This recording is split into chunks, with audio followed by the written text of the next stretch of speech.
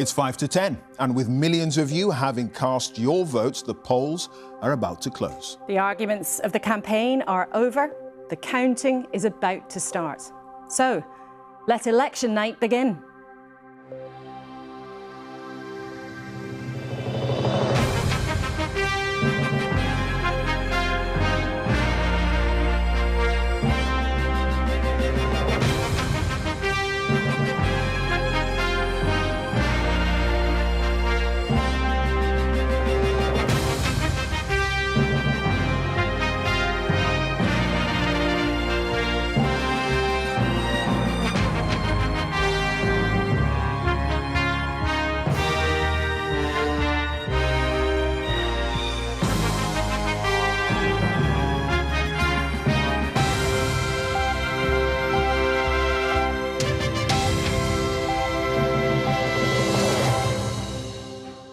A very good evening to you. Welcome to our election night studio, your destination for unrivaled coverage over the next 10 hours as we discover whom you've chosen to walk through that famous door in Downing Street. Last time round, Boris Johnson was Prime Minister. Jeremy Corbyn led the Labour Party. We were still in the European Union and no one had heard of coronavirus. Today, of course, the political landscape is very different and the leaders of all the main parties have changed. Sir Keir Starmer cast his vote this morning. Only 4 Labour leaders have ever been elected Prime Minister. Has he done enough to seal the deal with the British people? And can he lead Labour to its first victory in nearly 20 years? Rishi Sunak is the 5th Tory Prime Minister in quick succession. He surprised the country with a snap election and has been fighting hard to hang on to power after the Tories' 14 years in charge. But can he cross Jeremy Vine's winning line outside number 10? Every paving stone a parliamentary seat. You remember 2019 when Boris Johnson won all these seats and paved a path to the door of number 10. This time, can Labour turn the blue seats red and send Keir Starmer through that historic black door, or will the Conservatives hold them off? This is the engine room of our election coverage, where we're keeping an eye on all the election centres right across the UK with an army of reporters. Fiona Bruce and Victoria Derbyshire are with the Labour and Tory leaders. And the race to deliver the first result is always fiercely contested. So we have our earliest risers on the hunt for the early declarers. Hello, I'm in Blythe, where a recount in 2019 stopped them winning. But this time, this team is even more determined than ever. Do we think we can beat Sunderland this time? Well, let's just see, shall we? Sunderland has won this race many, many times, and they're not giving up without a fight. Here in London's Broadcasting House, our teams are poised, ready to gather and then verify every single result as they begin to come in. And of course, at the heart of it is Professor Sir John Curtice, who's been hard at work already all day with the exit poll team. And in just a few moments, we can legally reveal the results of all of those calculations. That exit poll will indicate who will be heading here to the Commons, and Rita Chakrabarti will be checking all the numbers. We're feeding all that data into the giant screen now, and in a few moments' time, I'll be able to tell you which seats are most likely to be changing hands. If neither Keir Starmer nor Rishi Sunak win the magic 326 seats, could one of the smaller parties back them up? Ed Davey's Liberal Democrats would love to become the 3rd biggest party once again. Nigel Farage is back in frontline politics with Reform UK. And Kirsty Wark is watching the battle in Scotland. I'm here in Glasgow, where we're expecting a night of high drama, with politicians using the results in Scotland to argue for or against independence. I'll be joined by the country's senior politicians, advisors and commentators to react to the big stories right through the night. Ready for an avalanche of information and reaction? Our political editor, Chris Mason, is with us here in the studio. So, we're seconds away from 10 o'clock and the exit poll, a first indication of how the night might unfold. More than 20,000 people took part on behalf of the BBC, ITV News and Sky in this first July election since 1945. 326 seats are needed to win. So, here we go.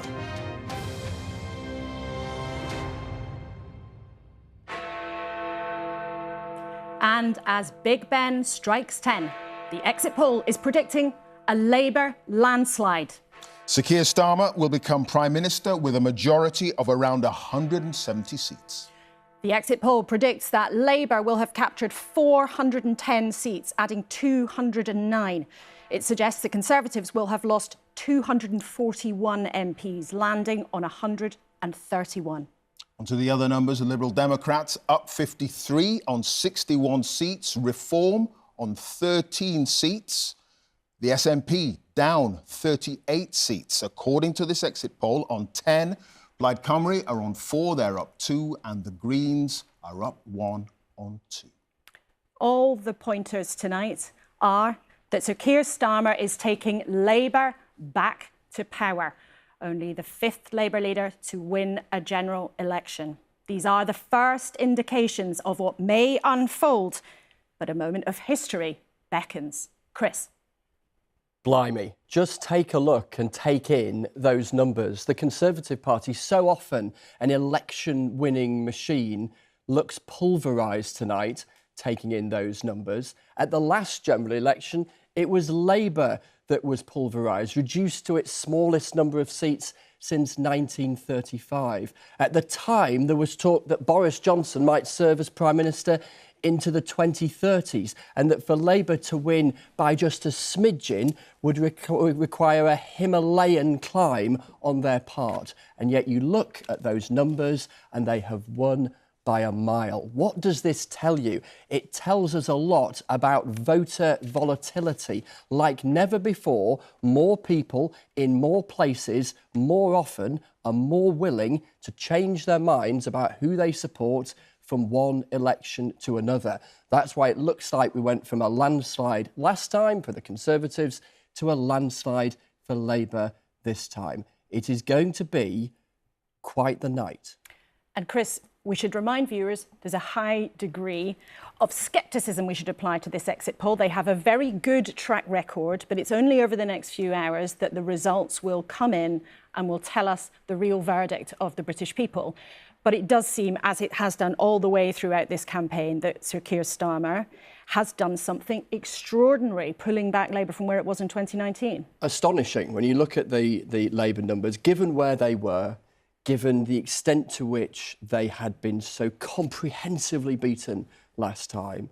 There was lots of folk in lots of political parties anticipating that that would mean they'd be out of power for at least a decade. And yet you look at these numbers, and of course we should insert the caveat, shouldn't we? But given the margin of that Labour lead in the exit poll, there is plenty of scope for that to be out by a reasonable margin and Labour still to be heading for a very sizable, historically big majority. Where we should insert a few more caveats, shouldn't we, is around some of the smaller parties, not least the Scottish National Party, by dint of the SNP merely standing in Scotland. There are fewer data entry points into that exit poll, so there's a bit more caution around that. Similarly around Reform as well. So some things to sort of mark our card in terms of caveats. But in terms of the big story, it looks very clear. And we overuse words like historic, don't we, occasionally in journalism. I'll plead guilty to that. But these numbers, if they are broadly in line with where we find ourselves by breakfast time, warrant that label. Yeah, historic, seismic. Yeah. What a shift in the political tectonic plates. No question that the polls have been all over the place in terms of measuring the size of a potential Labour majority. But if this exit poll, for early indication, if it is right, we're talking about potentially Labour being in power into the 2030s. Well, or not, because who knows if the equal and opposite might happen at that Exactly. as a next election. And the recent electoral history tells you that things can swing in all sorts of directions remarkably quickly. But to answer your question the other way, if you like, Clive, if you're a Conservative tonight absorbing these numbers, clearly they are bleak and point to a long, long way back if that's how the numbers stack up as the hours come. You know, the number of Conservative seats worst in a century, Labour broadly similar in terms of where they are majority-wise and indeed seats-wise, according to the exit poll, from 1997. So to just give you some sort of historical metric, that's the zone we're in. OK, Chris, thank you. We're going to be getting much more from you throughout the night, of course. We will, and through the night we'll be joined by a parade of political guests. Some of them will be in jubilation. Some of them will be very much at the other end of the scale. We're joined initially by Lord Mandelson, who is, of course, one already, of the architects of the 1997 New Labour victory. And Steve Baker, the Conservative, who doesn't know yet whether or not he has held on to his seat in Wickham. And we will come to them in just a couple of minutes. But I want to remind you of these numbers as they have been revealed by the exit poll, showing Labour on 410 seats, having gained 209. The Conservatives crashing down to 131, losing 241. 61, the Liberal Democrats, an incredible performance for them if they are correct, on 53 seats. The SNP crashing down to 10, Plaid Cymru gaining 2, the Greens gaining 1, and the Reform Party gaining 13. You can just about see them coming onto the glorious prow of Broadcasting House here in the heart of London. But as Chris was saying, particularly when it comes to the smaller parties, we will insert lots of grains of salt at this stage. Small errors, small margins of errors in the exit poll could end up with very, very different tallies for them by the end of the night. So bear that in mind. Yeah, health warnings will be the order of the night until we start getting the real results coming in. Hopefully the first result, possibly in the next hour, hour and a half. Who knows? Fingers crossed we'll be able to get that to you. Of course, if you're going to have a majority to Labour, according to the exit poll of 170, then that means a number of Labour gains, quite clearly. Right around the country, we're going to have a look at some of those that our psephologists suggest could be changing hands to Labour with a 95% level of certainty. Swindon South, Darlington, Rutherglen from the SNP. We already had the exit poll suggest the situation in Scotland there. Wrexham, Conservative, now potentially gone, according to our exit poll. Leon Atherton, Middlesbrough, Swindon North as well. And it's going to be very, very interesting indeed. Well, let's go straight to one of the people who it looks like is heading for government. Angela Rayner is with us tonight from Ashton-under-Lyne. Thanks very much indeed for joining us. Do you believe these numbers, Angela Rayner? Well, the numbers are encouraging, but of course the exit poll is a poll, so we haven't had any results yet. I think Keir Starmer has done a tremendous job of transforming the Labour Party and putting forward a programme for government that I'm hopeful that people have got behind. The numbers are a bit more than encouraging, though, for the Labour Party. I mean, you will have had thousands of activists out on the stump today, banging on doors, doing their own research with their clipboards, getting busy. Do your numbers at Labour HQ broadly match with what we've seen tonight? Well, if you look at where we were in 2019, just to get a majority of one, we'd have had to have a swing greater than Tony Blair's in 1997.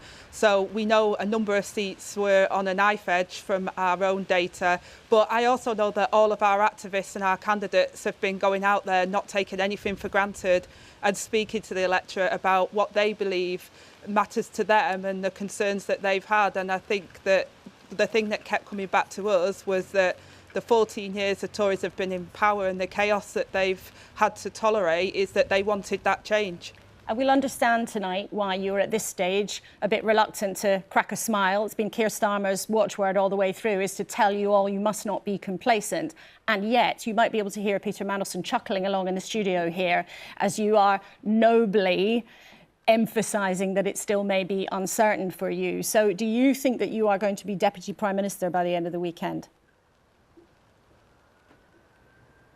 Well, look, it'd be an absolute honour and a privilege to be re-elected, first of all, as the MP for Ashton-under-Lyne, but then to be in government as the Deputy Prime Minister. And the 9 years I've been an MP, I've not been able to affect change because we've been in opposition. So the ability and the opportunity to serve the British people and to bring about that change that they're desperate for would be an absolute privilege for me. But I'm not counting my chickens until we've got those results coming in. Angela Rayner, Clive Myrie here. You're saying you're not counting your chickens. What kind of chickens might they be? What kind of chickens would you like to see in terms of a future job description in a Keir Starmer government? Well, look, I've been dealing with the New Deal for working people. I want to see secure jobs for people. I want to see those 1.5 million homes that we've promised to be built. I want to support our local government colleagues and our communities and bring them closer together. And I want to serve in whichever way I possibly can, hopefully in a Labour government that can bring about that change they desperately need. And it will be a team effort. The Shadow Cabinet have been working well together, and the Labour team are very keen to make sure that we put country before party and that we serve in whichever way that Keir Starmer would like us to. Angela Rayner, thank you so much. Bravely standing in the rain there in your own constituency. Thanks very much indeed for joining us. Bit of a smile at the very end. At the very end. We all caught that. We all caught that.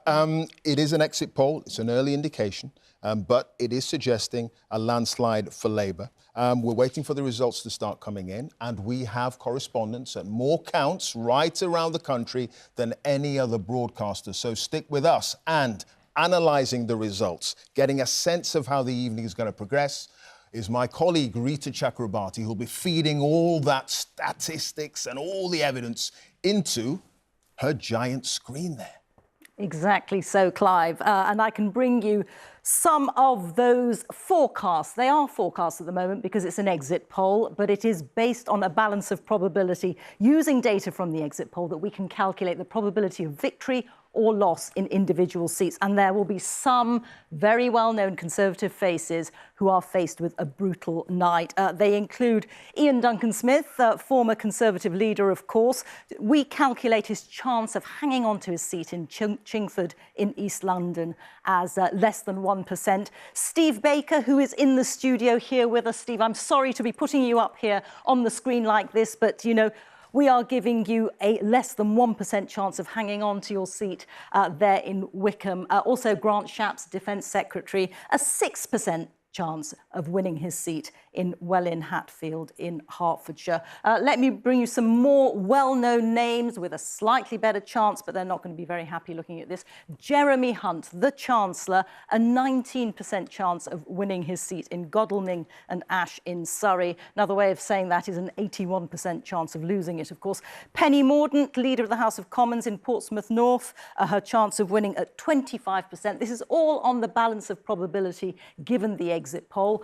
And Jacob Rees-Mogg, arch-Brexiter in North East Somerset, his chance of winning is 47%. So there are some of the big names that we're going to be looking out for. And I can also tell you that based on the information that we have so far, it looks as if Labour has pretty much a 100% chance of winning, gaining 110 Conservative-held seats. So lots and lots of information there. All right, Rita, thank you for that. Much more from you throughout the night. Let's have a word then with our guest here in the studio. Steve Baker will talk about our projections that say, I'm afraid for you, show you losing your seat in a second. But Peter Mandelson, welcome to both of you. You were chuckling away when Angela Rayner was nobly suggesting things might still feel uncertain, but you clearly are deeply sceptical that this result is looking anything like other than a landslide. Angela Rayner is allowed to be sober. She's going to carry big responsibilities in the government if this exit poll is right. I, however, am allowed to be a little bit more gobsmacked. I think that an electoral meteor has now struck planet Earth. In a sense, it's not surprising given everything the country's gone through over the last 10 years. I think it would have required sort of Superman as leader of the Conservative Party to lead them back to some sort of victory, and Mr Sunak is not Superman. But I would have to say this. This is an extraordinary achievement for Keir Starmer and his team. Nobody in 2019, nobody would have imagined that this was possible. And they and the team and all the people who have run this campaign deserve absolutely every piece of credit that's coming their way. Steve Baker, do you think you've lost? Well, I came into this campaign knowing I was widely expected to lose. I do think the dynamic in Wickham is slightly different to what's generally expected in the polls. I know how the constituency works. Happy to talk about it if you like. So I think my chances are quite a bit better, but I could easily have lost very heavily. It is just possible that there's a path to winning narrowly, but we'll see in the morning. But yeah, I absolutely do accept that the polls indicate that very slim chance. It's going to be an incredibly difficult night.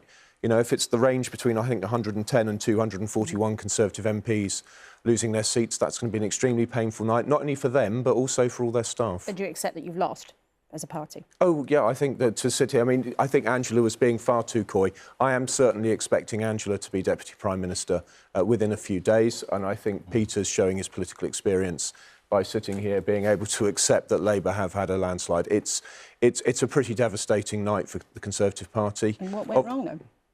Well, I know, Peter, to be fair to you, Peter, you know, you said everything that's happened over the last 10 years. The country's been through a number of big stresses, and notwithstanding my support for leaving the EU, there's no doubt it put the country through a great deal of stress. COVID. You made quite a lot of that stress with you and your Eurosceptic colleagues. You made things very difficult for people who were trying to run the country. Indeed we did, but I have to say, if we had not resisted the deal over which I resigned from the government, I'm quite sure the Conservative Party would have split sooner and we would have lost power to Jeremy Corbyn, which I don't think even Peter would have welcomed. So I'm not sorry that we did that. I think it would have been an absolute catastrophe, whereas this is likely, from a Conservative point of view, I think this creates a very bad situation. I mean, obviously, I'd be in the Labour Party if I thought the Labour Party was a good thing. I think this will create a bad situation for the country, but one from which we can recover. But that wouldn't have been the case if Jeremy Corbyn and John McDonnell had taken power. But, you know, I'm very conscious if 241 Conservative MPs lose their seats, it's going to be a very, very painful time for them, for their families, for their staff, for the Conservative Party. And obviously, all of us are very worried about the future of the country under a Labour government, even, of course, Peter's entitled to relish it. OK, highly unlikely that Rishi Sunak can stay on as leader if all this comes to pass. And if he does go, you're going to run, aren't you? I don't want to get into that tonight. This story only emerged because there was a recording of a private speech that I gave, and so as a result, it ended up in the press. But you did not say it. What's said is said, but the situation for me is that I've got a great deal of respect for Rishi Sunak. I think he's a man with a brilliant mind, a great heart for our country. D-Day, announcing this thing in the rain. But, you know, when that happened, Sky TV. I understand from my own... gambling. My own colleagues and some in the press that it took a while before even journalists realised that D-Day was a mistake. Now, with the benefit of hindsight, obviously it was. I think for those of us with a background in the armed forces, it was plainly a mistake and he had to stay to the end. But the mistake was made. But, you know, when you look at his capacity to execute and grip detail, it's terrific. And I saw that up front with the Windsor framework. So I've got a great deal of admiration for him. I think he will do what he believes is in the national interest. Peter, briefly, Peter Mandelson, the transformation of Labour under Keir Starmer from 2019 to now, that is actually more transformational, potentially, than what you were able to do with Labour from 92 to 97, when you think about it. It's a lot more. It's a lot more. Yeah. Before 1997, we had gone up in 1987 under Neil Kinnock. We went up again under Neil Kinnock to 1992. We were on an upward trend heading towards 1997. Now, of course, Tony Blair and all of us turbocharged the changes in the Labour Party that gave us our landslide victory in 1997. But when you compare that to what we've been through, you know, we went down in 2015, we went down in 2019. I don't think there has ever been a party coming from opposition, I think it's unprecedented, to overhaul such an electoral deficit as this and then catapult into not just a majority government, but a huge majority of the kind that your exit poll is suggesting. I can't think in history what precedent exists for it. All right. We're going to have to end it there for now, but do stay with us. Peter Mandelson, Steve Baker. I know you're going to go off to your own count, but stay with us for a while. Now, as we've said, we are right around the country. We're every count, I believe. We can show you pictures of where things are getting busy already. There's Newcastle and Sunderland. Forgive me, Blyth and Sunderland. Now, they are very eagerly racing each other to be the quickest count of the night. They are actually running with those ballot boxes. Look at them there. It's a fierce competition, very, very fierce. And we hope that one of them will come with the first result of the night sometime after 11:10. So we'll keep an eye on those counts. Heroic efforts there. Yeah, they really go for it in the North East. They really do. And They Sally really do. Nugent and Naga Munchetty, they're in competition. I think they're racing as well. They're racing too. We're going to go to Victoria, Derbyshire, who I understand is in Richmond, in Yorkshire there, with Rishi Sunak's camp. And just wondering if you're hearing anything as yet, Victoria, as to a response to this exit poll, what the mood might be? Well, nothing from the Prime Minister, as he still is right now. We're outside his house. We've got a car, actually, that's just left the grounds of the house. It's been so quiet here this evening. No cars going in or out. All we could hear all evening were the sound of the wood pigeons. We could smell the cows in the field next door. The curtains are closed, as far as we can see. The shutters are closed. But the Prime Minister is inside and no doubt absorbing the news of that exit poll.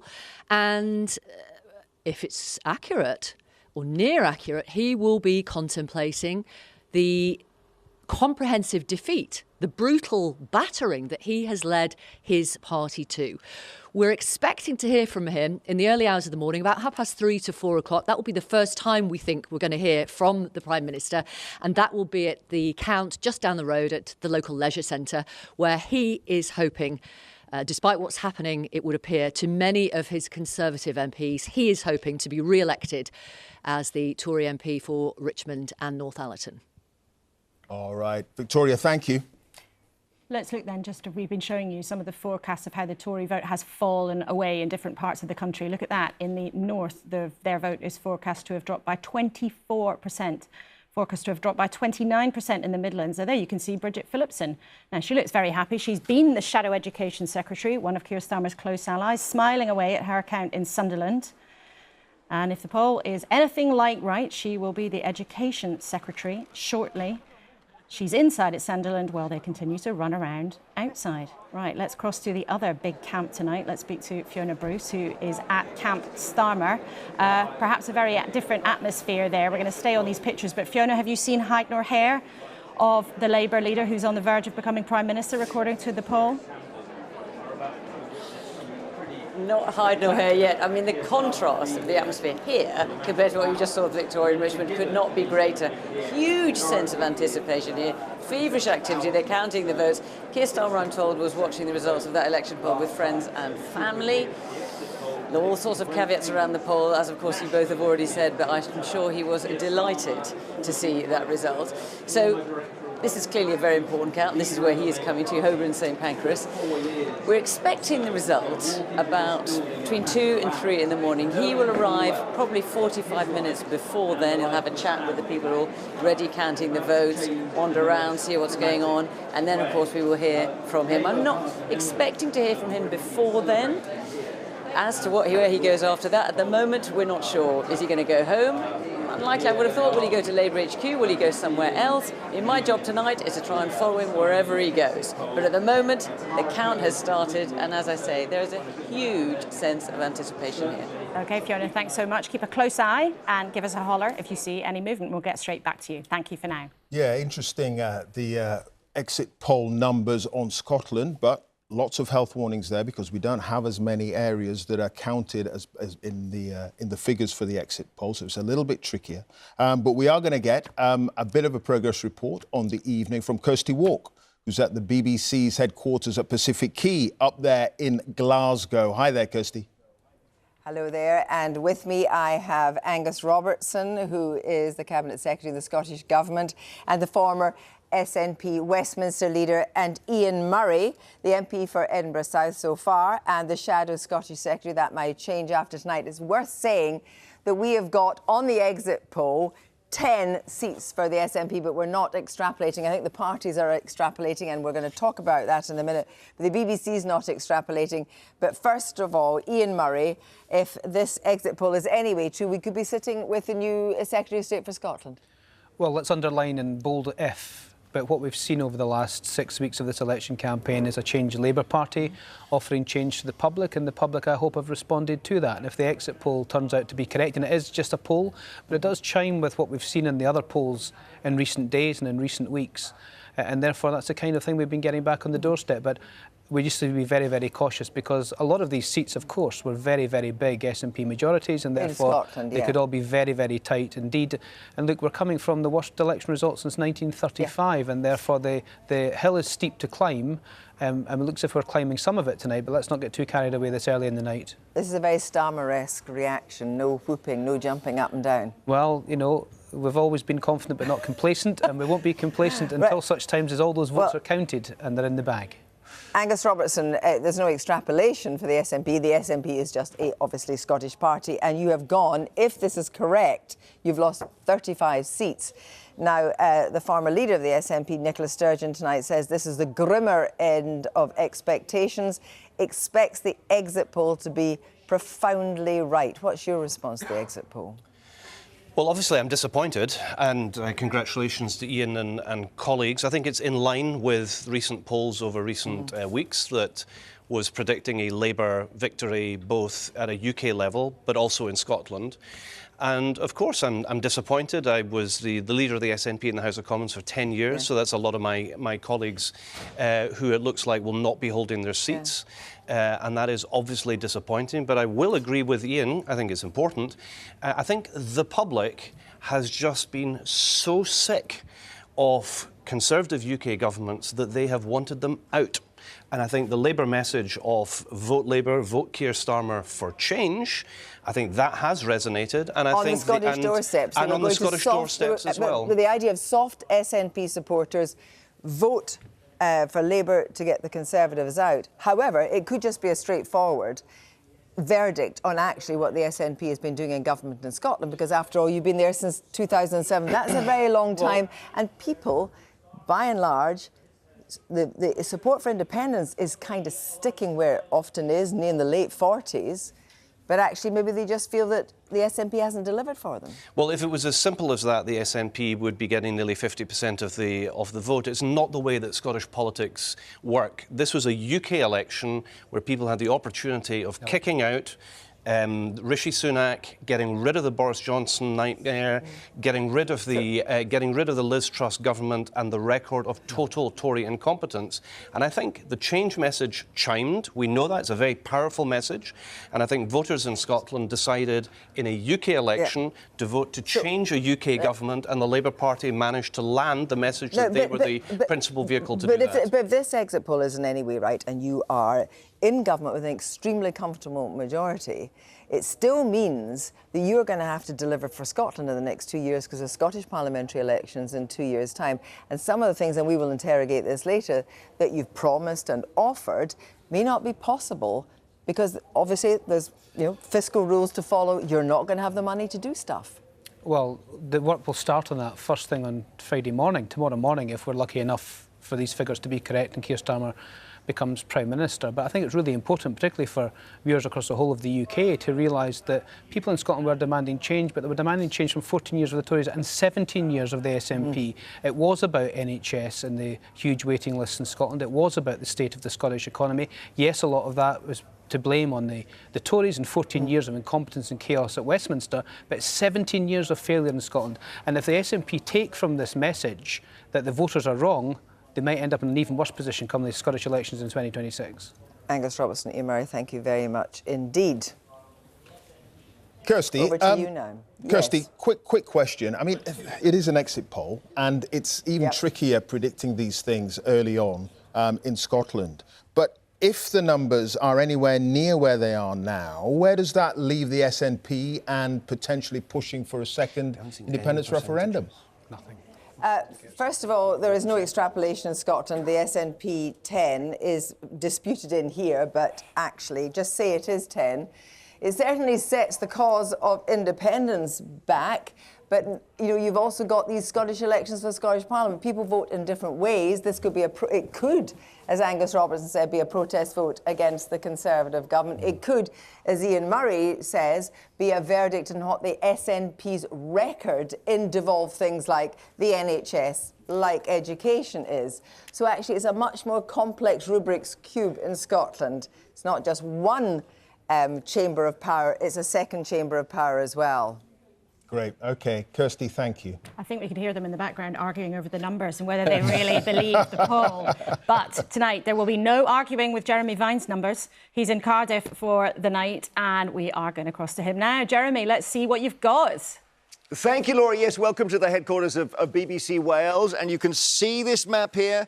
You see the blue areas. They're Tory seats and the most marginal ones we put first. So we've got a board. Let's call it a battle board. And each tab is a seat. And there are 50 each time I change the board, and these are the most marginal seats, the most marginal of all for the Conservatives going into this election. Burnley with a 127 majority last time. Then Leon Atherton, new seat, 293 majority. Really slender majorities. High Peak, 590. And then you've got the twin seats of Bury South, Bury North, etc. As we go down the boards, the seats gradually get better defended and the Conservatives have a better chance of keeping them. Now let's show you what the exit poll is telling us. The results we put up, of course, are not results yet. They are going to flash because they're just predictions. But you can see this board. Most of the blue has been washed off this board, except for, interestingly, listening to Kirsty there, the Scottish seats. The Conservatives are defending their Scottish seats better than anywhere else. But it's a wash of red and Liberal Democrat orange as the opposition parties are just ripping through this first Tory board. So these seats changing hands, all the ones except Scotland, and Carshalton, Wimbledon, the top two Lib Dem targets, by the way. OK, let's move on. Let's do the next 50 Tory seats. And again, you can see what's happened. Let's have a look. We move it on. You see what's happened here. So seats 50 to 100, 51 to 100. Hendon goes, Truro goes, Wrexham goes. Hazel Grove goes Lib Dem, Plaid Cymru in Cyffredin. Dumfriesshire again stays Conservative. They're somehow defending their Scottish seats. But look at the damage here. We still haven't seen, until we get to Exmouth, a seat outside Scotland that the Conservatives have managed to defend successfully in their first 100. Finchley, Mrs Thatcher's old seat, goes Lib Dem. Let's look at the next board. Again, the map on the floor changes as I bring them on. That's a peachy Lib Dem target, Sutton and Cheam, so they've taken that under our exit poll prediction. Woking, they take Brecon, Eastleigh. It's a phenomenal night for the Liberal Democrats when you think last time they barely had a dozen seats. But look at the red going down the board. The Tories are not defending anything in England at this point, and we're still in the first 150 Conservative seats. The colours on the map are changing. Let's have a look at seats 151 to 200. Where will the Conservatives start to mount a defence in England? Again, Telford Labour, South Devon Lib Dem. Let's have a look. Frome and East Sussex Lib Dem. Lib Dem's doing brilliantly. Labour doing brilliantly. Beaconsfield, there we are. The Conservatives seem to have defended Beaconsfield, but that's heartland Conservative country. Bassetlaw, Reform from the Conservatives. Tunbridge Wells, Bicester, Chelmsford. You're starting to see the Conservatives defend a seat here and there, but this is around about 180th, 190th target seats. Welling, Hatfield, Grant Shapps. Looks as though that one's gone under our prediction as well. Let's see the next board, shall we? Now we're 201 to 250. And again, even seats that are 200 down the target list, Labour are taking. Rochester and Strood, Isle of Wight West. Yes, some are being defended. Melstride back in central Devon, says our prediction. But look, they're taking Lowestoft. Gravesham is interesting. 199th on Labour's target seat list, and we've got them down as a Labour gain. Kettering, Mansfield, Wellingborough, Labour gains still in the majority on this board. You're seeing the Conservatives can't defend their own seats until you get to seat 251, right? So we're way down. We're in safe Tory territory now. Salisbury, Reigate, Tewkesbury, Cambridgeshire, North West, Beverley, Windsor. Even here, Labour are taking seats. Staffordshire Moorlands, Sutton Coldfield, Amber Valley, Herne Bay, Old Bexley, Broxbourne, Chatham, Solihull West. Even here, in their safest seats. Great Yarmouth was the seat of Brandon Lewis, the former Justice and Northern Ireland Secretary who stood down. That's gone under our prediction. So it is a horrible, horrible night for the Conservatives. Finally, here we are. And they mop their brows. Seat 300. And look, at last, the Conservatives are starting to mount a defence, but only in their safest seats. And even then, you've got Labour taking Cannock Chase, which had a huge Tory majority. So the whole map is changing tonight. It's just an extraordinary prediction we've got here. Jeremy, thank you. Truly a roll call of disaster as you see the names of all those constituencies spin through. We'll be back with Jeremy throughout the night as the real numbers start to come in. Yeah, we talked to Victoria Derbyshire outside Rishi Sunak's home in Richmond in Yorkshire. The lights weren't on. It looked pretty quiet. The car left. But he is tweeting. He is tweeting, and he's put this out to the hundreds of Conservative candidates, thousands of volunteers and millions of voters. Thank you for your hard work. Thank you for your support, and thank you for your vote. Keir Starmer has also begun to have his say. To everyone who's campaigned for Labour in this election, to everyone who voted for us and put their trust in our changed Labour Party, one of his favourite phrases, thank you. So neither man either conceding or claiming victory at this stage of the night. You wouldn't expect them to do any less, but they both are there with a message to their supporters. And when eventually we get their counts at various times through the night, we will hear from them directly on the stage. Yeah, their count's likely to be later on in the evening. We're looking for the first count. We are. We need the first count. And we're hoping that it's going to be one of these counts. Naga in Blyth and Sally, who is joining us as well from Sunderland South. Now, Naga, first of all, how's it looking there? Hey, evening. It's looking really, really busy. A record's already been broken. I was here in 2019 and it took 38 seconds for the first ballot box to come in. It took 30 seconds today. It's a more streamlined operation here, I will say, but as it's been so strenuously pressed upon us, accuracy is key, not speed. I know you've seen the pictures of outside this leisure centre here in Blyth of cars coming in and people running in with boxes, but this is a really, really streamlined operation. There are 18 teams counting. They are prioritising the first constituency. There are 4 here, Blyth and Ashington. So that will be the first to be declared. And about 15 minutes ago, we were told, look, expect that in around an hour. But, you know, a little bit vague there because the expectation is that could come in at around 11:30. But it may be sooner, you never know. I know we're all waiting for the first results. 4 constituencies here, all new because of boundary changes. Blyth and Ashington, Cramlington and Killingworth, Hexham and Northumberland North. So the secret, what is the secret apart from the running that you are seeing? Well, the secret is lots of people, very little downtime to keep the operation streamlined, but accuracy is key. I've also managed to steal off one of the tables. I don't know if you can see, you might be able to see on the tables, a little thimble because I'm seeing the lightweight paper that's being used. That is very much part of the key as well. I'll tell you a little story. The man who masterminded this operation in 2019 was Bill Crawford, and he'd been poached from Sunderland, where Sally is, obviously, and he'd worked at Newcastle in previous years. And now his son, Mark Crawford, is masterminding the operation here. So we'll see if success runs through the generations. Just remember, in 2019, Blyth lost out from being the first count because there was one bundle that needed to be recounted. Everyone here hoping that won't be the case in 2024. All right, Naga, thank you. We're going to go over to where the head honcho was poached, nicked, in order to try to get the first count in Blyth. We're going to Houghton and Sunderland South. Sally, first of all, they're convinced they're going to be first there. But secondly, how are the Labour team there feeling about the night so far? Do you know what, Clive? At the moment, they're in such a huddle. They're keeping things very, very, very low key. So they're not saying a lot. But I can tell you, I have to give a very special mention to the sixth formers of St Aidan's and St Anthony's Catholic High Schools before I talk about anyone else, because they are the kids that you have seen on your screens running these boxes in for the last half hour or so. They've been having special training. There is a human chain from the car park up the steps to the back door here, and then we see a sixth former running. So these are 17 and 18-year-olds, maybe not old enough to vote yet, but definitely playing their part here on election night. And I know here at the moment we are perhaps the underdogs when it comes to timing. We are perhaps expecting to come in second, but I can tell you we have a secret weapon in this room. Here in this room is Jackie, one of the bank tellers from the original super fast counts all those years ago.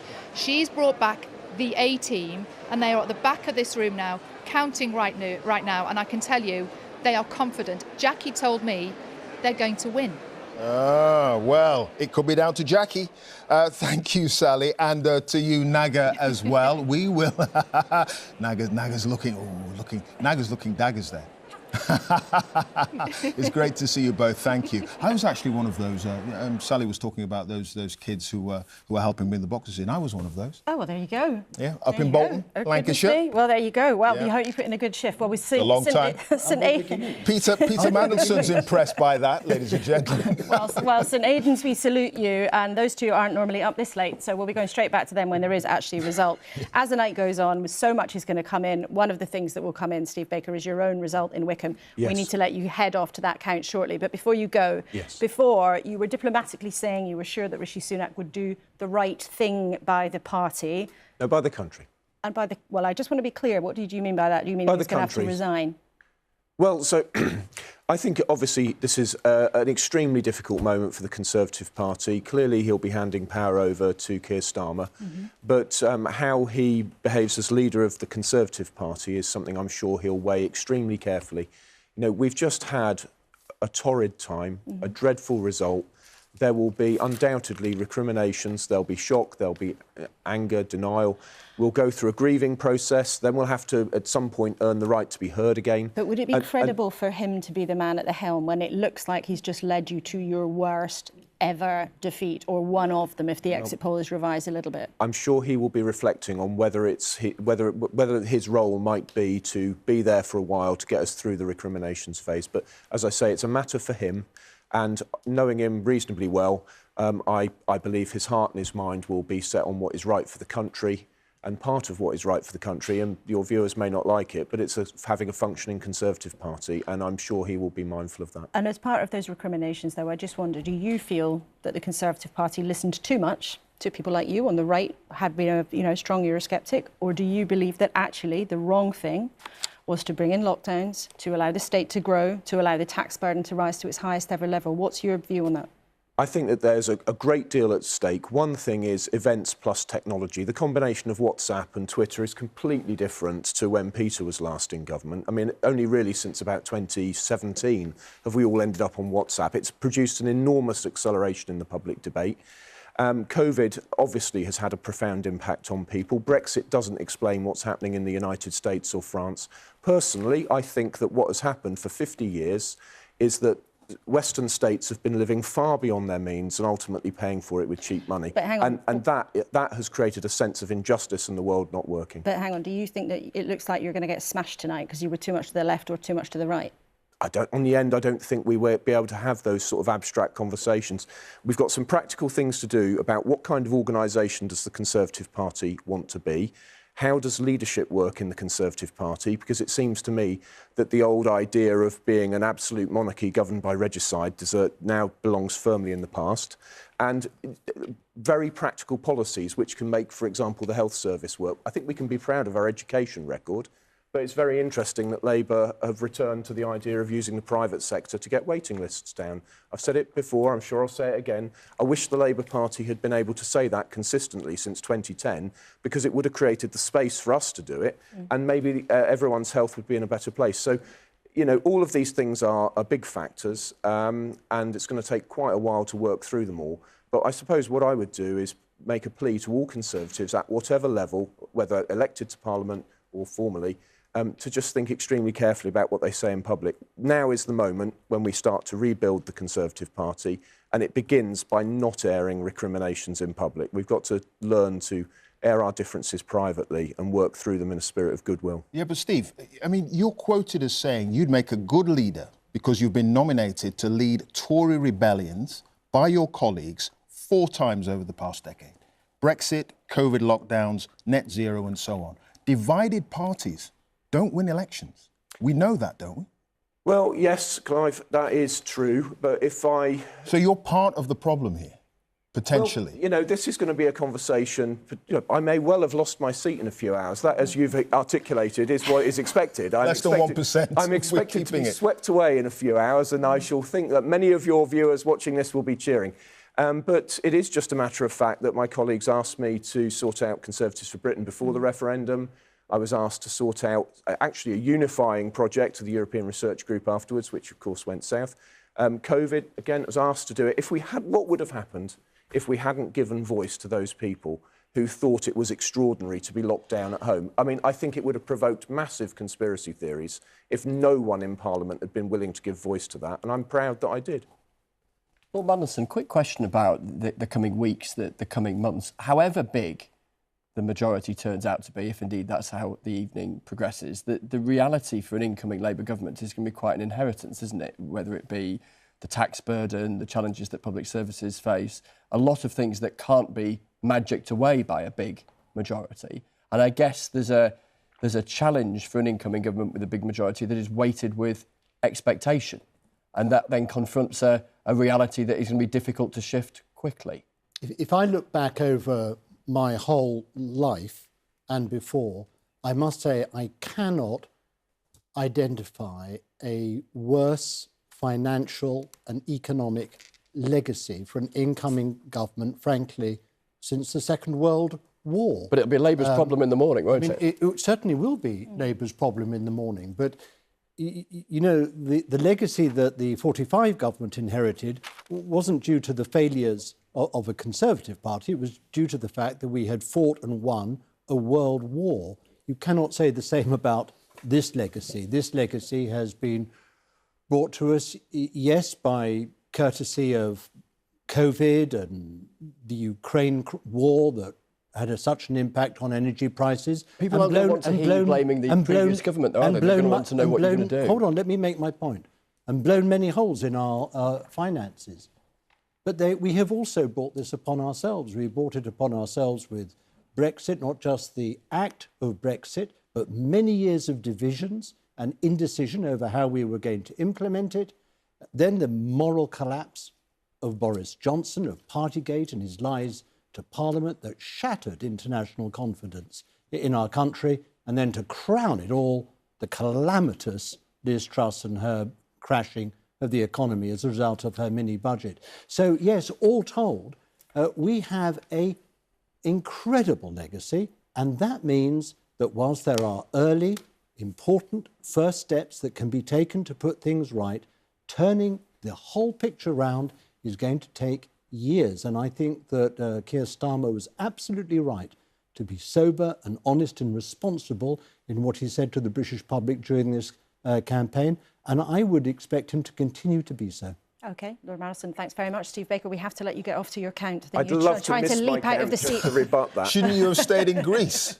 you were on holiday at the start of this whole thing. I did all the work I needed to in Greece. I invite you to interview my chairman at my count. OK, well, we'll see how it pans out for you, but we're grateful to you for nobly coming to bat for the Conservatives in what is an extremely difficult night for the party. We'll let you get off to the count. Thanks for being with us this evening. And Peter Mandelson, you're staying with us for some time there. So let's have a think about the numbers and a look behind them. Indeed, because we're having a good old chat, and we're having a good old chat based on an exit poll.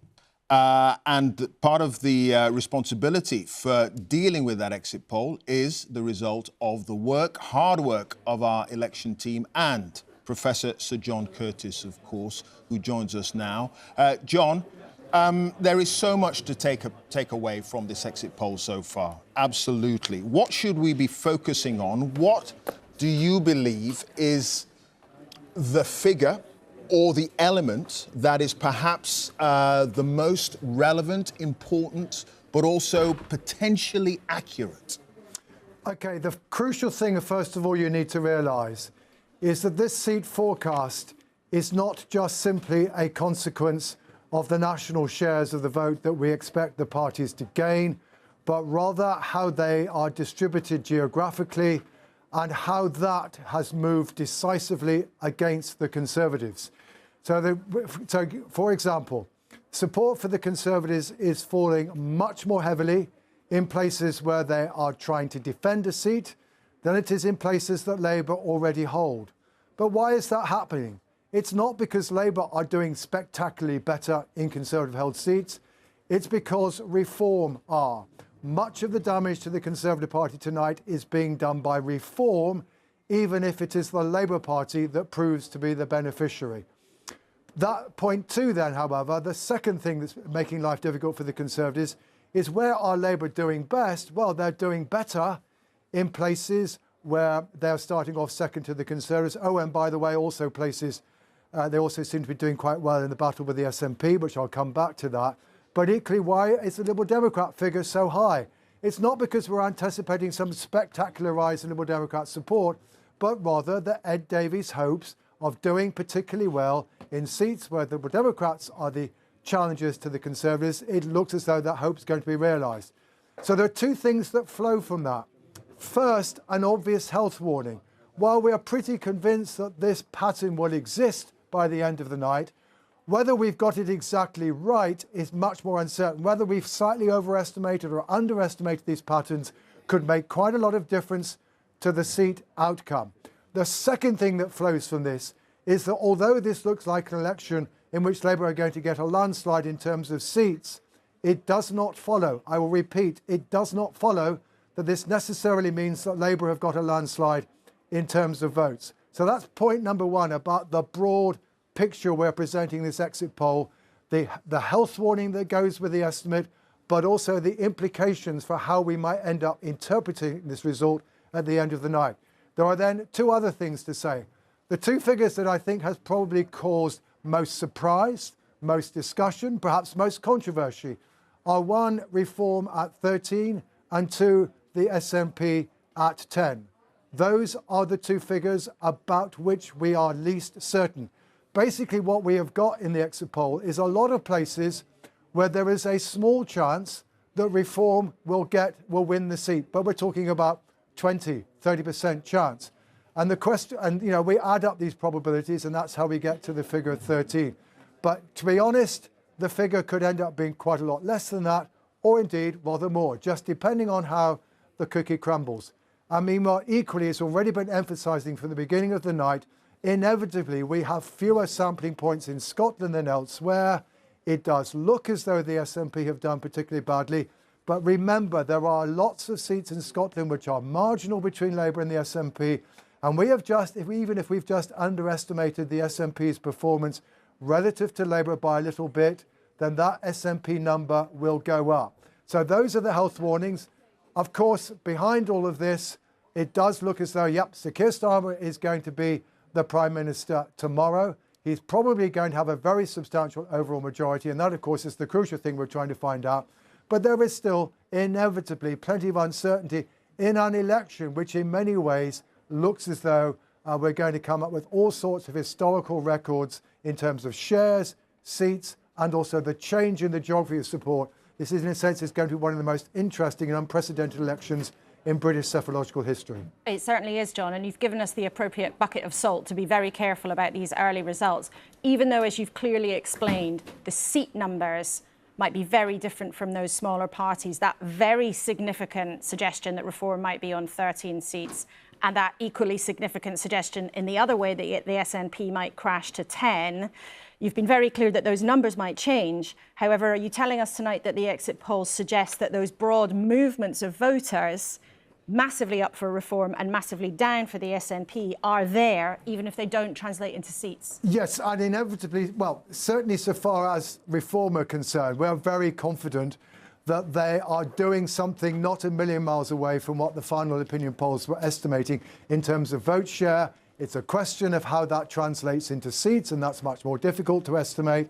In the case of the SNP, because we have fewer sampling points, it is just possible that we might have underestimated the SNP support. Though that said, we're pretty confident that the Labour Party is going to end up with most seats in Scotland. It's just exactly what is the gap between the two parties is going to prove to be. I thought it was interesting that Angus Robertson, at least on air, didn't seriously dispute our figures. It sounds as though the SNP are willing to accept that they're not going to remain the largest party in Scotland, but of course there's still that still leaves a possibility for the SNP to be, say, at 15 or 18 rather than at 10. Who knows? That's one of the reasons why our viewers should be staying up through the night, because the exit poll gives us a guide, but in the end of the day, it's only the ballot boxes that will tell us the truth. And I was going to say that. That's exactly why you have to stay up all night with us. But John, a very significant point there. If the SNP does look like it will be the smallest party, that suggests if they don't have a majority in Scotland anymore, that their push for another independence referendum will be significantly harder to make. Yeah, John keeping us honest there.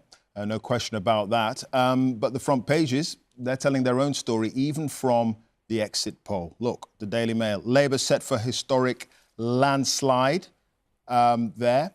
And we've got the Sun. Britain sees red. Exit poll gives Labour huge 170-seat majority there.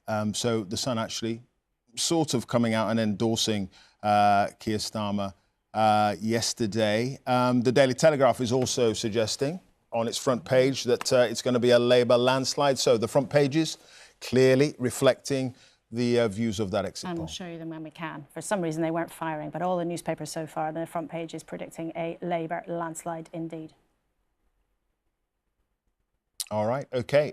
Daisy Cooper has joined us here from the Liberal Democrats, Deputy Leader. Hello, it's good to see Andrea Leadsom as well, standing down in South Northamptonshire. But it's good to have you both, and Wes Streeting from Labour with us too. Daisy Cooper, first of all, the exit poll is suggesting that you're going to be up 53 seats. So falling off pedalos, cycling, you know, at great speed down hills in Wales, swimming in sewage. That all makes sense. It worked. Well, it does look like we're on course for a once-in-a-century result for the Liberal Democrats, and I think that is testament to the phenomenal leadership of Ed Davey, who has lit up this campaign, and our positive vision and our plans for how we want to save the NHS and fix social care. So those antics got you the airtime, you believe. Ed Davey doing all those things, got you the airtime and got you a voice when it came to trying to get your message out. It worked. It worked. And the fact of the matter is, we've said time and again that whilst we don't take ourselves that seriously, we do take our politics very seriously. And with every single one of those stunts, there was a very serious message about our plans to, you know, end the scandal of raw sewage dumping, to fix the NHS, to put mental health practitioners into every single school. You know, we have talked about the NHS and social care week after week after week, and many of those stunts have helped us to do that. Except that if you actually look at what we're forecasting, the change in your share, viewers can see in the north we're suggesting that your share hasn't gone up at all. In the south it's gone up by 1%. In London it looks like it's fallen by 1%. So actually it looks like what's happened is you've been better at concentrating where you campaign, and you've benefited greatly from the Tories crashing down to earth. But actually our numbers so far don't suggest that all those pedalos and kayaks and water slides made a big difference in persuading voters actively to go to you. Well, look, we've got a first-past-the-post voting system in this country. It's a broken system, but it's a system that we have. And we've been very clear that for as long as we have that system, we have to play within the rules. And so you've learned how to play it now. That's what's happened this time. You've learned how to play the first-past-the-post system. Well, that's it. And whilst we want to change that is what's happened, right? You've learned to play the game better. Well, we've been clear for years now that our goal was always to try and unseat as many Conservative MPs as possible. You know, up until this evening, we said we were in second place to Conservatives in around 80 seats around the country. And later this evening, we'll find out how many of those Conservative MPs we've managed to unseat. But I can say that with every Liberal Democrat MP we have, however many there are by the time the results are in, every single one of them will be a local champion to fix our NHS and social care. And how much of a role do you think tactical voting has played in all this?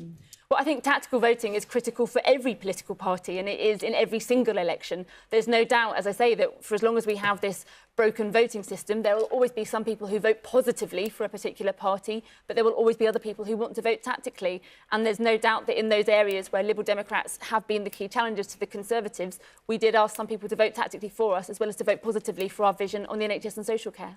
All right. Daisy Cooper, thank you. More from you a little later, and from Andrea Leadsom and Wes Streeting too. Right, well, let's show you our cameras right around the country. We are at every single count, I believe. You can see all the amazing pictures there. Counters hard at work, and it shouldn't be too long before we get that first result. Blythe Valley is looking promising, so Sally and Naga will be fighting it out. But Rita, let's turn to you. You've got some analysis of where things have really gone wrong, according to the exit poll for the Tory vote. Absolutely, Laura, but there's some interesting stuff about the Labour vote as well, actually. So what you can see here is some analysis based on the exit poll and what has happened to the share of the vote in seats that voted in 2019 for the Conservatives versus seats that voted Labour. Let's take a look at the Conservative seats first. So you can see the Conservative vote has plummeted here, down 28% in those seats that voted Conservative 5 years ago. Labour up by 5%, Lib Dems and Green up as well. But the big winners here, are the Reform Party, and that 18% is up on what the Brexit Party got last time round, 18%. So that has really, one can only assume that has really hurt the Conservatives there, and that is what senior Conservative figures have been warning about in the last few weeks.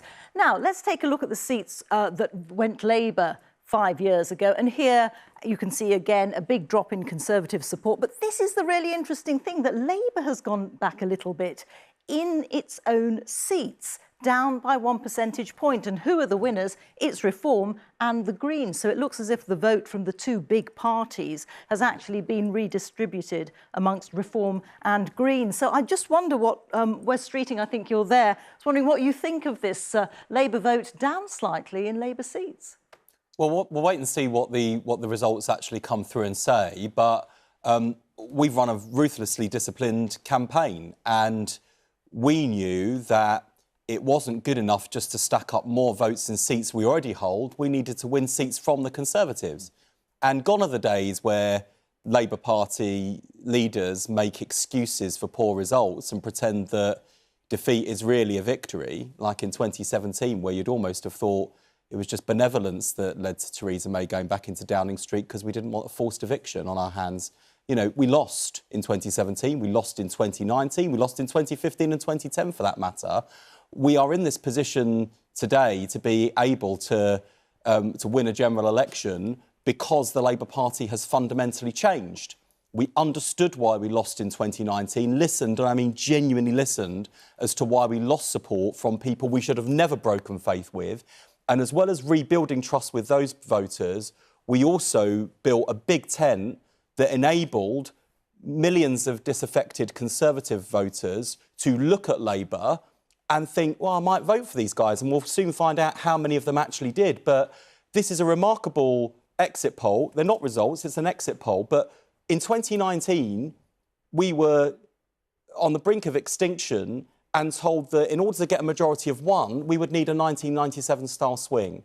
This exit poll shows a 1997-style majority.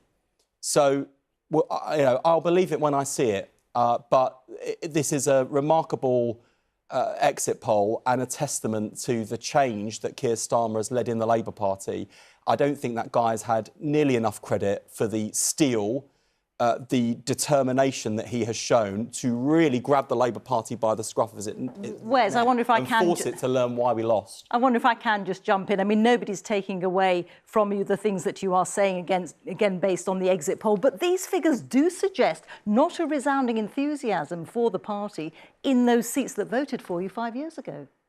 We'll wait and see what the results said, but I think I've said on the BBC before, I think it was on another election night, that Keir Starmer could literally be on his way to Buckingham Palace to be made Prime Minister, and pundits would be saying, oh, it's still a disappointing night for Labour. I mean, come on, give me a break. I've had enough of this now after 4 years. 4 years ago, I don't mind saying, I would never have imagined that Labour could do this in one term. Never have imagined it. I thought it was impossible. I thought at best a two-term project. And yes, the implosion of the Conservatives and the SNP has put wind in Labour's sails. But the only reason we've got sails on the ship, and the ship is ship-shape, is because Keir Starmer took the vessel from the shipwreck in 2019, rebuilt it, and made it ship-shape and seaworthy again. And Wes, just as you've been speaking there, Wes Streeting, you seem to have a little bit of a flicker of a bit more excitement about what happened rather than your early message of, oh, this is an exit poll. Are you ready to say you're sure you've won? Well, I used to watch the 97 results back and thought that the Labour spokespeople who were on then sounded kind of crackers, really, when the exit poll came in. They were still saying, we'll wait and see the results. I now know exactly how they felt. Like, honestly, it sort of looks and feels too good to be true. We will judge the results by the results and not the exit poll. Of course, I'm delighted by the exit poll. I have seen many exit polls over the years. They don't tend to look like these ones. And if we have won this general election, that is historic for the Labour Party, but even more importantly, it's an opportunity for the country for us to rebuild our economy, rebuild our public services and rebuild trust in politics. Wes Streeting, thanks for now. Daisy Cooper, I think you have to go in just a few minutes, so thank you very much indeed for joining us now. We've talked a little bit about the projections for reform seemingly a very significant result for them, according to the exit poll, getting 13 seats. Their deputy leader, Ben Habib, has just tweeted, "This is a huge bridgehead. This is politically seismic." I hope that we can show it to you, but we can show it to you. "This is the beginning of the fight back for the nation state of the United Kingdom." So a very forthright and victorious message from the Reform UK Deputy Leader, Ben Habib. Let's find out then what the mood is like in the Reform camp. That's given us a taste of it. Our colleague Alex Forsyth is in Clacton, where, of course, the leader of the party, only lately rejoining in that role, Nigel Farage, is hoping at the 8th time of asking to be heading to Westminster himself. Alex, what is the mood there? Remarkably calm at the moment, Laura, if I'm perfectly honest with you, but it is very early in the evening, and I suspect the mood within Reform UK more widely is less calm, having seen that exit poll. One of my colleagues tells me that Nigel Farage is having a meal somewhere in town. We're not expecting him to turn up until the early hours of the morning, because that's around the time that we're expecting the declaration here in Clacton. But like you say, remember, Nigel Farage has attempted to get a seat in Westminster 7 times before and failed, and I suspect with all of the caveats around the exit poll, particularly when it comes to smaller parties like Reform UK, it would have really just given a huge confidence boost right the way through what was already a pretty confident Reform UK campaign. So I think a little bit later we're going to go from calm counting to something potentially more chaotic, and I suspect the mood within Reform UK right now is pretty confident. So there is confidence then that Nigel Farage is going to take that seat? Well, I think this is his best chance, many people think, because of the wider political picture that he's had in the 7 times of standing. But you have to remember that in the previous parties that Nigel Farage has led, for example, UKIP back in 2015, they had a high vote share. They polled 4 million votes, but that translated to only 1 win in terms of seats. And the seat that they won then, this one in Clacton, with the former MP Douglas Carswell, who had, of course, defected from the Conservatives, triggered a by-election, won it as UKIP, and then retained it at the 2015 general election. So when you take all of that into account, and the fact that Clacton has been at the centre of Nigel Farage's campaign for the past few weeks, he's been here a lot with rallies out in the town, making himself very visible. It feels like it's the best chance for Nigel Farage to get what has proved elusive for him so far, which is a seat in Westminster. But of course, for the party more widely, Reform UK, what will be really important is, yes, how many seats they get, but also the impact that party has in terms of the number of votes it gets, and what that might mean for the Conservatives, the damage potentially that Reform UK does right across the country, as well as any seats they win themselves. Alex, thank you so much. It could be much worse than any of the Conservatives had imagined, but we will see how it develops. Yeah, now, if you're out and about, what are you doing? You should be at home watching us. But if you are out and about and you happen to be in central London, around Oxford Circus, and you go past the glorious building of the BBC, you will see there the results of the exit poll. Now, remember, this is a first indication of what we think will happen tonight. We still haven't had a single result yet, but the Conservatives down to 131 seats.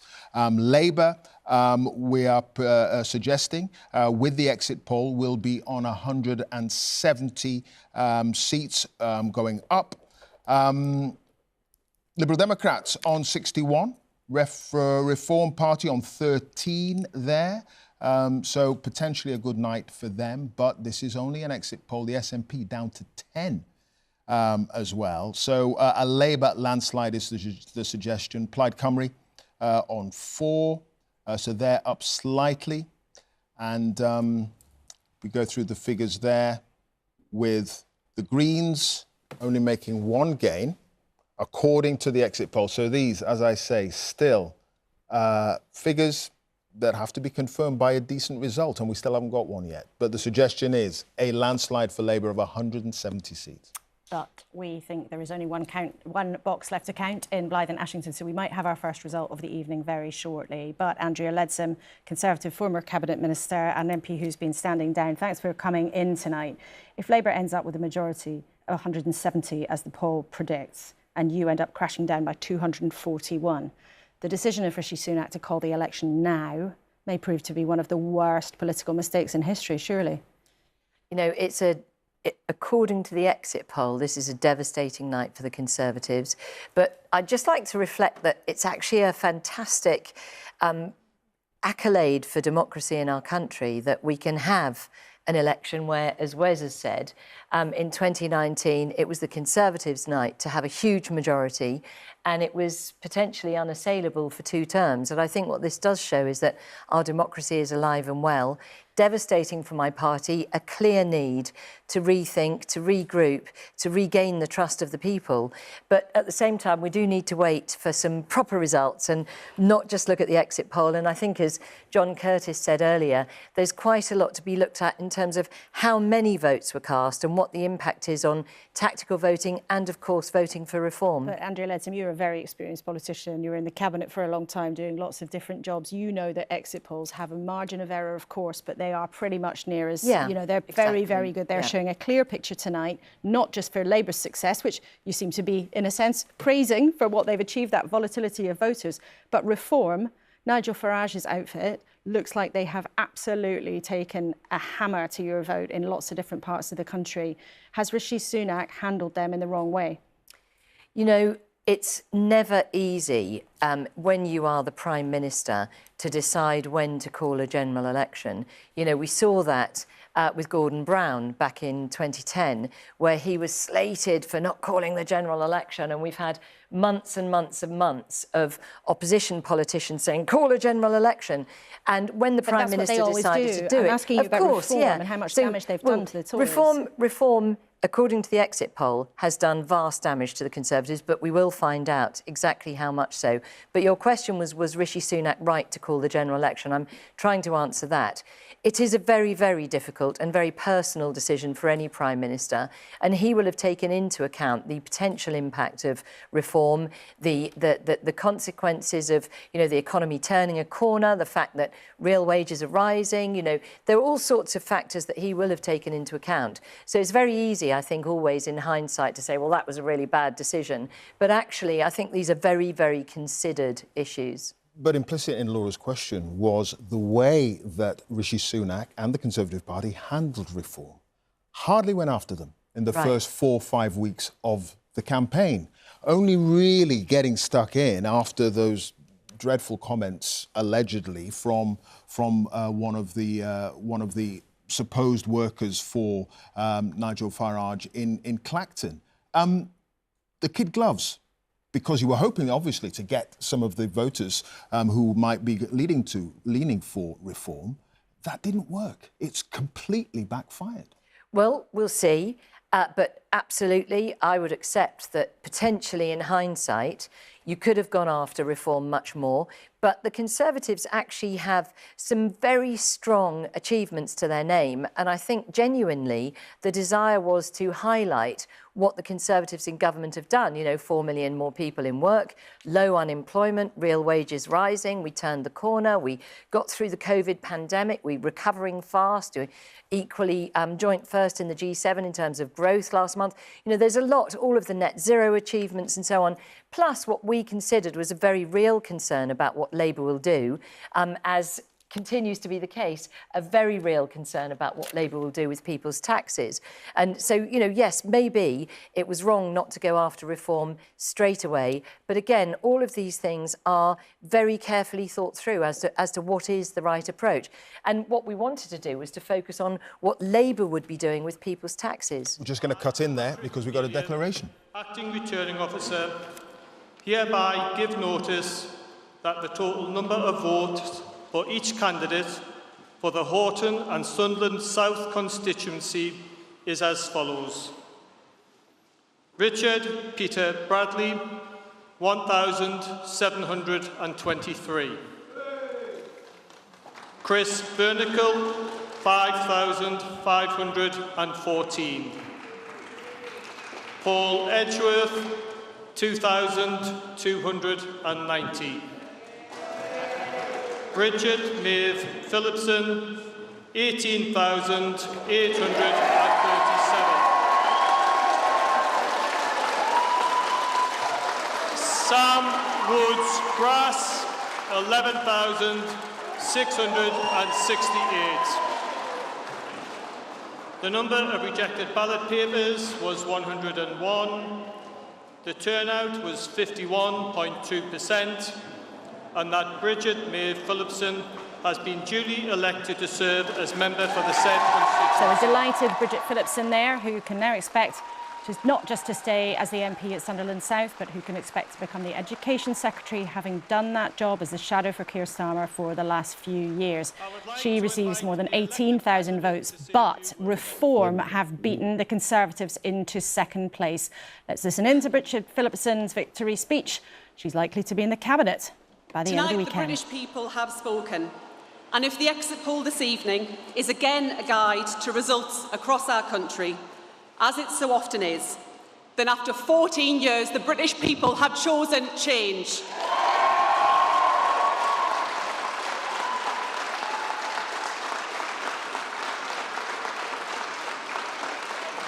They have chosen Labour, and they have chosen the leadership of Keir Starmer. Today, our country, with its proud history, has chosen a brighter future. The British people have decided that they believe, as Labour believes, that our best days lie ahead of us. Hope and unity, not decline and division. Stability over chaos. A government powered by hope, by the belief that tomorrow can not just be different from today, but better. A government of service, a government with purpose, above all to change our society for good. A government determined to build a Britain where background is no barrier, no matter who your parents are or where you are born. Determined to tear down the barriers to opportunity which hold back too many of our children. That is Labour's purpose, and the result today speaks to the trust the British people have put in our changed Labour Party. And after 14 years as your Labour MP in opposition, I am so proud to be part of a party which has tonight not just won the trust of people here in Houghton and Sunderland South, but of the people across Britain. Labour will honour the trust that you have placed in us. I will honour the trust that you have placed in me. And I will work every day to deliver the promises that Labour has made and the better future that we, each of us and all of us, deserve. From the bottom of my heart, thank you.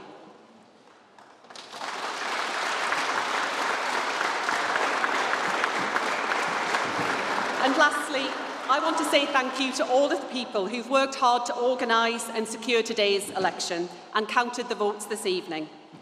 You are the people who deliver our democracy, and we are grateful for your contribution. My thanks to the fellow candidates here in Houghton and Sunderland South for a good-tempered campaign. To my fantastic local Labour Party for your unwavering support, and to my wonderful agent, Les Scott. Thank you. Bridget Phillipson there, delighted, beaming away, not just having won her seat, but expecting now to be in the Cabinet. And in her speech, she said the British people have decided. Labour will return government to service of the people and create a country where background is no barrier. Bridget Phillipson there very decisively saying that Labour has won the general election. We'll discuss that a bit more in just a sec. Yeah, and Labour's vote increase there in line with our exit poll. And that's the first result we've had all night. Jackie, the bank teller. The first MP I think she did it, and the first MP elected into the new parliament, yeah. Let's talk to Jacob Rees-Mogg, who can join us from North Somerset. Hello to you. Thank you for being with us. How would you sum up the evening, given the exit poll, given what looks like it could be a terrible night for the Conservatives? Oh, well, you've said it. I mean, it's clearly a terrible night for the Conservatives. We're down supposedly to about 130 seats from having a majority of 80. There is no way of describing this as anything other than a bad night for the Conservative Party. Where did it go wrong? Where did it go wrong? I think that there were issues with changing the leader, that I think we do have an increasingly presidential system, and that people vote for a Prime Minister rather than for an individual Member of Parliament. I know the strict constitutional position, but that voters expect the Prime Minister they have chosen to remain the Prime Minister and for it to be the voters who decide when that person is changed, rather than it being done by a small cabal. And I'm afraid I think the Conservative Party took its core vote for granted, which is why you see so many people who may have voted Conservative previously going off to reform. So the original sin was getting rid of Boris Johnson?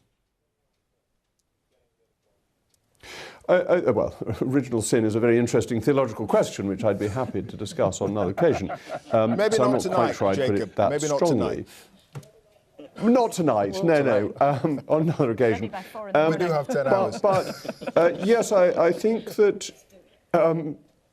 people do vote for a leader, and that new leaders actually need an election pretty quickly. Gordon Brown made that mistake in not seeking his own mandate. The mandate is increasingly personal, and it looks as if this is a very strong mandate for Sir Keir Starmer. And actually, if that's the case, I wish him well in that, because we want good government for this country, whoever is in high office at any individual time.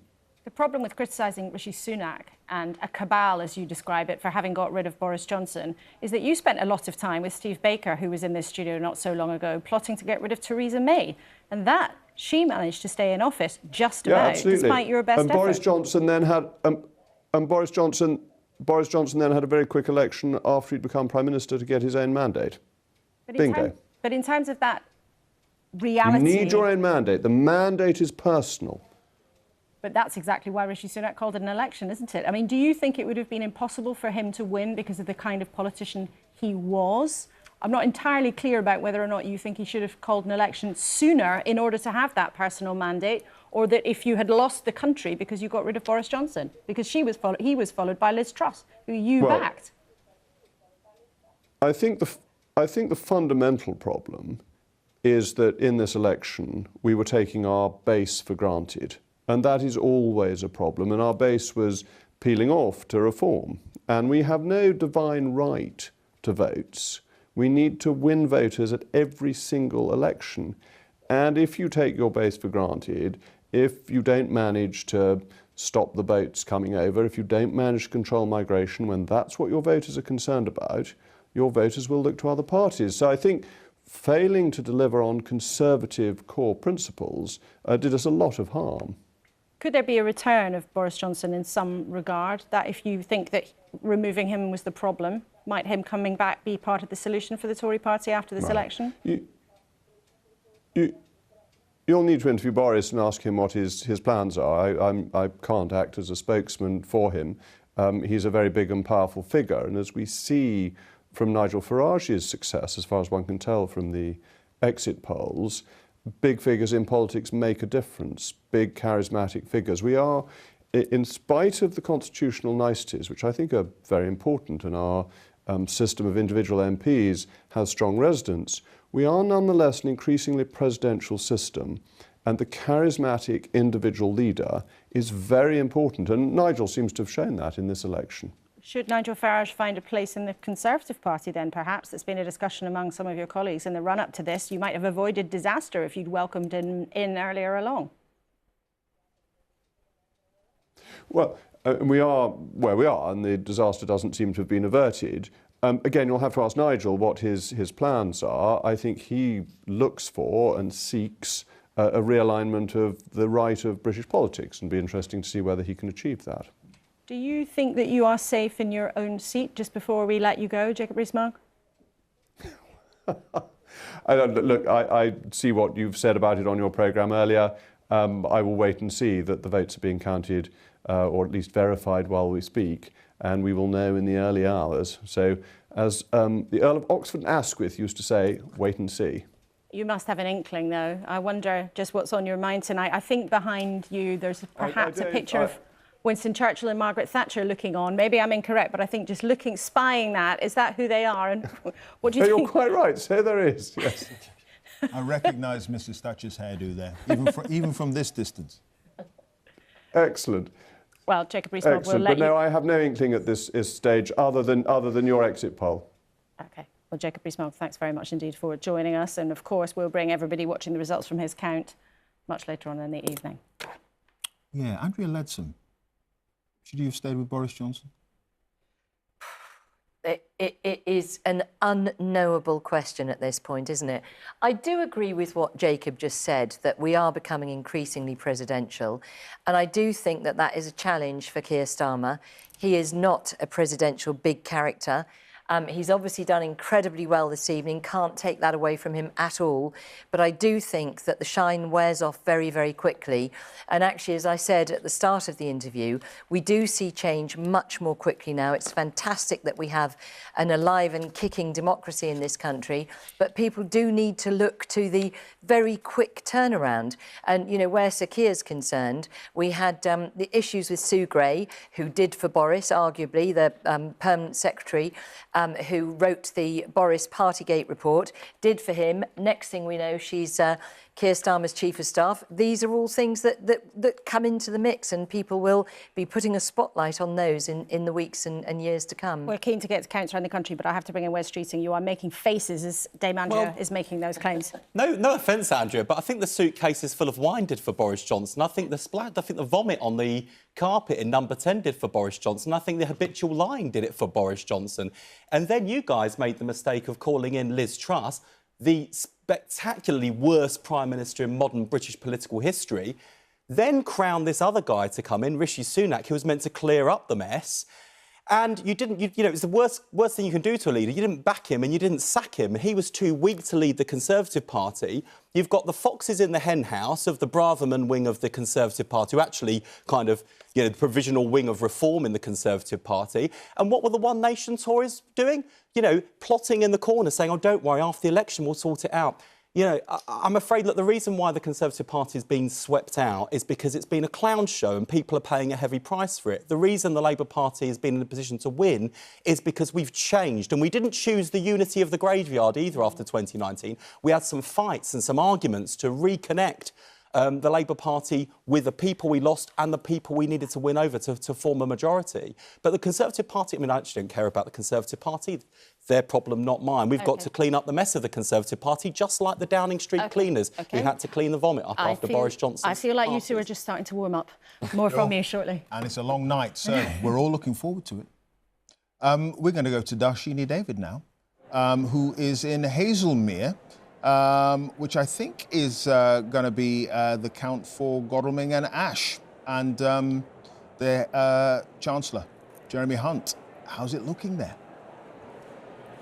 Indeed, Clive. Yes, good evening from the Surrey Hills. They're no strangers to drama here. They're the location for the filming of Harry Potter films and James Bond films, but that's nothing compared to what may unfold here, because fair to say that Jeremy Hunt's team were braced for a pretty tricky night, but that exit poll suggesting that he may well be the first Chancellor in modern times to lose a seat with just a 19% chance of hanging on to it has led to some pretty devastated faces in his camp. But any Chancellor will tell you, real life is not a spreadsheet, and Jeremy Hunt has been hoping to buck the national trend by focusing on his personal vote. So even though this has been a campaign about the economy, he knows many people don't feel it, even though the numbers say they're moving in the right direction. So when the numbers came out suggesting inflation has hit target once again, he was actually here, focusing on local issues, pounding the streets, things like the NHS sewage. He's been focusing on that, but so too has his Lib Dem rival Paul Follows, also a local lad and a councillor as well. Boundary changes, however, should favour the Conservatives, and the fact that there are more candidates standing. The Lib Dems accept that it's quite difficult sometimes to get tactical voters to change their mind on the doorstep. Having said all that, of course, they know the spotlight's on here, so they've overturned convention. They're going to count Godalming and Ash first, so that means we may get a result around 3:30, 4 o'clock.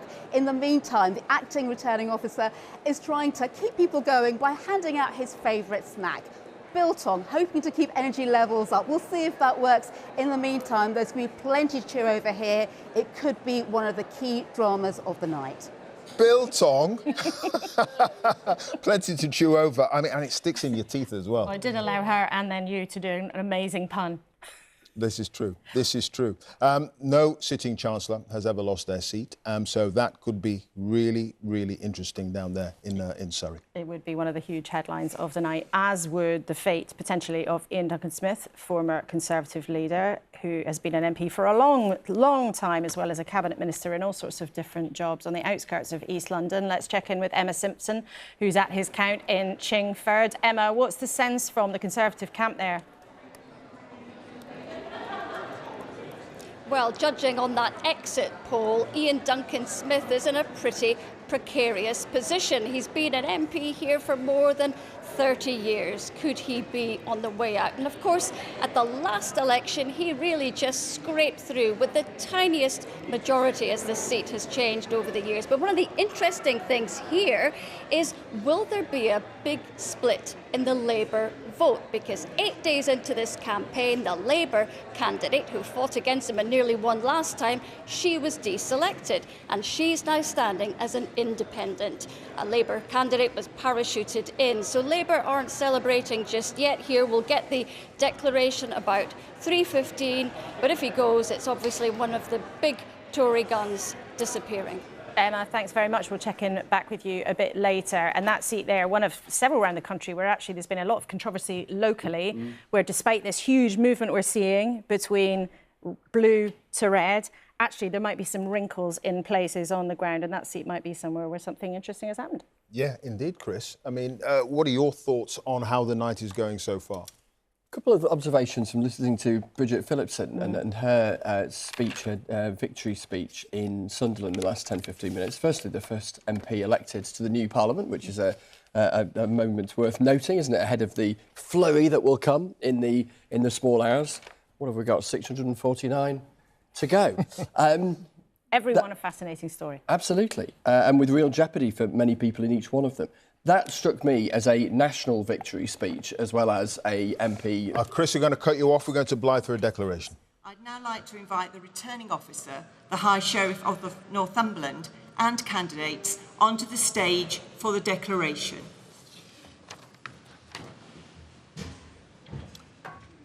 So the candidates go up to the stage there.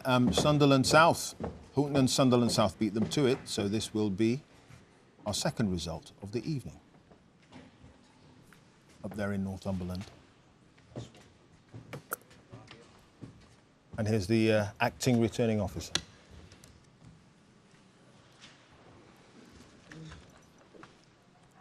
Best outfit of the night so far. I, Lucia Bridgman, returning officer for the Blythe and Ashington parliamentary constituency, hereby give notice that the total number of votes given to each candidate was as follows. Ian Lavery, Labour Party, 20,030. Maureen Levy, the Conservative Party candidate, 6,121. Steve Leyland, the Green Party, 1,960. Mark Peart, Reform UK, 10,857. Stephen Anthony Salidas, Liberal Democrats, 1,433. And that Ian Lavery is duly elected as the Member of Parliament for the Blythe and Ashington constituency.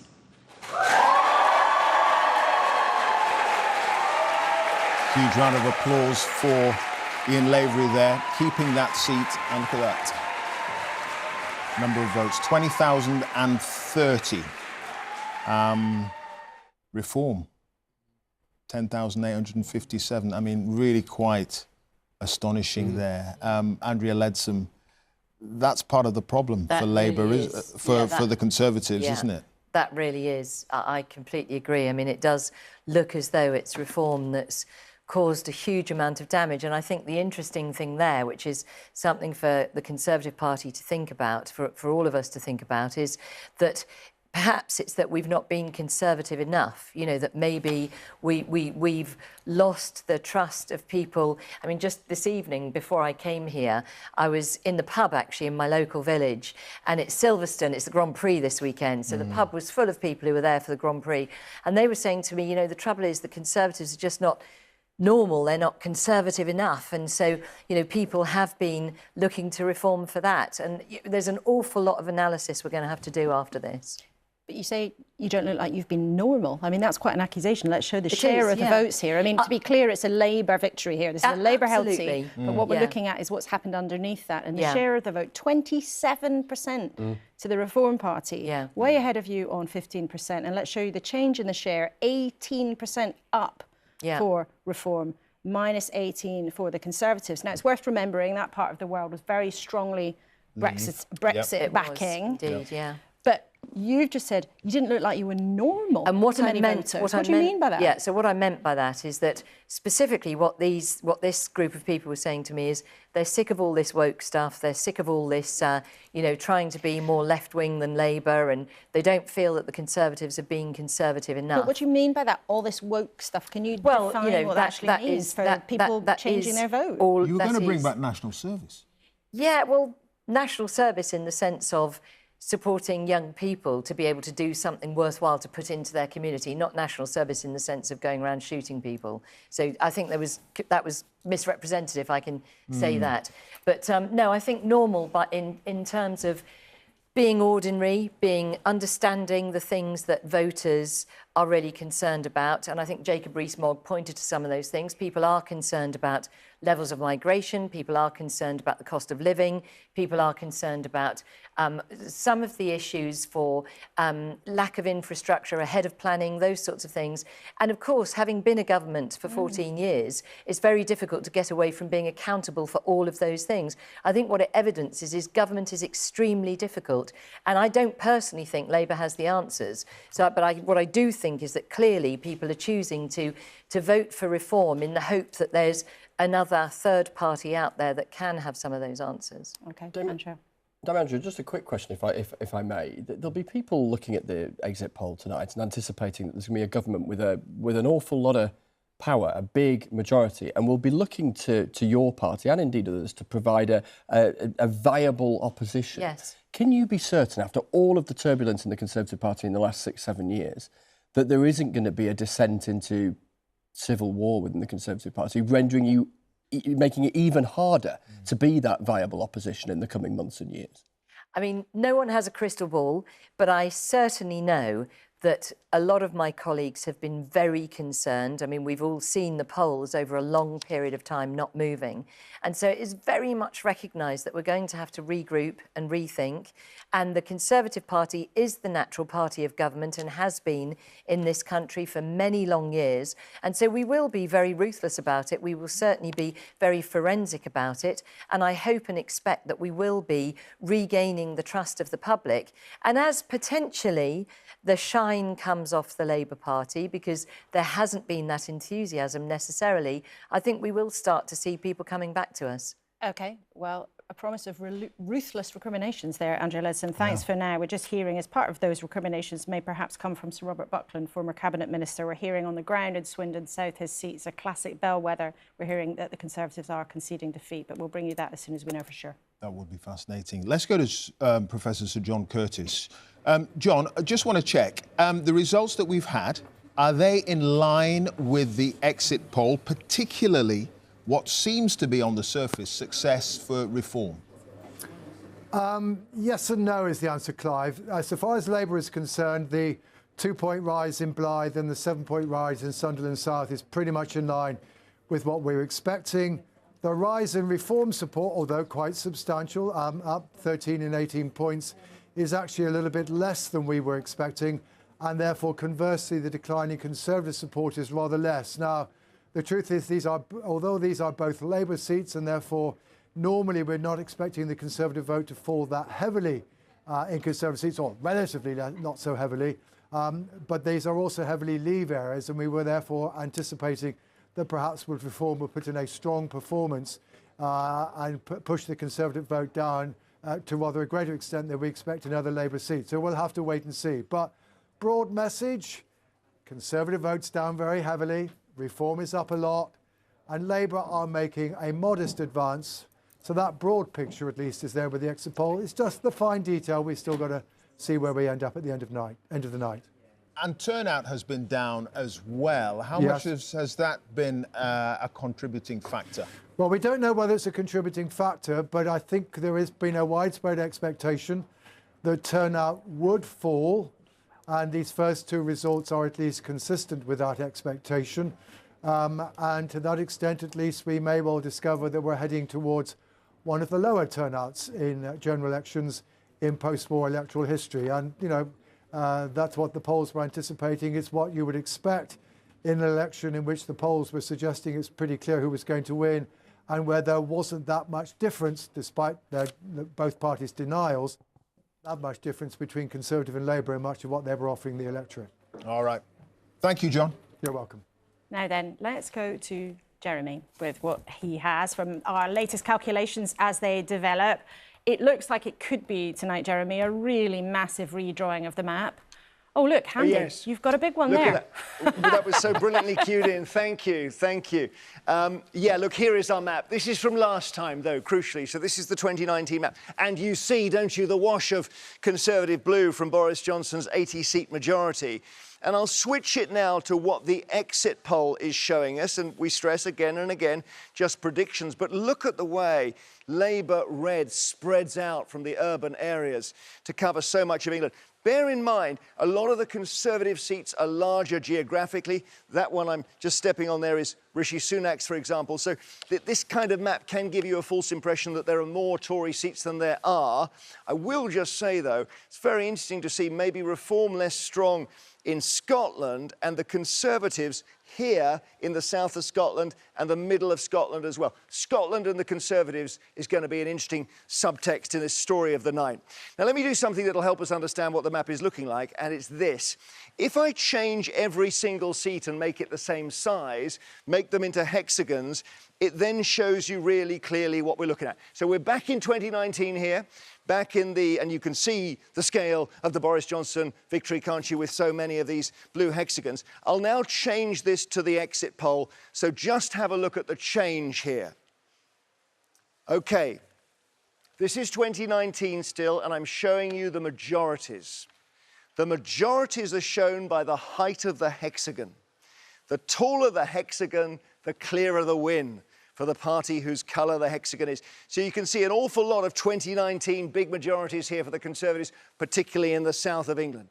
So now let's change to 2024 and let's have a look and see what the exit poll is showing us. And look at those hexagons lowering. The Conservative seat majorities going down, being replaced by red ones. You've got, for example, Portsmouth North, Penny Mordaunt's seat just over there, Leader of the House of Commons, has gone from quite a sizable Conservative hexagon to a red one. So that is what we're looking at. It's an amazing map, that, isn't it? Because when you make the constituencies all the same size, you get a real sense of just how much Labour red is covering the UK. And of course, the interesting thing as well is that you're seeing some marginal Conservative seats, which have been blue for a long time, turning into safe Labour.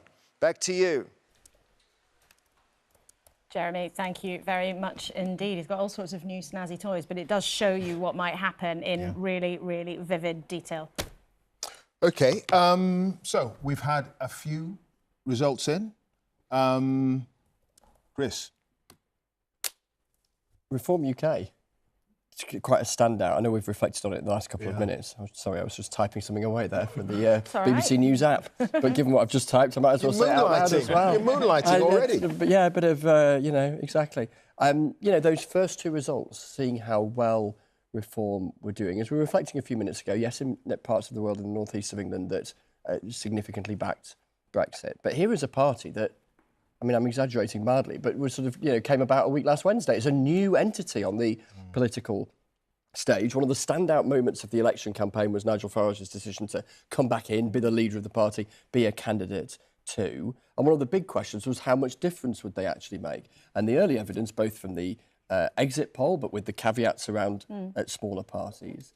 And these first two results is they are making one heck of an impression, more than a quarter of the vote in those first two results, and how that maps out through the night. And then, crucially, particularly if Reform managed a number akin to what we're suggesting in the exit poll of 13, the dynamic in the House of Commons of the Reform with potentially around a dozen MPs and a rump of a Conservative Party thrashing around trying to find out who it is, what it wants to be and what went wrong, is a very interesting kind of conversation that we're going to see alongside a period, as it would seem, that a new Labour government is taking office and getting its head around what it's going to do.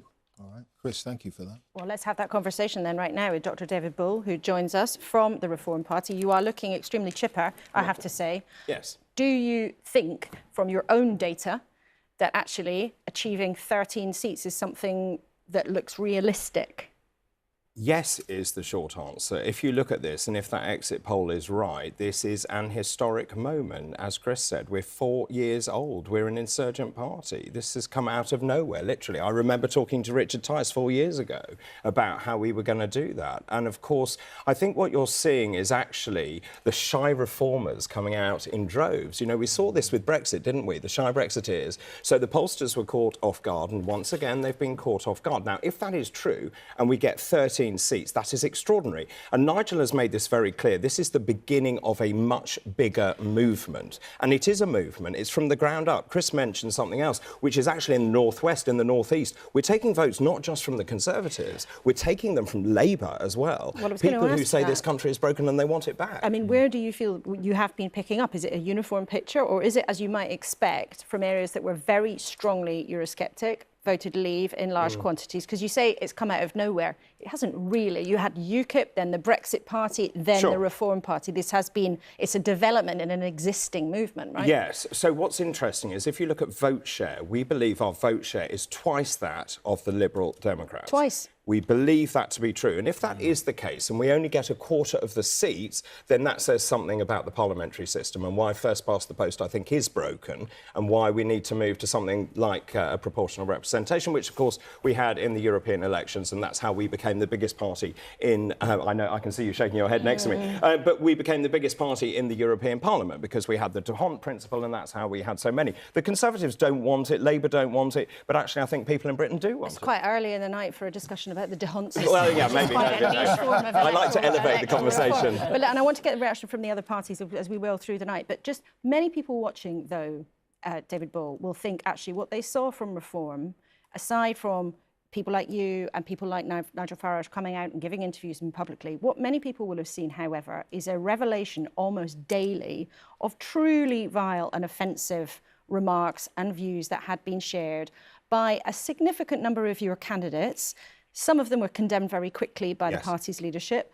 Some of those people were still allowed to run as candidates despite having expressed things that were really offensive to many members of this country. So that, do you think let's be very clear. chances? It is a minority of those people. We had really strict vetting procedures in play. But they didn't seem to work very well. Well, let me just explain that. So over the last 4 years, we've been vetting candidates really thoroughly. We paid a company a lot of money to vet those candidates. They let us down. But also, when the Prime Minister called the election, it caught us on the hop slightly. It caught the Conservatives very much on the hop. But and then we had to expedite that process. Now, we have gone from nothing to fielding 620 candidates. And we have said, and I have been very clear about this, we will not tolerate homophobia, Islamophobia, anti-Semitic behaviour or anything like that. And if any of us find out that that is the case, they're out. But why do you think that kind of unsavoury character is so attracted to Reform? Well, I think it's in every party. If you look, there were 20, weren't there, in the Green Party accused of anti-Semitic abuse. So it is in every party. The Conservative Party has a similar problem to a lesser extent. But not after they were formally nominated. But remember, but also we're 4 years old, so we had to literally sprint to get those candidates. And I think anyone who looks at the rise of Reform will see that actually what we're doing is breaking political history. I said this before. Everyone said in that Brexit result, you won't do it. We changed history. We're about to change history once again. Do you know where your 13 seats, if you get that far, will be? I mean, you hinted earlier, you say you're picking up everywhere, but do you have a clear view of where you're likely to take? Was Nigel Farage likely to take? I don't want to bet on it, but Clacton, I hope with Nigel. I hope Richard Tice. I think Rupert Lowe, Great Yarmouth, would be a very good bet. Ben Habib in Wellingborough. Let's see. Look, I'm standing in West Suffolk. It has a majority of 23,000, which should be a safe Conservative seat. I'm against Nick Timothy, who was Theresa May's Chief of Staff. Matt Hancock had that seat, of course. That was in the height of the COVID pandemic. That hasn't played very well. I think it's about local candidates with local issues. Is there a personal vote there as well? I don't know. We'll find out in the middle of the morning. OK. Dave, thank you for now. Thank you. Thank you. And Andrea Leadsom, you are going to be leaving us quite soon. But I just wonder, we've talked about reform. They seem to be doing the most damage in some of the seats that you are likely to lose, according to the exit poll. Was there enough of an attempt at the beginning of this campaign to try to win over their supporters? So obviously the exit polls suggest not, and we will be careful to analyse that at the end of the night. But at the same time, there's no doubt that the Reform Party has been a party of protest against people not being Conservative enough. I mean, I've had a lot of people saying to me, join the Reform Party. I'm a Conservative voter and I want you to join Reform. That makes it a protest. And we've just heard that it's only been around for a short period of time. And that can happen. And obviously it's been a great result for Reform, according to the exit poll. A terrible night for the Conservatives. But what it does mean is we need to regroup, rethink, regain the trust of the population in order to come back fighting next time around. Dame Andrea, thanks very much Thanks. indeed. Relieved that you stood down rather than having to go through all of this. Yeah. Devastated. You knew this was going to happen. Yeah. Well, no, not necessarily. My passion is early years, as you well know, and I want to go and do some of that before I'm too old. OK, well, not a bit of it. We thank you for coming in and spending some of the evening with us. Thank you. All right, we're going to go back to the northeast where we had our two results this evening. Blyth and Ashington and Hooton and Sunderland South. Naga Munchetti and Sally Nugent are standing by. Naga, I'm sorry, it was Jackie from the bank who did it for Sunderland. They got in there first. I heard Sally say that was their secret weapon, and there were lots of kind of indications here at Blyth and Ashington that we were just about to declare a few minutes to go, and then it kind of went quiet. Sally and I were messaging each other, actually, just going, who do you think it's going to be? But yes, we had our declaration for one of the 4 constituencies here that are having results. Ian Lavery from Labour winning, as you've been discussing. And interesting that Reform came second here too. A little point, there are 4 constituencies, as I said, which are going to be declared. You saw Maureen Levy on the stage there when the declaration happened, who is Conservative. She obviously didn't win, but her husband, Ian Levy, who's also up for the Conservatives, is also waiting for his declaration. That will be for Cramlington and Killingworth, which will happen around 12:45. So we're still waiting for more results here. But yes, Sally won. Sunderland won. Congratulations, Sunderland. Yeah. Doesn't mean that. Sally 1-0 over Naga.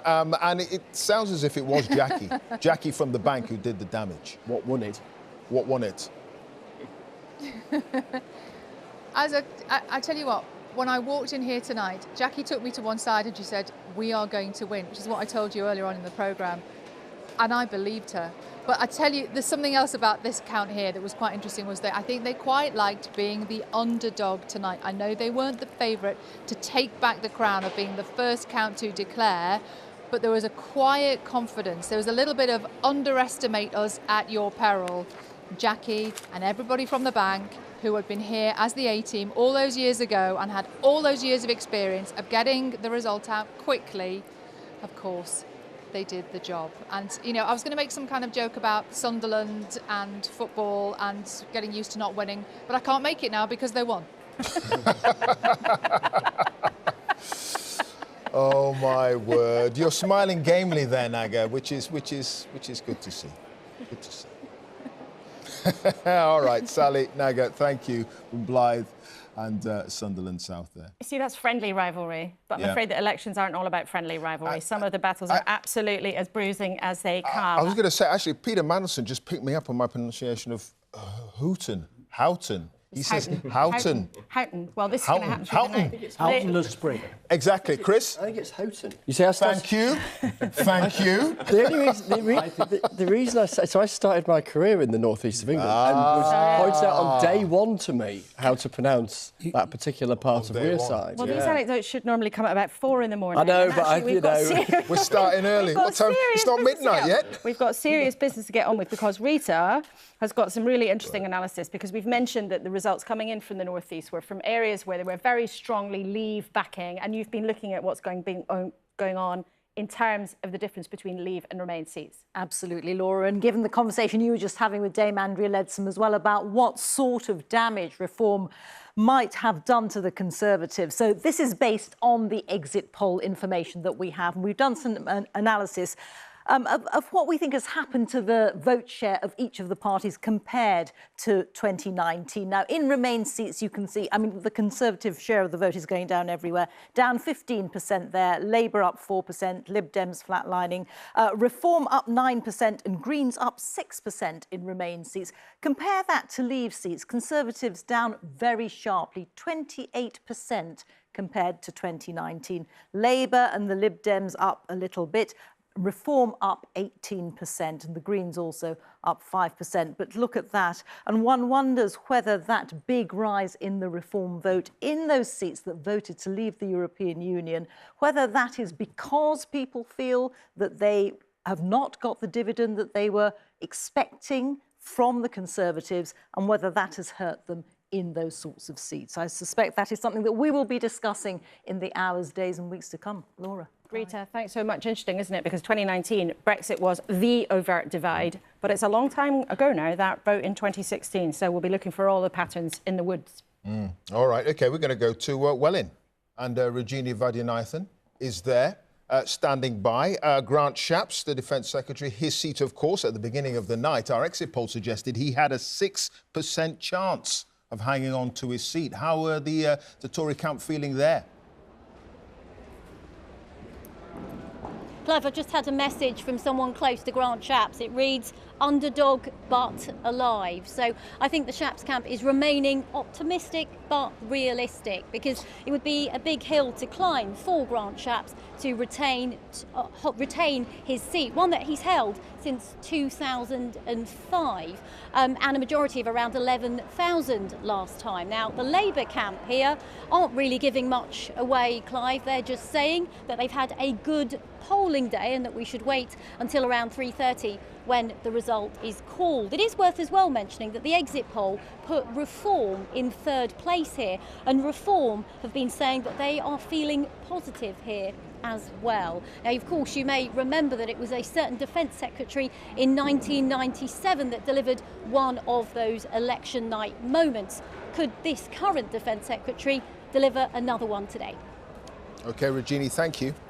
And we are going to just have a brief word with Peter Mandelson, who is still with us here in the studio. In terms of what you're seeing tonight, a reminder, the exit poll is predicting a Labour majority of 170, and yet David Bull from Reform is telling us very clearly Reform has been taking votes from Labour as well. Yes, and I'm not really surprised by that, because although there are views and opinions of a nationalist and populist kind growing on the right, of British politics, I don't think anything like the number of voters who have supported that Reform UK could be described as nationalist, populist or right-wing.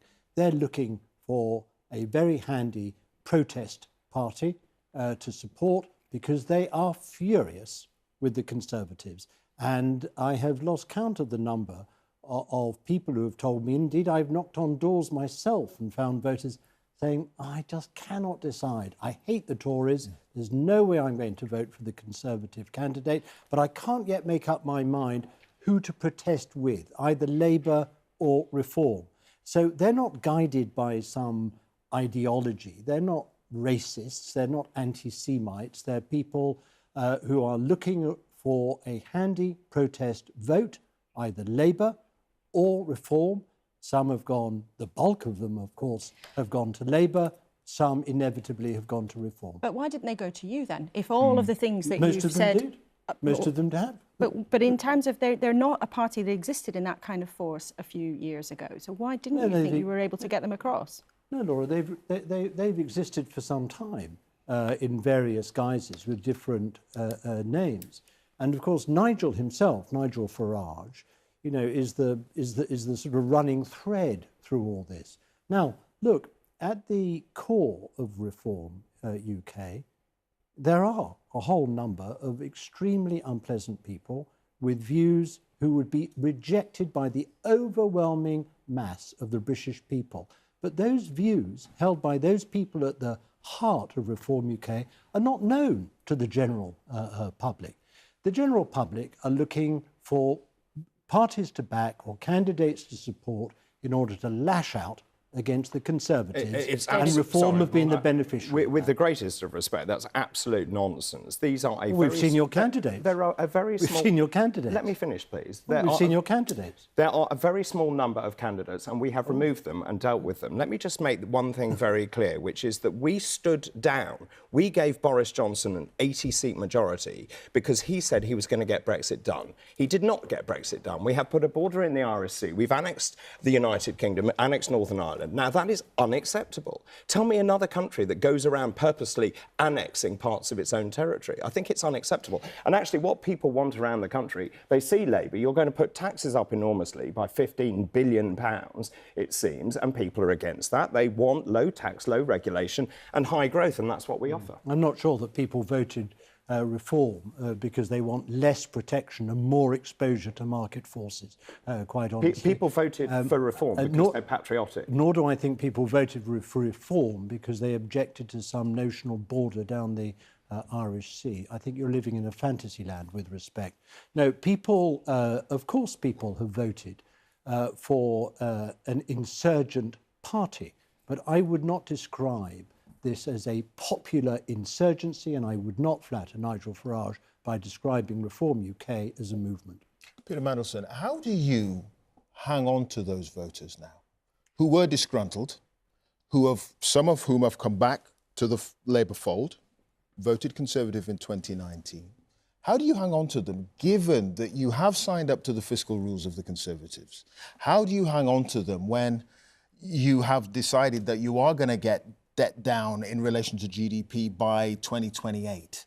You haven't got any money and you're not going to borrow. You've made that clear. So how are you going to give these people hope who've moved towards you? Well, Clive, let's not sort of rehearse all the arguments of the election campaign. Yeah, no, let's not do that. Let's not do that. And all that, da-da-da-da-da-da-da.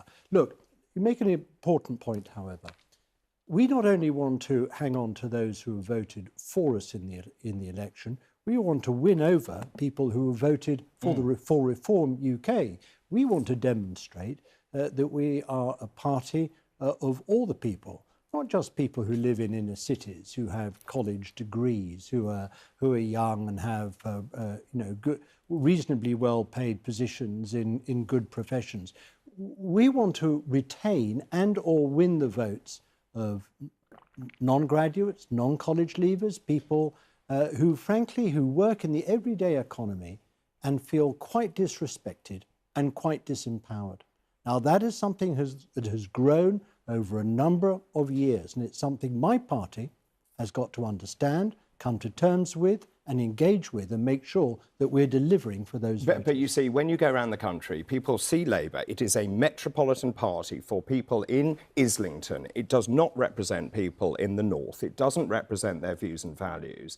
And that is what Reform UK does. This is... But David, how do you account for all the seats that we've won in the north east and north west of England? But do you not think that for a small party, a new party... By the way, let me be very clear. We are a new party, completely new party, new structures. Okay. And we have done extremely... If that poll is right, and it may not be right, but if that poll is right, then we have done extremely well. Also, what are you going to do with regards to the European Union? You're going to take us closer and closer to Europe, and that is not what people want. We've got a declaration coming in. Let's listen in to what's happening in Sunderland. The result for Sunderland Central.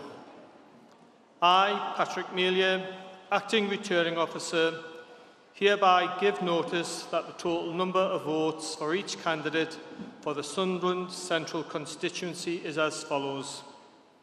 Lewis Malcolm Atkinson, 16,852.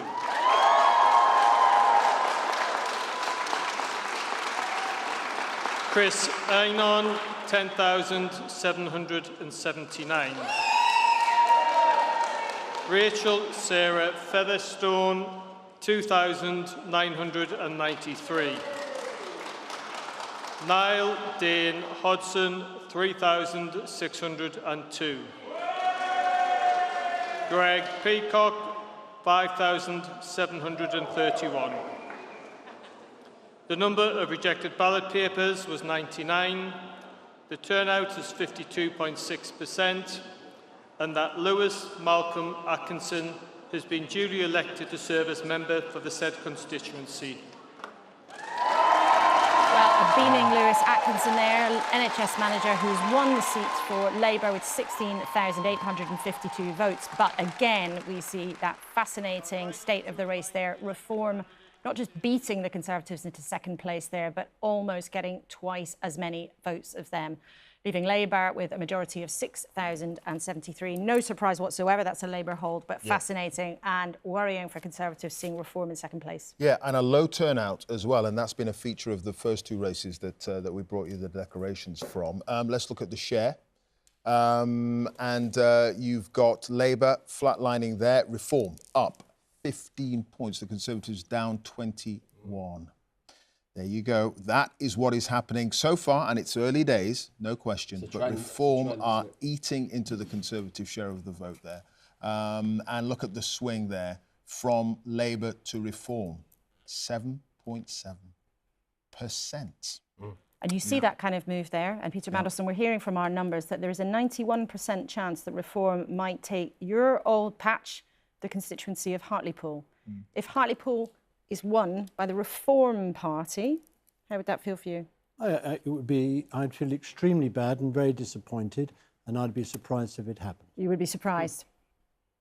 I would. David? I think you are about to be surprised. This is where I've been to Hartlepool, I've campaigned in Hartlepool, and when you knock on doors, people say they are sick and tired of the two main parties that don't represent them. That, you know, in terms of the offering you're putting forward, it doesn't represent the people of Hartlepool. It doesn't represent the people of, say, Clacton either. And I think this is very much a people's revolt. And you can call it a protest vote if you want, but actually it's not. It's an uprising. It's saying to the political classes, enough is enough. I mean, Peter, I was talking to a Labour activist before we came on air. He was saying that on the doorstep, the response was very much, you're all the same. You're all the same. And in that kind of atmosphere, it is going to be the insurgent party, potentially, that gets the nod. Clive, I think people over the last 10 years in all parts of the country have almost literally had the hope beaten out of them and their trust in the whole political system beaten out of them by one disaster after another. You know, the country feels so broken. It is hardly surprising that people are very, very angry. And now what the Labour Party has to do, should it form the government, as your exit poll would suggest it will, is prove them wrong, that they can see hope restored in the future of the country, and they can see a political system which is working for them. And that is the great challenge for an incoming Labour government. All right. Peter Mandelson and Debbie Bull, thank you both very much indeed. Thank you. Right, well, just let's remind you of what the exit poll predicts, an enormous Labour majority with 410 seats, up significantly. The Conservatives crashing down to 131 seats. That's what the forecast is. Will one of them be the seat of Penny Mordaunt, who's been leader of the House of Commons? She's been the MP in Portsmouth North. Mark Easton, our colleague, is there tonight. Mark, are you seeing glum faces or relief in Penny Mordaunt's camp? Well, very interesting, actually. Most of the candidates are here. Penny Mordaunt is not here, and we're told that she may not turn up until very close to the declaration, which is expected at around 3:30 this morning. Incredibly busy counting going on right now. This would be, I think, a very significant shock if Penny Mordaunt was to lose. I saw Jeremy Vine earlier saying it was a blue hexagon that was going to go red. The exit poll says actually too close to call. but at the same time, says Penny Mordaunt, has just a 25% chance of holding on here. The swing required for her to lose, if you just look at Tory to Labour, would be 17.2%. But what the sort of chatter is in this room is that actually what we're seeing here is a big increase in the reform vote. Just as you've been talking about all evening, some people are suggesting we might have sort of 25% reform vote in Portsmouth North, which will be a huge success for them, and perhaps would be the explanation for why indeed Portsmouth Guildhall is going to see one of the big shocks of election 2024.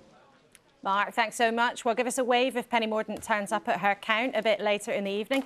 Let's see what happens there. Yep, 3 seats declared so far. 3 Labour wins. So far, so normal, but the turnout has been low, and the story is reform. Their share of the vote going up in those 3 counts so far. That's not going to be an issue, we think, in Northern Ireland. Because Andrea Catherwood joins us now from Belfast. Hi there, Andrea. Just paint a picture of the scene where you are. Yes, very different here in Belfast, of course, because the people of Belfast and Northern Ireland vote for Northern Irish parties. Now, traditionally, the DUP over the last 20 years has been the party that's been the biggest Northern Irish party in Westminster. It is the party that is under the most pressure tonight, because there is a chance that that could change. There's always been either the DUP or another unionist party having the most seats at Westminster. However, the DUP have had a really torrid time of it recently. Just at Easter, Sir Geoffrey Donaldson, who was the leader, was charged with historic sex offences. They're charges that he denies. He resigned. His seat is vulnerable, but even more importantly, behind me, Belfast East is being counted. That is the new leader's seat, Gavin Robinson, and that is a really tight race up against another leader, the leader of the Alliance Party, Naomi Long. So you've got 2 party leaders, just 1 seat at Westminster, and that's going to be a really tight race tonight.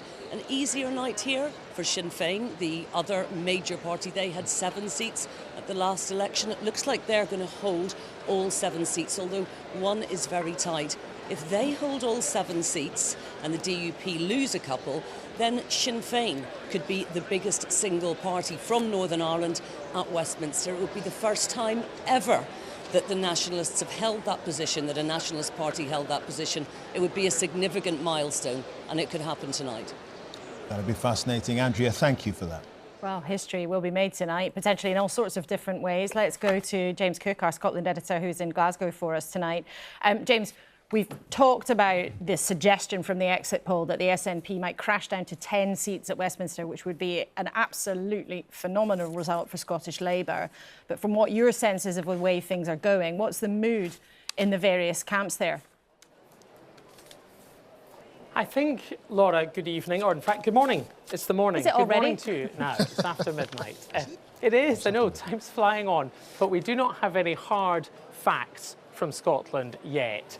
I mean, you're right, the exit poll would be an enormous blow for the Scottish National Party. The Labour Party would be delighted if that were to be proved correct. I think there's some doubt on both sides about whether that exact scale of the victory for Labour is likely to be the case. Indeed, Sir John Curtis, to be fair, has been pointing that out, that there is a caveat relating to those numbers. So perhaps putting them to one side and looking at the bigger picture here, both the SNP and Labour are accepting that this is Labour's night, that Labour are roaring back in Scotland. They had 1 MP, let's not forget, 1 MP at the last election in Scotland, and they ruled this land effectively. I don't mean they literally ruled it, but they were in charge. They were the biggest party from 1959 in every general election through to 2010. A decade or so ago, around the time of the independence referendum, Scottish politics, Laura, as you know very well, was completely scrambled, and it remains scrambled. And I think what's interesting is, why has there been such a surge in support for Labour? Lots of the voters that I've been talking to travelling around the country have been saying, 1, they want to get the Tories out. They don't think they're doing a good job. I'm generalising, of course. 2, they're not delighted with the performance of the SNP. I'm concerned about some of the other things going on with the party in terms of a police investigation into its finances and so on. But 3, have I heard massive enthusiasm for Labour from voters? Not necessarily, and I think that will pose a challenge for the Labour Party to prove that they can deliver meaningful change for the people of Scotland, because the key thing to remember here, you know the figure, 45%. At the last general election, the SNP won 45% of the vote. In the independence referendum in 2014, people voting for independence were 45% of the electorate who voted. And what we've seen this time, we don't know the share for the SNP in this election, but it seems likely that what we're seeing is evidence at the ballot box of a detachment between support for the SNP and support for independence, which remains round about that 45% mark, according to some polls. So, of course, this will not be, if the result is as we expect, the mandate for negotiations on a second independence referendum that John Swinney, the new SNP leader, had suggested it might be and had certainly hoped it would be. But it doesn't mean the issue has completely gone away. It does mean that there is no obvious vehicle for supporters of independence to jump on at this moment to deliver what they ultimately want to see for Scotland. James Cook in Glasgow, thank you very much indeed. So many implications from the results as they come in. But of course, the biggest implication, of course, at this stage is that Keir Starmer is heavily on track to become the next Prime Minister. Partly because, as James was saying, there may be Labour gains in Scotland, but also potentially Howell Griffith is in Wales. Labour potentially making gains where you are too, particularly in the north. Yeah, absolutely. If you remember, Clive, back in 2019, it was a Tory story, taking 14 of the 40 seats there. Best result in decades. Tonight, as we speak, we're on wipeout watch. Now, the boundary changes mean there were fewer seats to play for, but essentially, using that exit poll, it may be that the Tories are down to one single seat. And that comes with lots of caveat, not least the fact that it's not a Tory candidate fighting for it. It's Montgomeryshire and Glyndŵr, a name that's been in the headlines because of the betting scandal. The candidate there, Craig Williams, suspended by the party, but according to the exit poll at least, okay, Howell, he may well be the only one to survive this Sorry, vote. we've got a declaration coming up. Swindon, tonight we get our future back. You voted for change, a changed Labour Party that will change our country for the better. After 14 long years of Conservative government, change is coming.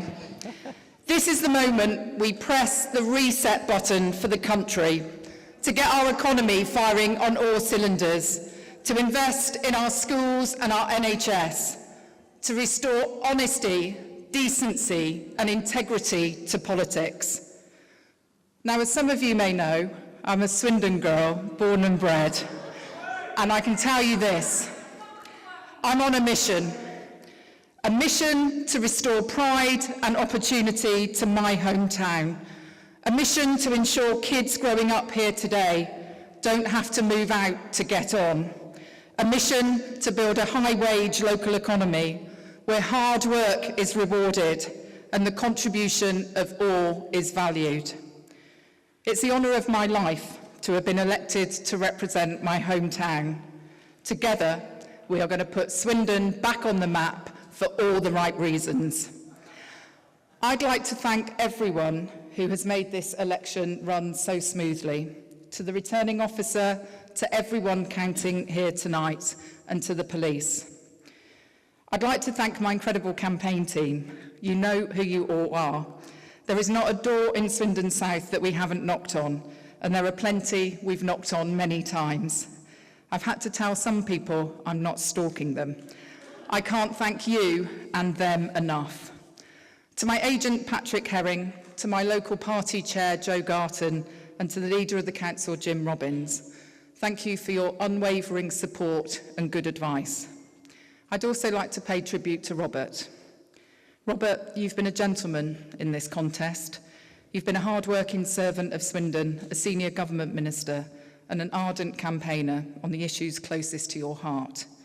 The political winds of change may be blowing tonight, but I hope your contribution to public life continues. And finally, I'd like to thank my family. To my dad, who has been my hero from day one growing up in Colebrook Road, thank you for painting my office, putting up my garden stakes and putting out my bins when I forget them. Thank you to my mum for refilling my freezer, for providing a one-woman news monitoring service of the Swindon Advertiser, and for always believing in me. And thank you to my husband, Martin. 2 years ago, I said I wanted to come home. We uprooted a life we had built together in South East London, and you didn't blink. I simply wouldn't be the person I am without you. Thank you, Swindon. Thank you to all those who voted for me, and to those who didn't let me say this. I am here for you. I will represent our whole community with dedication and humility. Swindon, thank you for giving me the opportunity to serve. I won't let you down. Well, there, Heidi Alexander, a former MP, now becomes the new Labour MP from Swindon South. That's the first Labour gain from the night. She's taken the seat from Robert Buckland, the former Tory minister. He's the first Conservative to lose. Let's listen in. Officer and the incredible counting team that makes Swindon one of the most efficient counting centres in the United Kingdom. I know you've all been working for much of the day and for the rest of the night. There are many friendly faces here who we need to rely on for democracy to happen. And that's what's happened tonight.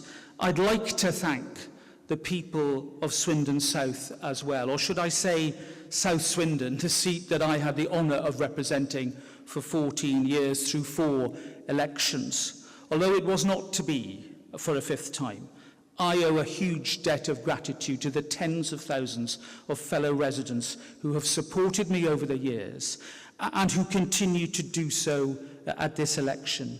And to those who didn't, I say my good wishes and that my hopes go with you for the future of our town, my home, and our country. And I want to thank Heidi for her heartfelt words, and I genuinely wish her well. She is a person who comes to this with goodwill and the right motives, and I'm glad that on a personal level she is able to serve once again. I want to thank my family, my wife, Sian, my children, who have, through the 20 years that I have been a candidate and MP here, put aside their priorities, not just for mine, but for the people who I served, and for my incredible campaign team, who ignored the national polls and worked day and night to help me in this campaign, and I owe them a huge debt of gratitude. Now, tonight's result means that I cannot, for the time being, be a direct participant in our parliamentary process, which you know I value and love dearly. I'm proud of the work that I've done to advance the cause of autistic and disabled people in our country and people who live in abusive and controlling domestic relationships and the victims of serious crime in particular. I'm deeply proud of the investment that I've helped to secure for Swindon, from the new A&E at GWH to the vitally important heritage work at the Health Hydro and the Honda site redevelopment. But there's much more, of course, to do. I wish Heidi well, and I know that she will carry on the work that I have started. Now, our very political system is at a crossroads. Do we value those who work to bring people together and who come into politics to do something rather than be someone? Or do we shrug our shoulders and accept that politics is a mere circus where people compete for attention by saying things that they either know to be untrue or which raise hopes and expectations in a way that further erodes trust? I know what side I'm on. I know what choice I would make. And I believe with sincere and fierce conviction that my party has to make the right choice too, if we are to inspire a new generation with the real promise of a better future. Thank you, Swindon, for giving me the opportunity of my life to make a positive difference to our town and our nation. Well, two speeches full of strong convictions there. The main headline, Heidi Alexander, who was a former Labour MP, has got a huge swing of 16% and will return to Parliament this time as the MP for Swindon South. But also a very fierce speech there from Sir Robert Buckland, the former Conservative Cabinet Minister, who accused some in his party, not directly, but it was very clear what he was saying.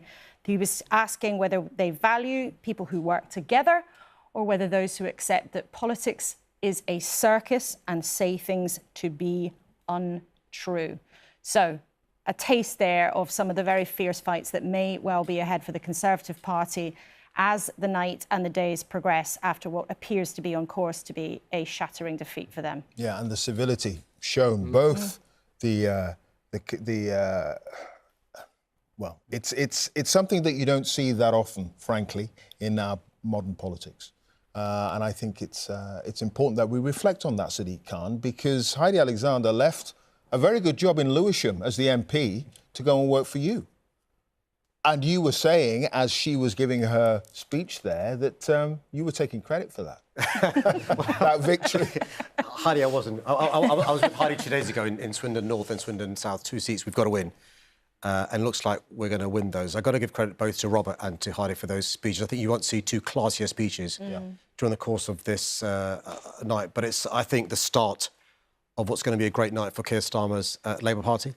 I think you're going to see across every region of the country Labour making gains. I think you'll see Labour, the biggest party in England, Scotland and Wales. And it's quite remarkable because Heidi and I sat through 2019 when we were genuinely fearing our party was on the brink of extinction.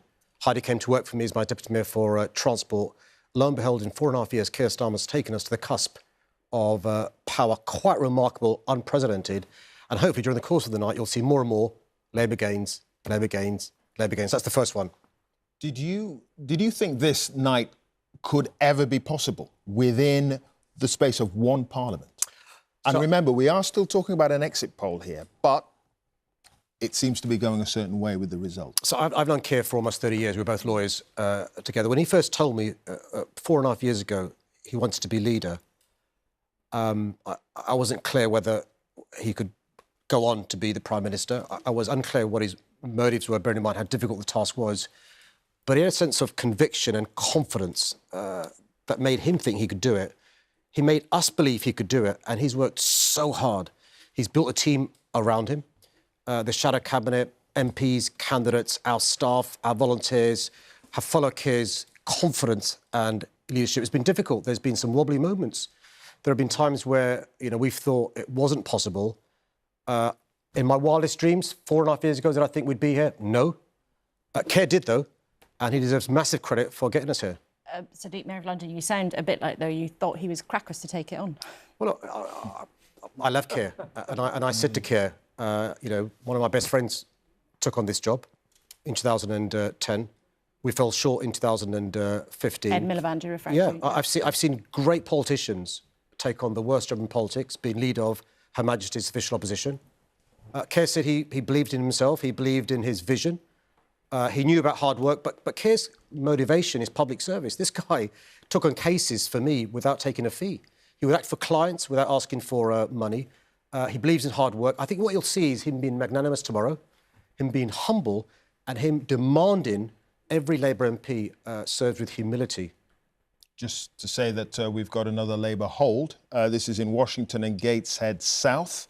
Labour have hung on to that seat. Sharon Hodgson is re-elected there as the MP. So that is 5 seats for Labour, 4 holds, 1 gain.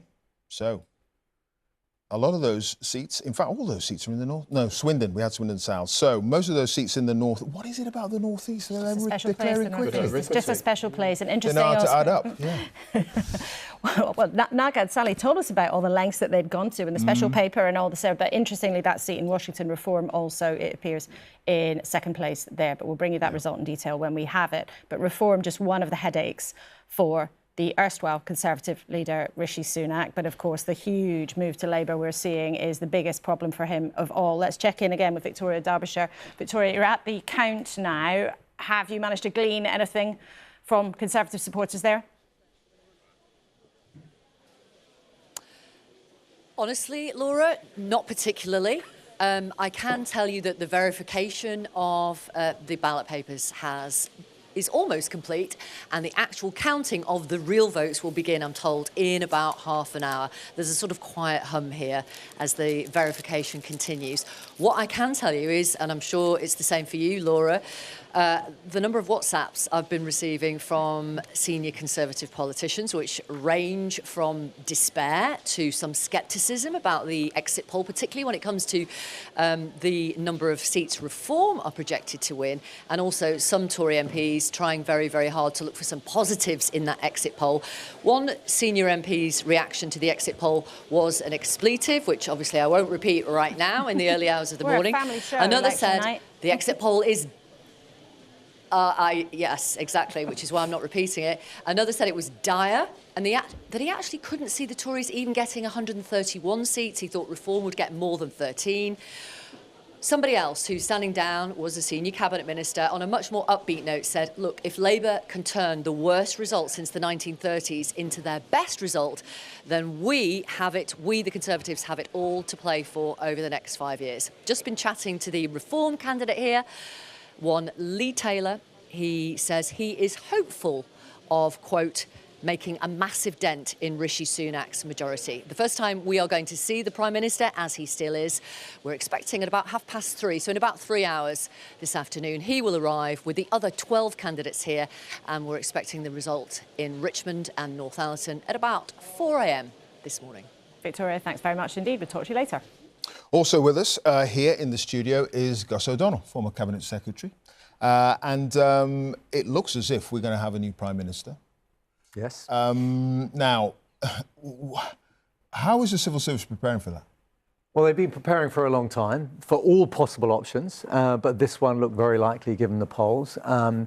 So, yes, it will be quite a dramatic time. They'll be sorting out the details of what happens tomorrow. If the polls are right, Keir Starmer will be clapped into 10 Downing Street about an hour after Rishi Sunak's been clapped out of Downing Street. Rishi goes to the King, offers his resignation, then Keir goes, and then the work starts. I mean, that's the thing, you know, the Cabinet Secretary is the ultimate wet blanket, right? They come through that door and they are on a high like no other high. They've just been clapped in and it's amazing. And then I have to say to them, well, actually, now it gets really tough. Yeah, I mean, they've got to sort out a whole cabinet, you know, appointing all the cabinet. They've got to read the briefs for all these, you know, like President Biden's on the phone, you know, what am I going to say to him? President Macron, you know, he's got all of those things going on. There's a NATO summit next week as well. NATO summit, you know, it's a minor matter of that, 9th to 11th of July. Then he's got the EPC, this European leaders all coming to Blenheim Palace towards the end of the month. He's got a huge amount on, and this is nothing to, as Cabinet Secretary, I'll be talking to that Prime Minister about minor things like, actually, we've got certain terrorist issues that I need to talk you through, certain intelligence issues, and there's the whole nuclear coding, you know, how many millions of people do you want to wipe out if we're wiped out? Those, you know, there are big issues. And remember, he's a human. His family are coming through that door and they're moving home. And so that's for his wife and children. You know, it's a massive event in their lives. And believe me, it's a very stressful job. And suddenly, whereas when you're in opposition, as you say, it's probably one of the worst jobs there is in politics, being leader of the opposition. When you're Prime Minister, it's relentless. And it starts tomorrow. And so, Keir, please, if you're listening, go to bed, right?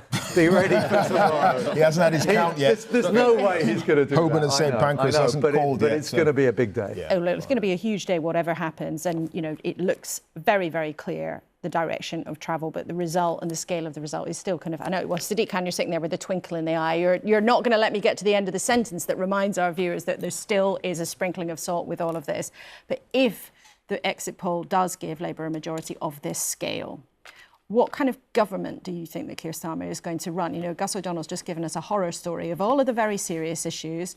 Chris has reflected already the tightness of the budget. Yeah. There ain't much cash. What kind of government do you think he'll run? I think what we're going to get at last is a grown-up government, a grown-up Prime Minister. He's going to under-promise and over-deliver. He's going to be magnanimous tomorrow. He's going to reach across to colleagues from all sides of the House to bring the nation together. He's a Sounds unifier. a bit like you've talked to him about his speech. Sounds like you've got a preview. He's a unifier. He will bring people together, and he's not sleeping tonight because he's working hard. He's a workaholic.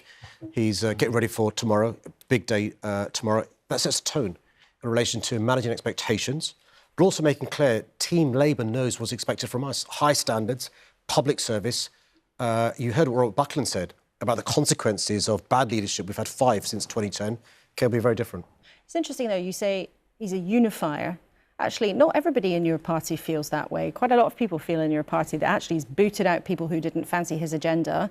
Some of his colleagues also would privately boast about how ruthless he was to do that, and he had to make those decisions in order to be in a position to win. So I'm not sure that Keir Starmer, unity candidate, is what everybody in the Labour Party would say. Yeah, you speak to those 410 Labour MPs tomorrow, and they'll tell you how united and unified we are. Any new MP is going to say nice things about the leader on day one if that's what comes to pass. We are a united party. We've worked incredibly hard under Keir's leadership. We are not, doing somersaults to celebrate this victory. We get one night to enjoy it. Tomorrow, back to work. OK, Sadiq Khan, thanks. I know we have to let you go, but it's been great to have you with us here in the studio. Right, we're going to show you in graphic form what has happened so far this evening, and that is that Labour have 5 seats there, 4 holds, 1 gain.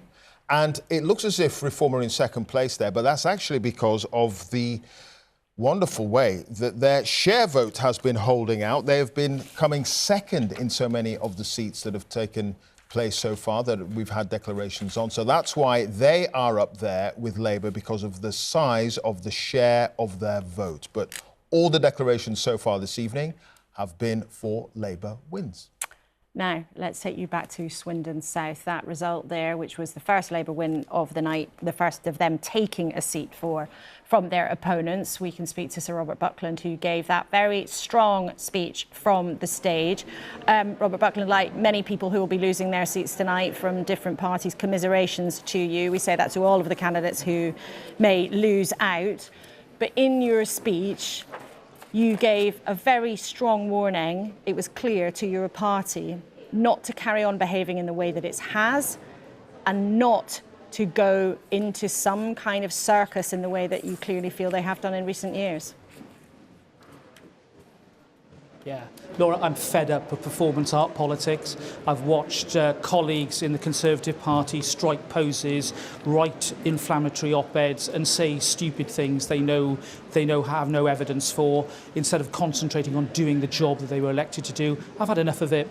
I want the Conservative Party to get back to the ethos of doing stuff well and being competent, not pretending to please the media. If we can get back to that, then I think we have more than a fighting chance at the next election. But we need to do it quickly, and we need to wake up now. Who in particular are you thinking of has done that? You even say people have said things that are untrue.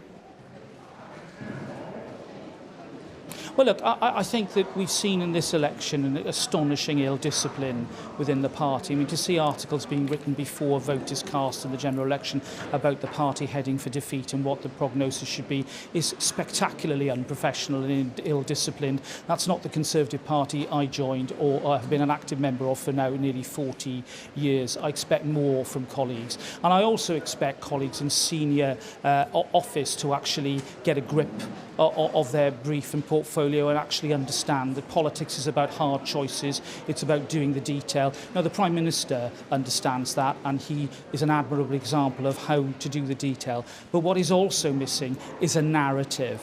What are we saying, particularly to younger voters? You know, in Swindon, I've got a younger than average demographic. What are we offering to them about owning their own home and having a share in the future of our country? Where's this ambition gone for our country? You know, the Conservative Party is more than just a desiccated management machine. We should be representing with passion the hopes of the next generation. And whilst we have done admirable things on education and supported older people in our society, we've really now got to look fundamentally at what we do for younger people. And it's not about left and right, Laura. It's about actually those who want to come into politics to do things rather than to be somebody. Now, I've lost my position. You know, I'm a member of the public again. great, I'm Joe Public, but I tell you this, my political career is not over, and for the party that I love, I will do everything I can to make sure we are a credible party of the nation once again, because that is where the Conservative Party wins, and that is what millions of people out there are crying out for. Those people who stayed at home today were telling us just as much as those who switched that they weren't happy with the Conservative Party. We've got to do better, and we've got to accept the judgment of the electorate quickly. And everyone watching will hear, Robert Buckland, tonight, the conviction in your voice and how strongly you feel about where it's gone wrong for your party. You say it's been spectacularly ill-disciplined and ill-judged for colleagues to talk about losing the election before it has actually happened. I assume there you're referring to Suella Braverman, the former Home Secretary, who did as much in the pages of the Daily Telegraph yesterday. Yeah, and I'm afraid that's not an isolated example. You know, I'm fed up of personal agendas and jockeying for position. You know, the truth is now, with the Conservatives facing this electoral Armageddon, it's going to be like a group of bald men arguing over a comb. You know, I came into politics to actually do government and to responsibly exercise power in order to make change in this country. I did that in office for many years. I'm proud of my legacy. I changed the lives of victims of crime, victims of domestic abuse and autistic people. I wanted the chance to do more for the people I care about. I've been denied that because the party around me just can't get its proverbial together, and I'm not going to use a four-letter word even though we're well after the watershed. Robert Buckland, Clive Myrie here. I mean, there is going to be a battle for the soul of the Conservative Party after this. If these early results are borne out more widely and the exit poll is correct, there is a sense that the party could lurch even further to the right and have those kinds of characters that you're criticising be in charge of the party. Well, that would be a disastrous mistake, and it would send us into the abyss and gift Labour government for many years. You know, what happened tonight was a big vote for change. Now, Labour are going to get a big majority, but, you know, and congratulations to them and good luck to the new Prime Minister. But it's not necessarily going to be the deepest of majorities for them, and they're going to need to listen to those who are in the minority. I'm so sorry, I'm going to have to interrupt you there. We've got a declaration here. Central and West Ward is as follows. Ali Afe, Liberal Democrat, 1,946. Francis Lazok, the Conservative Party, 4,228. Ashton Hector Muncaster, Reform UK, 7,815. Chi Onwurah, Labour Party, 18,875. John Pearson, Green Party candidate, 3,228. Habib Rahman, Independent, 1,636. Yvonne Ann Ridley, Independent, 3,627. And that Chi Onwurah has been duly elected to serve as a councillor, as a Member of Parliament for the Newcastle upon Tyne Central and West constituency. Thank you. The Reform candidate is unwell and has had to leave the count. So I now invite Chi Onwurah to speak. Thank you. We wish the Reform candidate well there. Ill, not able to make the count, and that's Ashton Muncaster. But they've come second. He's come second in that race. Labour holding on to that seat with a majority of 11,060. The turnout again fairly low, 54%, but Reform have beaten the Conservatives into second place, and that is, so far, and it's early, but it's the story of the night. It's a pattern we might see replicated across the country. Let's take a closer look at the numbers. Labour down 14% in Newcastle Central, so no question whether they were going to hold the seat, really, but see a real drop-off in their support as Reform comes up by 11%, but the Conservatives crashing down by 16%. But let's show you the movement from Labour to Reform. Again, we're in the North East, but not one of the areas like Sunderland where there was such a pronounced Leave vote. A very interesting pattern we're seeing there, Chris. I mean, we should underline it's a Labour win, but what's happening between Reform underneath the surface is fascinating, isn't it? It is, isn't it? And then we can piece together, I think, an element of what we see there in the numbers, not just in that seat, but in some of the early ones as far as Reform's performance, and then unpicking the language, the words that Robert Buckland was using to you there, Laura, in your conversation. Robert Buckland, a mild-mannered chap, but my goodness, you could hear his fury, his anger at his own colleagues, not just that article written by Suella Braverman, the former Home Secretary, in The Telegraph just the other day, but sketching out, as he sees it, what the party needs to avoid in the post-mortem that we're now seeing playing out on our programme tonight. Bald men fighting over a comb, talking about the prospect of the row to come in his own parliamentary party, which he won't be a part of. Really angry, though. Really angry. And as I say, you know, Robert Buckland, for viewers who perhaps don't follow politics as keenly as others may, is not someone who grabs megaphones and shouts loudly into them for the sake of it. He's a mild-mannered, understated chap by normal demeanour. And there you could see just how angry he is, and just how angry he is in particular at his own colleagues, in his view, contributing towards the difficult night for the Conservatives and his own demise. Yeah. All right, Chris, thank you for that. It's going to be an interesting night, clearly, and we've got enough results now and the exit poll, and I don't know about you lot, but I think it's about time we saw the swingometer. Ooh, indeed, yes. And Jeremy Vine has the swingometer in question in Cardiff. Jeremy. Funny you should mention that. Yes, right here with it, Clive. So let's just explain. The swingometer measures the movement of votes between parties from one election to another. And if the proportion of votes stays the same, then the swing would be 0, and you can see the needle here. And if that were to be the case, then all the red seats stay red and all the blue seats stay blue. It's not going to be 0 after tonight. We were listening, weren't we, to Robert Buckland. You can see over here, his seat would fall on a 6% swing. There it is, Swindon South, and so it did. But Labour are going beyond that. I could put the half-dozen results that we've had into the swingometer, and we can measure the actual swing. Not the exit poll now, this is the actual swing. So let's just move it and see what's happening. Before we look, 12.7% is the swing required for a majority of one. If you have 12.7%, Labour have it in every single seat, they get a one-seat majority. Where are they now? Just slightly shy of 11%. So that would have them, if it was 11% swing in every single seat, on an extra 98 seats. So you're thinking to yourself, how come this is an extraordinary night for Labour with what seems to be a fairly modest swing so far? Now, OK, as we get more results, the swing may go up. At the moment, if it's 11%, if you simply paint them in logically, these seats are all Labour and these seats stay Conservative. But here's what's actually happening.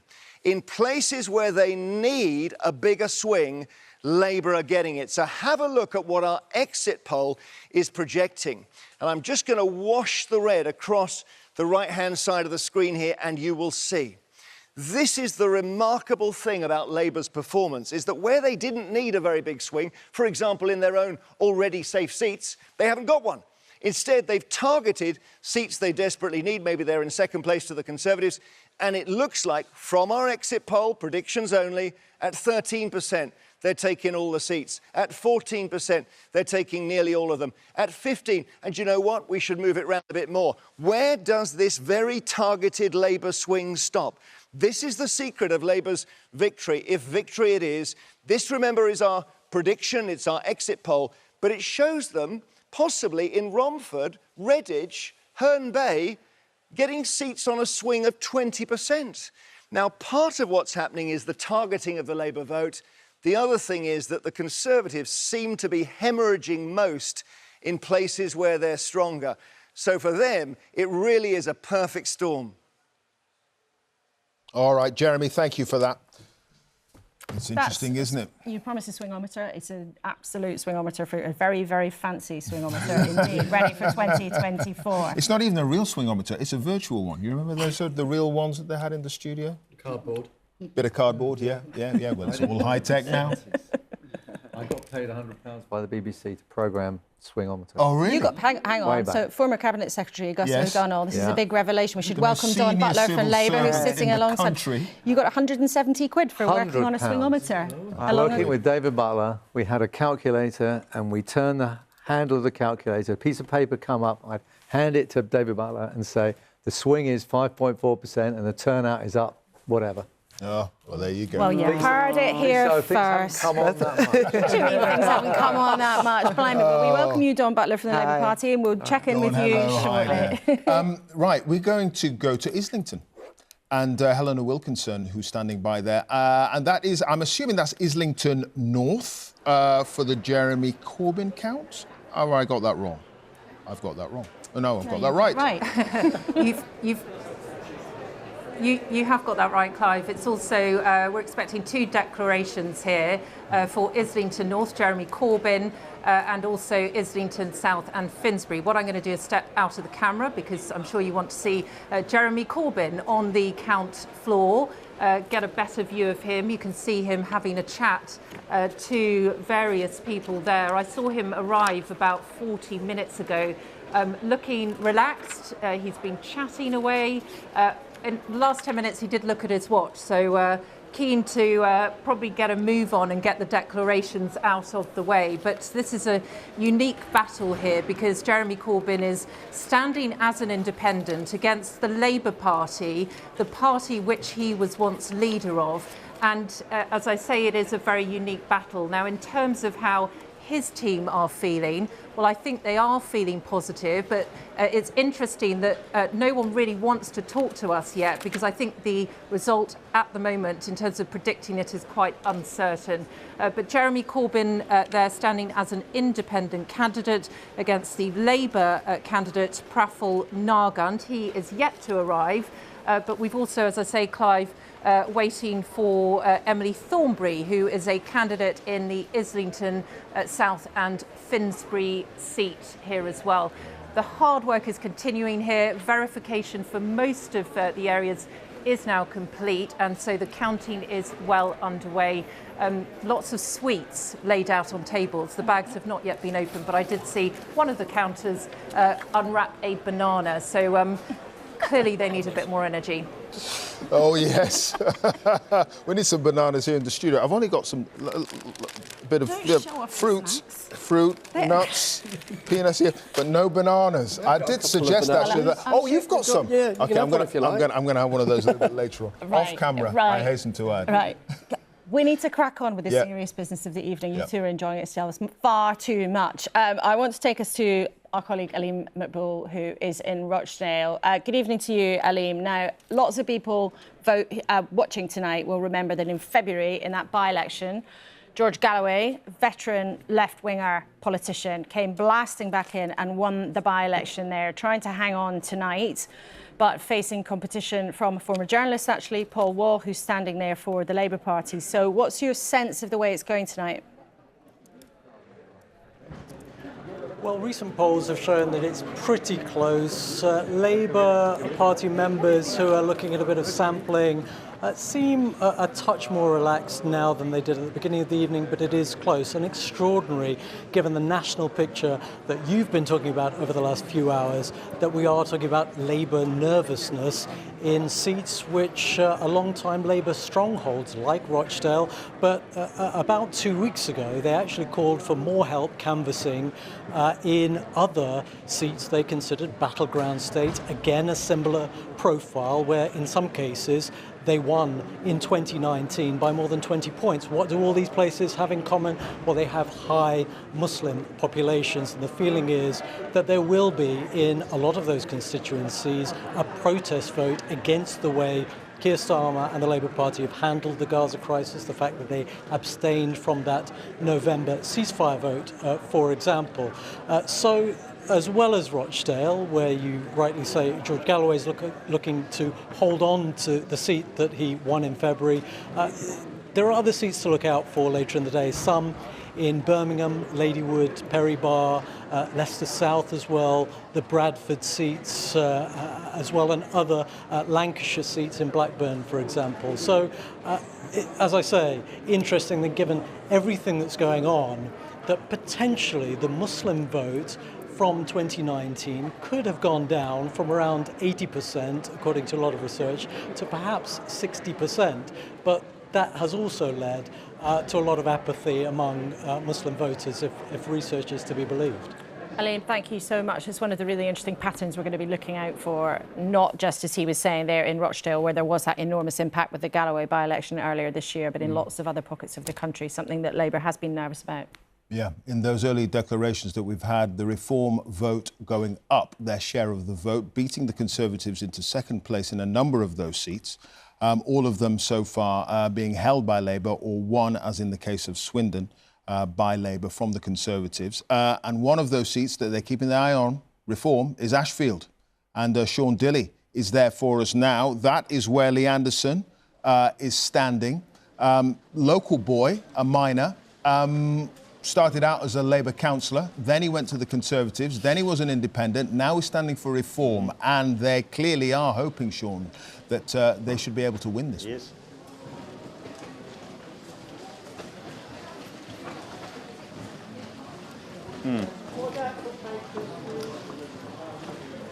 Yeah, I mean, Lee Anderson says that his views and his politics hasn't changed. He says the party's has. Lee Anderson isn't here yet. In fact, none of the candidates are here, but who are here are the election agents and the people who represent the parties. I'm just going to bring the camera over my shoulder a little bit of behind the scenes here at Ashfield, because some of the counting, it has been rather close. We've been chatting to various party officials who are standing over with clipboards. They have the ability to look at the ballot papers. The secrecy of the vote's guaranteed, but they get to have a look who's cast, or at least, you know, that boxes have X's in them. So we've had a chat to Reform Party representatives.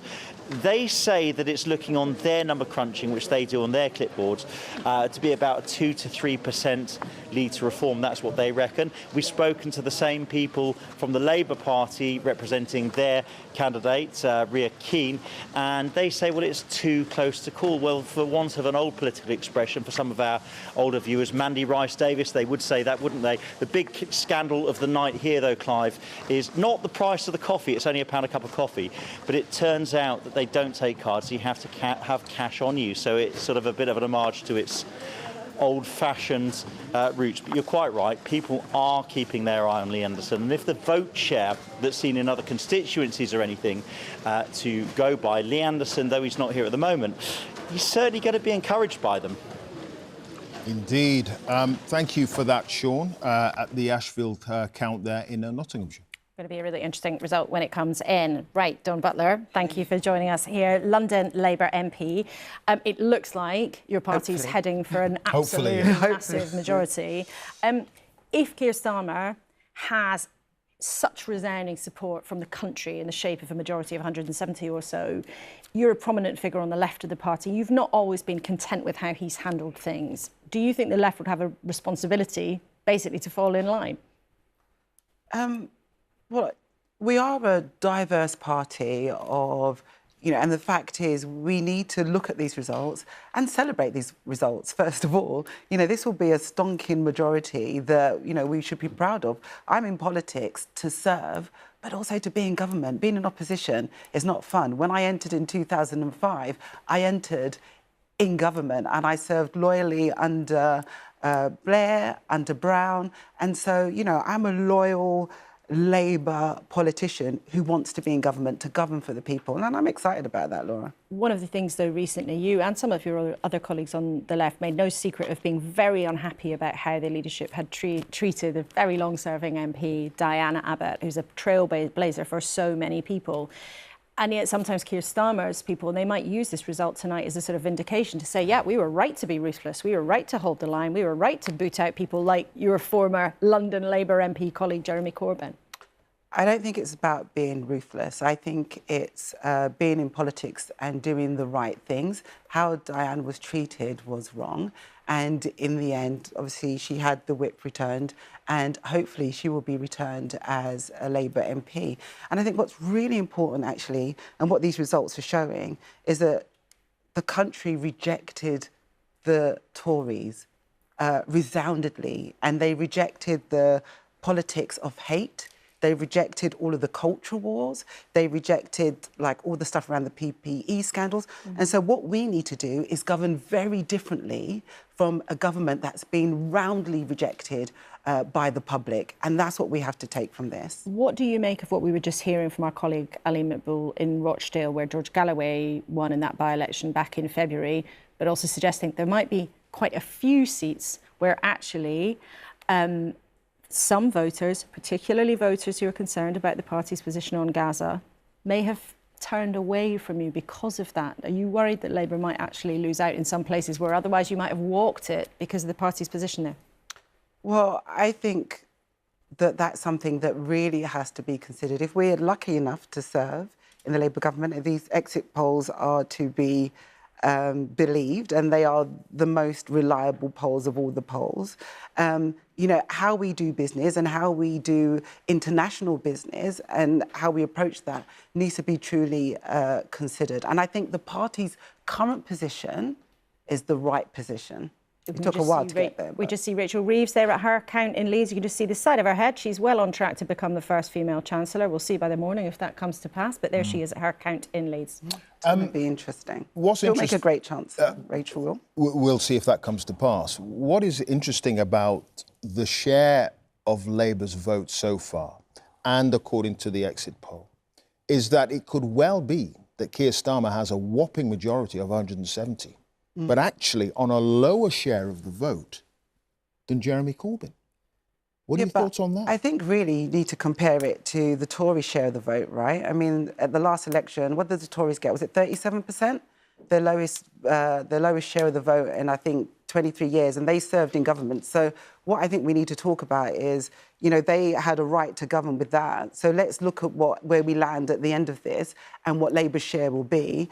And at the end of the day, you know, we will hopefully be in government. But given that share for Jeremy Corbyn in 2017, does that potentially mean that even with a majority of 170, people on the left are going to feel that they have a right, they do anyway, but have even more of a right to make their voice heard from the backbenches? I think what the discussion will be about is PR, proportional representation. I think there'll be lots of people talking about PR. I think if you look at... But you're not talking about that.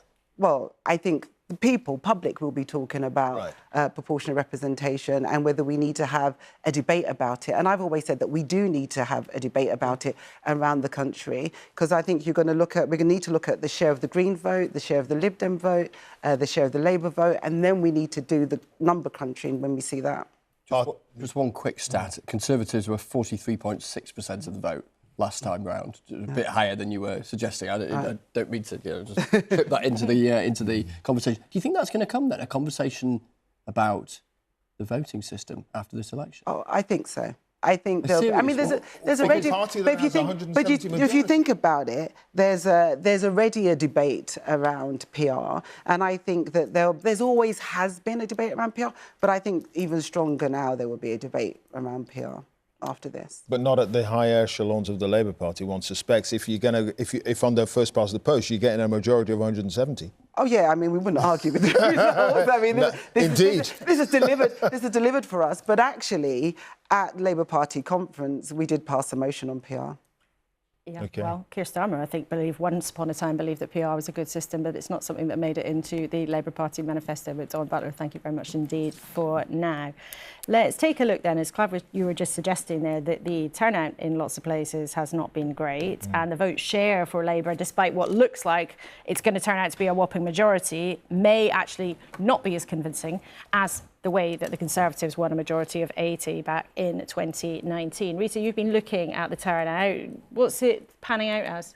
Panning out is quite low at the moment, Laura, and this is based on the results that we have in so far. So we've had 6 seats declared so far, and we're looking at 54% turnout based on those 6 seats, which is, you know, it's not resounding, really, is it? 54% was what we got in Newcastle Central. Let me show you the whole graph here, because it does make for interesting reading. We go right back to 1980, when Margaret Thatcher was in power, and you can see there the heady days of turnout were in the high 70s. They went up, actually, in 1992, you know, just peaking there at a little bit below 80%. Then you see something of a decline after 1997 when Tony Blair came in. We have Blair, Brown, Cameron, May, Johnson.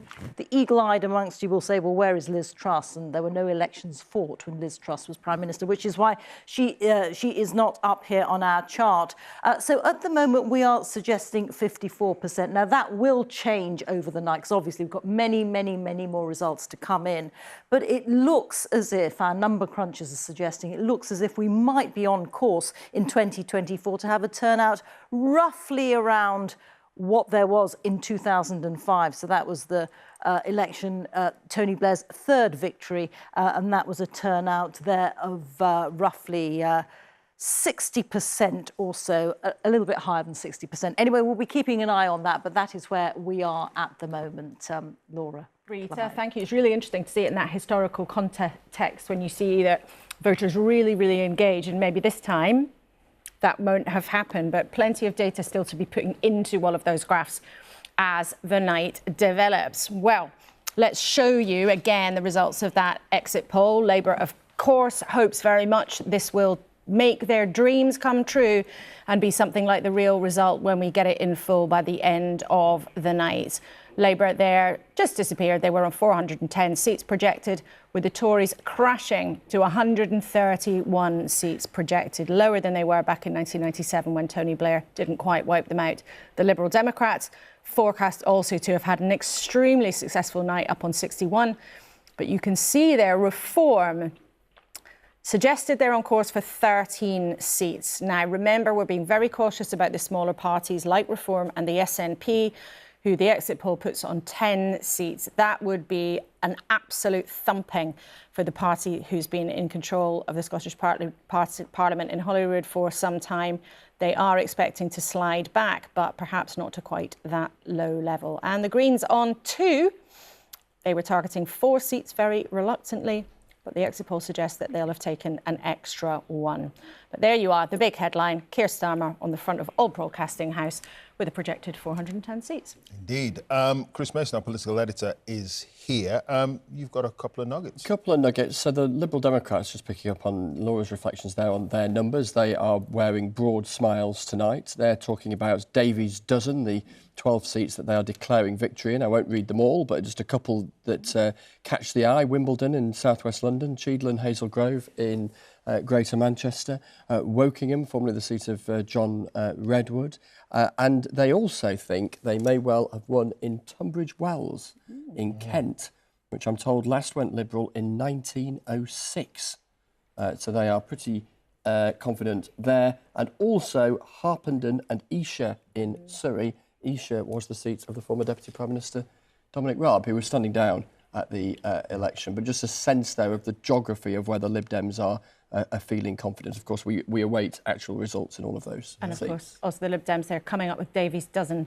So congratulations to them coming up with the first headline of the night. It's classic. Congratulations, Lib Dem. Pedalo power. Labour sources reckoning that, according to their data, perhaps 13 for Reform, as projected in the exit poll, might be at the upper end of where Reform end up. But have you had any hint from Labour HQ of nervousness about some of their seats, even perhaps going to Reform? Because I've been hearing a little bit of that tonight. Absolutely, keeping an eye on some seats in South Yorkshire, for instance, and elsewhere. So, yeah, and of course, both of those things could be true, couldn't they? But let's see. And one other little nugget just before we moved on. Our BBC colleagues on the ground in Basildon and Billericay, where the Conservative Party chairman, Richard Holden, did one of the quickest chicken runs you've ever seen in your life, stampeding to try to find himself a safe seat. But our colleagues there on the ground are suggesting that Richard Holden, who as Conservative chair theoretically should be in charge of this campaign, but he may well end up actually losing his seat. So we'll bring you more news from there as we hear. But that would be another scalp for the Conservative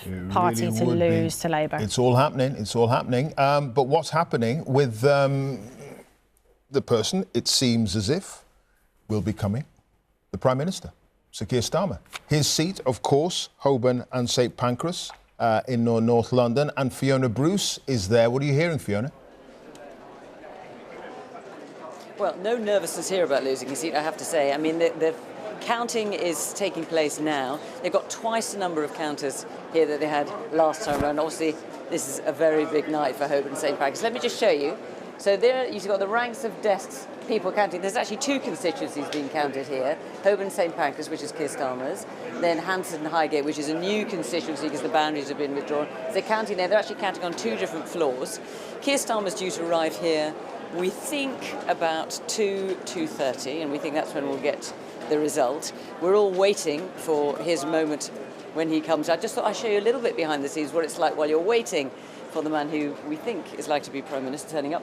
Here we are with my colleagues. As you can see, it's a very glamorous setup, and there's a lot of crisps and that kind of thing to fuel everyone keeping on going. The one thing I have managed to find out, I have to say Labour are being very disciplined about what they are saying as the night goes on. They're keeping a very tight rein on things. I've been texting MPs left, right and centre. What we do know is that there is an event happening in central London after this count. The party activists and staff are going to be there. It's a place in central London. They're not confirming that Keir Starmer will turn up, but to be honest, I'd be very surprised if he doesn't. And then we will be trying to follow him there and see what happens later on. OK, Fiona, thank you. Gateshead Central and Wickham, apparently, is another Labour hold. So they have hung on to that seat. Mark Ferguson is the new MP there.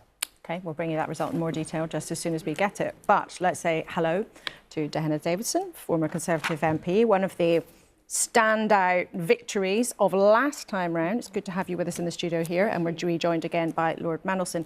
Dehenna, when you look at the kinds of results that we are expecting, this absolute historic crash for the Conservative Party, such a stark difference to when you were elected, why has it happened, do you think? Range of reasons. I think the key one, too, we've been in power for 14 years. It would be very unusual, I think, for a government to win again after 14 years. You know, over the course of a parliament, you make mistakes. Over the course of, what have we had, 5? You're bound to make mistakes and tick off a lot of people. So I'm not particularly surprised that the cycle was due to come back around. But on this scale, particularly when you do contrast that to 2019, does feel difficult as a Conservative. You know, I'm a Conservative, I believe in Conservative values, and I firmly believe, respectfully, Peter, that we do a better job than the other guys. So to see this kind of result and see a lot of people who I would consider friends, good, hard-working people who've put their all into being members of Parliament, who are set to lose it through no fault of their own, it's devastating. What do you think the mistakes were? So you cited the natural pendulum swing. Some people might think, and maybe that is part of what is going on tonight, but you also mentioned mistakes. So what were the mistakes, do you think? I think the biggest mistake that our party has made over the past probably 3 to 4 years is getting too used to being in power and forgetting who the true opposition is. You know, we are supposed to be a united force fighting against the other guys, fighting against opposition parties, putting forth a united Conservative front. And I think we lost sight of that over the past few years and have found so many factions within our own that the infighting has begun. And we've been, frankly, airing a lot of our dirty linen in public in a way that I don't think is dignified for any party. And I think that's what's led to the scale of the defeat that we're seeing tonight. I don't know if you heard the comments from your former colleague, Sir Robert Buckland. I did. He was talking about a political circus. He was talking about people not telling the truth. And you say it's the last 3 or 4 years when things have appeared to be divided and voters don't really like it. But actually, maybe it happened a long time before that. You know, 3 or 4 years ago, it's only 2021. Before that, you'd already got rid of 2 prime ministers. David Cameron had to quit after the referendum. Theresa May was then had out by Eurosceptics plotting against her to install Boris Johnson. So who do you hold responsible? Because it's not like you suddenly started squabbling a couple of years ago. No, I think, you know, the European debate has existed within the Conservative Party for decades. And as soon as that one was to some extent settled, it felt like we just had to find a new squabble, a new thing to fight over. We've been fighting over the kind of culture war issues, over economic policy, taxation, whether we should, you know, cut taxes, whatever.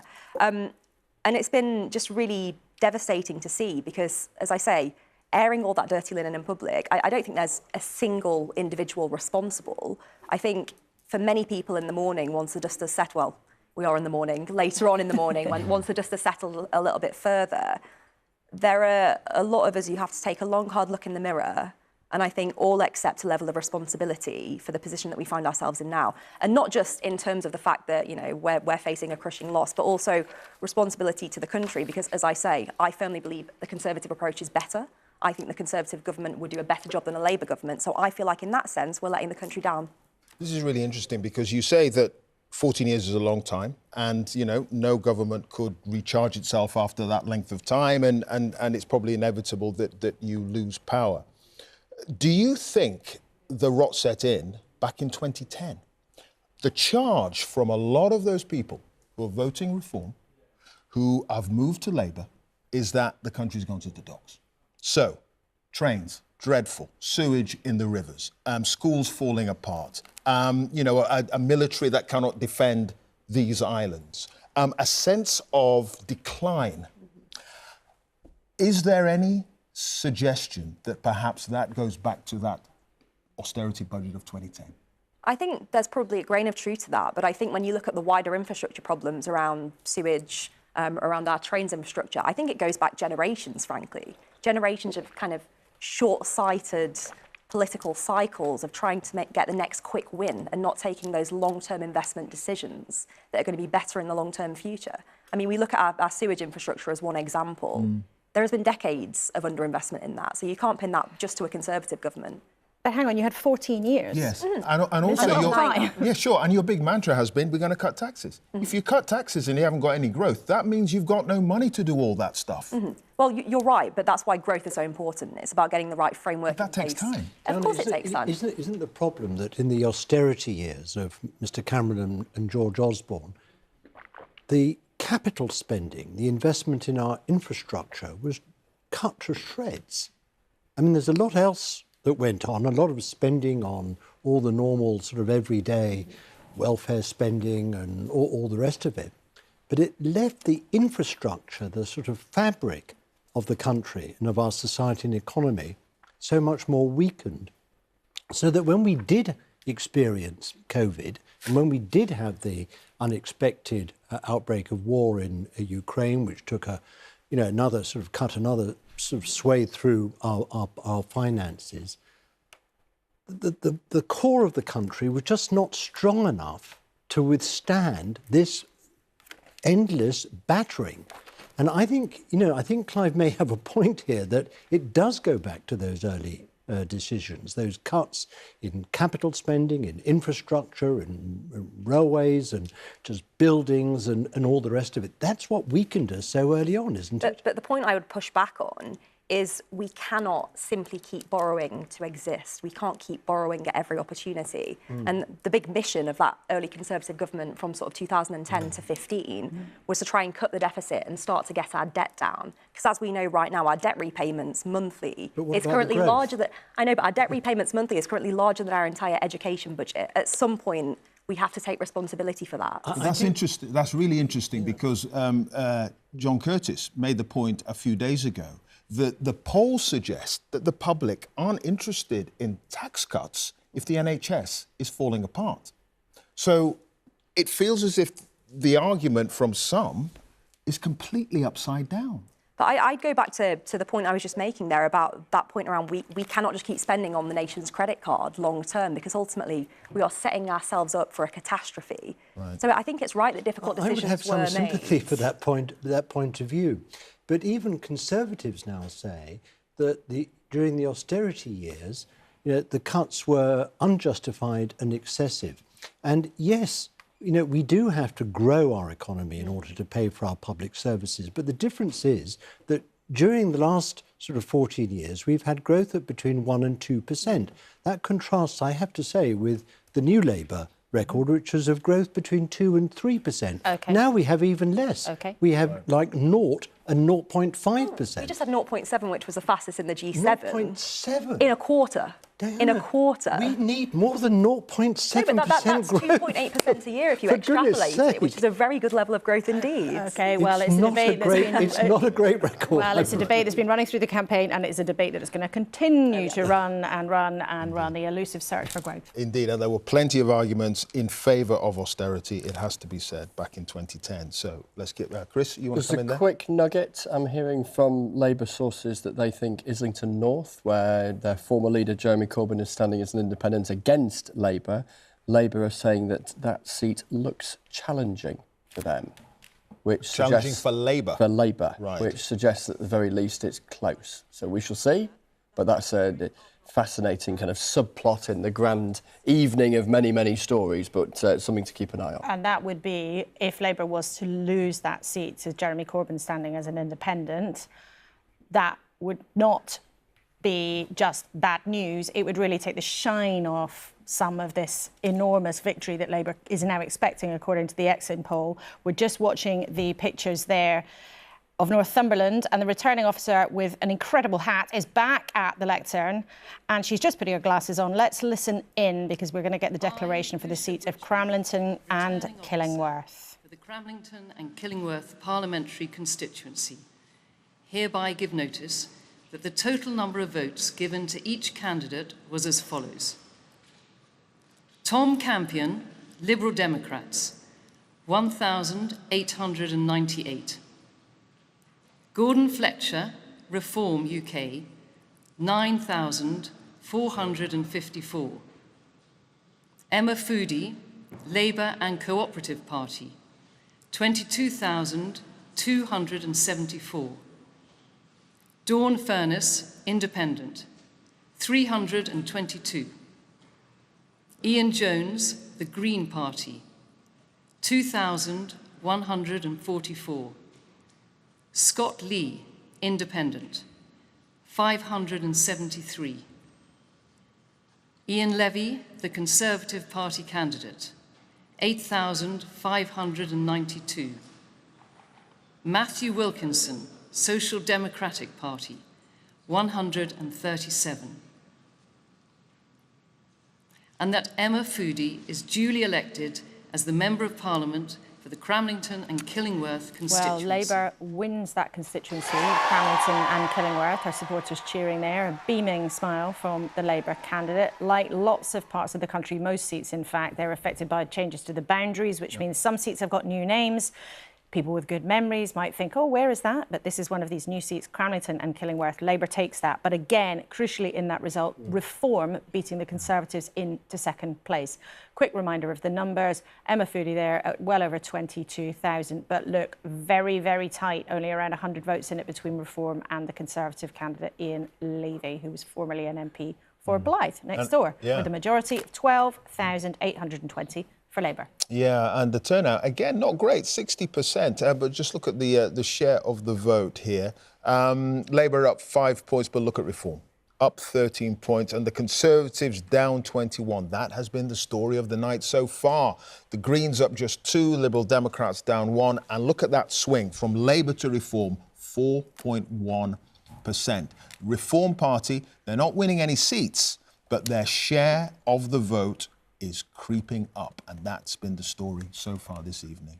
We were talking about the Liberal Democrats a little bit earlier. We're going to go to Jeremy Vine, who's going to paint more of a picture, given the results that we've got and the exit polls, of how the Liberal Democrats could fare this evening. Jeremy. Well, it looks like being an absolutely brilliant night for the Liberal Democrats, doesn't it? And let me just, you mentioned just a moment ago boundary changes, and I guess we need to start from that point, because I just got to explain this key issue of the boundary changes and how we actually set the starting point for these comparisons. A lot of this map has changed since last time. In order to make comparisons with last time, we've fed the 2019 vote through the new boundaries.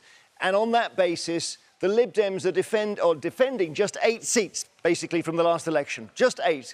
But this was their target list. So let's have a look at the Lib Dem target list, with the most juicy target, Carshalton, the narrowest Conservative win on the list, North East 5, Wimbledon, Sheffield, Hallam, Nick Clegg's old seat, South Cambridgeshire, Cheltenham, etc. So there's 50 seats on this board here, all won by other parties. Carshalton, the easiest for the Lib Dems to take.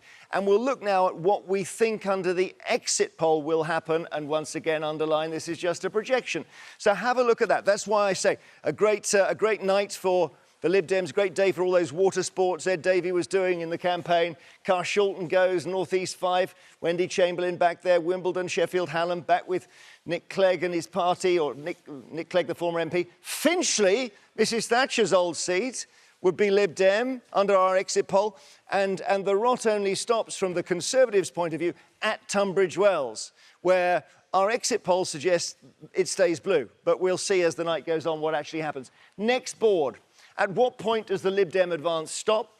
The late Paddy Ashdown would have enjoyed seeing Yeovil back in the orange column, North Norfolk, North Cornwall, Epsom and Ewell, the old seat of Chris Grayling, who's gone into the House of Lords tonight. That's gone Lib Dem. Surrey Heath, Michael Gove's old seat, Mid Dorset, and then basically Torbay.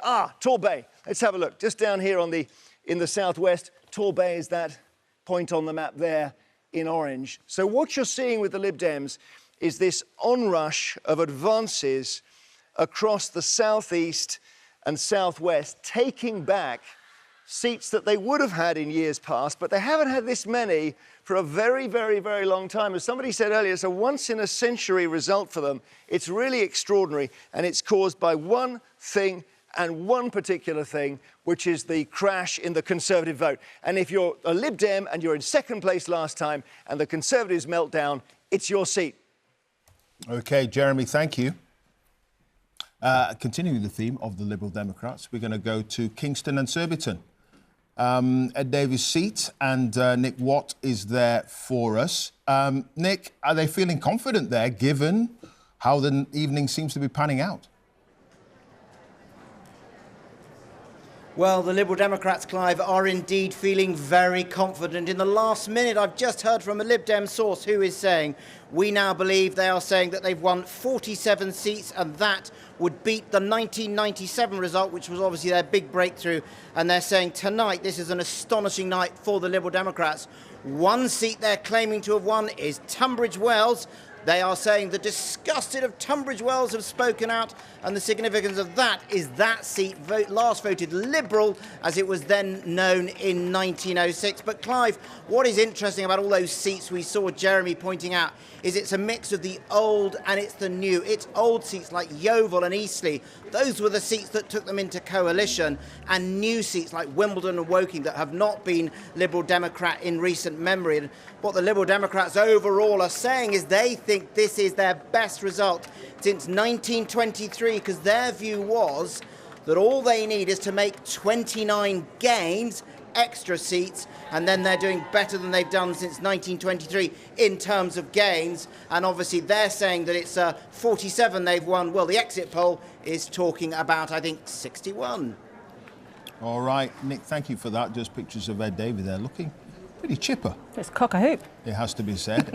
Let's talk to Chris, who's with us. That strategy, Chris, of trying to get headlines, of trying to get at least the public seeing what the Liberal Democrats had to offer, it does look as if, possibly, according to the exit poll, that might have actually worked. And we were hearing that from Daisy Cooper a little bit so earlier. I think that there's two elements to the Lib Dem strategy that are interesting. There's the very visual one. I was stood on a windy hill in a field in Hazel Grove about 10 days ago as Ed Davies was painting a bit of pottery with a bee on it, which was one of his more sedate activities of the last 6 weeks. Didn't quite match the bungee jump that was to follow a little later. So, yeah, firstly, there was that kind of visual strategy. Here is a party that gets squeezed the whole time by the big beasts at Westminster of the Conservatives and Labour. How do you capture attention? Ed Davies does this kind of midlife crisis for 6 weeks on camera. But there's a more interesting element, I think, to the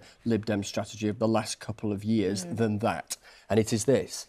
They have, in the past, been punished by the electoral system. In other words, they've had lots of supporters in lots of places, but not enough in enough places to win many seats. They don't like the electoral system. We heard Daisy Cooper saying as much a couple of hours ago.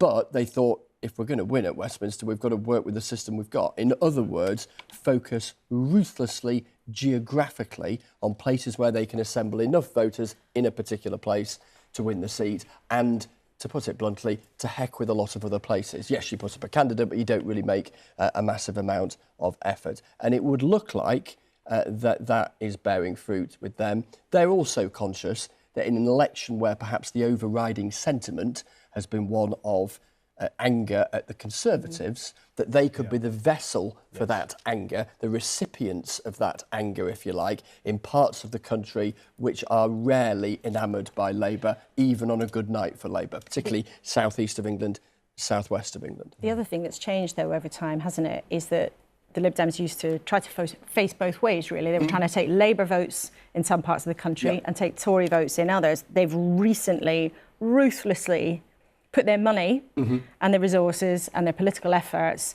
into going after the Tories. I mean, Ed Davey was even sort of trying to say during the campaign they were the real left-wing alternative compared to the Labour Party. And indeed, some of their policies, like spending loads more on social care, raising taxes to spend more on health. Yes. Oh, they have been, under Ed Davey, a proudly anti-Conservative party. And of course, you know, it's not a million years ago that Ed Davey was a minister in a coalition government where the Conservatives were the primary party, but he has absolutely shifted its attention to being just that, and tried to, in so doing, cleanse them as they might see it and others might see it, given the hammering that they took in 2015 following their time in coalition. It's nearly a decade on from that, and and they were in the doldrums for years and years and years until it would appear tonight. And stepping aside in some of those seats that they're not really going to win.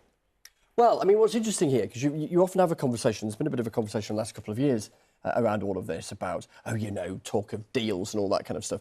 The nature of the political geography of the UK, and in particular England, has tended to be that where the Liberal Democrats are competitive, i.e. can win seats, Labour are a million miles behind, and vice versa. So, yes, it looks like there could be evidence of people voting tactically, effectively voting anti-Conservative tonight, but the parties haven't really necessarily had to coordinate that in any sense. They can allow an electorate to come to its own conclusion based on the psephology, if you like, of each individual area. Can't believe I've used that big word at 1:30 in the morning, but, why not? We're just trying to say voters are smart, right? Yeah, totally. They can work it out and work out where their vote can be used most efficiently. Exactly. All right, Chris, thanks for that. Well, let's go to Leeds West and Pudsey and speak to Rachel Reeves, who is the Shadow Chancellor as things stand, who for some time has had high hopes of becoming the first female Chancellor. Thanks very much indeed for joining us. Do you think you're going to be Chancellor tomorrow afternoon? Well, that would be Keir's decision, but if the results unfold in the way that the exit polls suggest, this will be an historic victory for the Labour Party, and Keir Starmer's leadership, turning around the Labour Party, putting it back in the service of working people, has put us in this position now where we are in touching distance of forming the next government. I very much hope to play my full part in that. Why do you think the results are panning out the way they have? We've heard a lot in the studio already tonight about voters' unhappiness with the Tories over the last few years. Perhaps less optimism about the message that you put out there. Which was it, do you think? People are crying out for change. That's the message that I heard loud and clear during the course of this election. You know, after 14 years of chaos, division and decline, 5 prime ministers, 7 chancellors, people wanted change, and people have voted for that in huge numbers. And I think the overarching theme of this election is the seats that Labour are winning and the seats that Labour look to win, including some seats potentially that Labour has never won before, that we are on course to pick up this evening because of the change that Keir Starmer has brought to the Labour Party. It does seem, though, that more Conservative voters may be switching to Reform rather than moving their votes across to you. I mean, if that comes to pass, and actually Nigel Farage's party was more attractive to voters willing to move than Keir Starmer's Labour Party was, what kind of verdict do you think that would be? Well, let's see how the night unfolds. We haven't had that many results yet, and so far it's been Labour that's been picking up seats, including directly from the Conservatives, for example, in Swindon. That is good news for Labour, and we're on course for being able to provide the strong leadership that this country needs, with a strong mandate to deliver the change that we set out in our manifesto, to bring stability back to the economy, to create those 40,000 additional appointments every single week in our National Health Service, the recruitment of 6,500 new teachers in our state schools. So that's what we sought a mandate for, and we very much hope tomorrow to be able to start getting to work on that job. But in terms of the enthusiasm for the Labour Party, I mean, as you point out, it's just an exit poll. It is still early in the night. We haven't had that many real results. But the exit poll does point to an absolutely thumping majority for Keir Starmer, and yet it also suggests that Labour's share of the vote is up around 1%, and the Reform share of the vote appears to be up around 14%. Are you confident that Labour will not lose seats to the Reform Party tonight? Well, look, let's see what happens on that seat-by-seat basis. But if the results unfold in the way that it looks likely, this is going to be an almost unprecedented landslide majority for the Labour Party. That will give us the mandate to make the changes that our country needs. People are crying out for change, and it looks like people are putting their trust in the Change Labour Party under Keir's leadership, and it's now up to us to repay that trust by starting to deliver on the things that we set out during the course of this election, to bring stability back to our economy, wealth creation and jobs and opportunities in all parts of the UK, to tackle the cost of living crisis. That is the change that our country needs, and that is the change that I know that Keir and the whole team is determined to deliver if we have that chance from tomorrow. Rachel Reeves, Clive Myrie here, but are you confident that you're going to be able to deliver in the way that you would like to, given that you've signed up to the fiscal rules of the previous government, if you do win eventually this evening? You have put yourself in a straitjacket. You are not going to raise taxes, at least on those that are out there, concerning your tax lock, as it were, no rises in VAT, national insurance and income tax. You're going to be in a very straitened and difficult position. And yet you're saying that you're going to be able to deliver for all those people who now have put faith in you. How are you going to do that? So everything in our manifesto is fully costed and fully funded. So we have set out in the manifesto the immediate injection of cash we will provide for our public services. The 6,500 new teachers in our state schools paid for by closing the loophole whereby private schools don't pay VAT or business rates today. Closing the tax loopholes whereby non-doms still are not paying their fair share of tax in the country that they make home. And we will put that money into our National Health Service. So an immediate injection of cash. But what we sought at this election was a mandate to grow our economy. And that requires tough decisions and difficult conversations and fights ahead, for example, on our planning system. But we're determined to bring growth back to Britain. I talk to so many investors and businesses who say they've got money to invest, but they're choosing not to invest in Britain today because of the lack of stability, because of a planning system that is stacked against actually getting stuff built in Britain.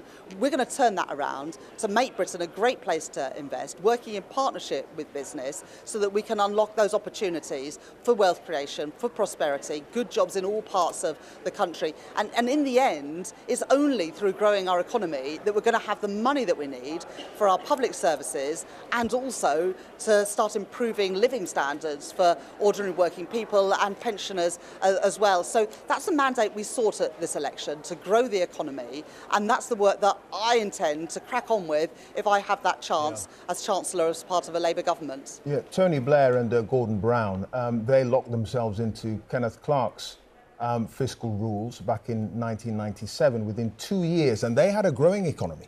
Within 2 years, they raised national insurance. You're going to have to put up taxes, aren't you? Well, that's not true. National insurance stayed at the rates it was for the first term of a Labour government. And we've made a commitment not to increase income tax, national insurance or VAT for the full term of a Labour government for a simple reason. People have gone through a massive cost of living crisis these last few years, and whacking up taxes on working people is not the way to address a cost of living crisis. That's why we are looking to grow the economy. Other countries have managed to grow their economy and as a result had money to invest in their public services whilst also keeping taxes down. The failure to grow the economy in Britain is a real dereliction of duty of the Conservative government that is on its way out. We're going to turn that around with a plan to bring stability to our economy, investment to our economy, and then reform of things like the planning system that has held back investment, held back building in Britain for far too long, and we're going to do something about that. That's what we sought a mandate for in this election, and that is the work that's going to start tomorrow.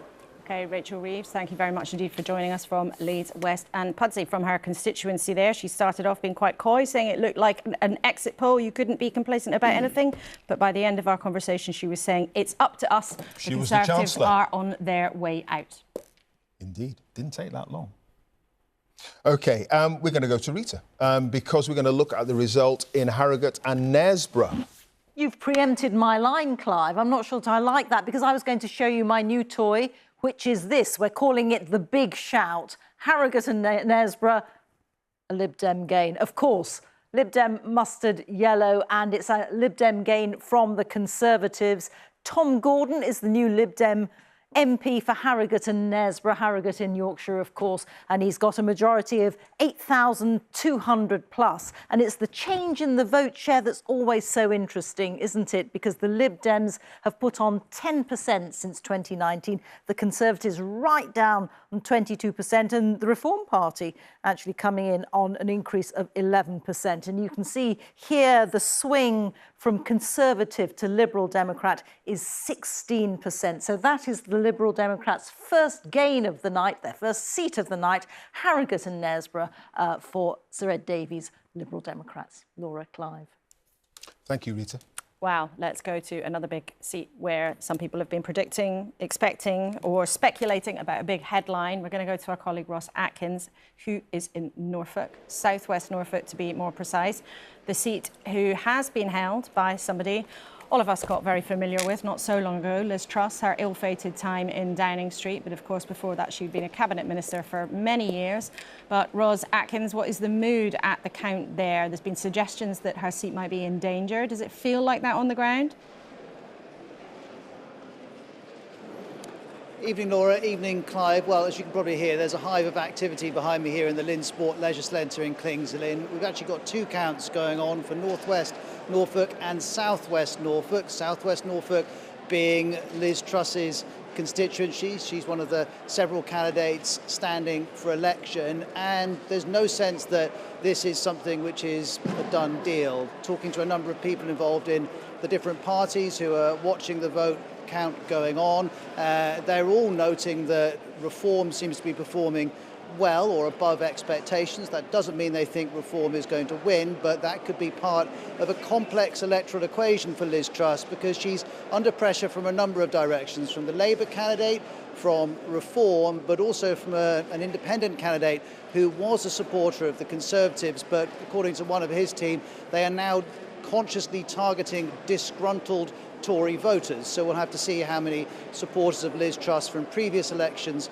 come across. And just to put this in context, both of these constituencies would have, till very recently, be considered rock solid for the Conservatives. Both the MPs standing for re-election have majorities of well over 20,000, and yet when we look at the exit poll, Northwest Norfolk is projected as being 66% likely for the Labour Party, and as for Liz Truss, her victory is described as possible. So neither of these two things are settled. In terms of the practicalities, you can probably see the stage just behind me where the results will be announced. We're expecting Northwest Norfolk at 4:30 in the morning, Southwest Norfolk, Liz Truss's constituency, at 5:30 in the morning.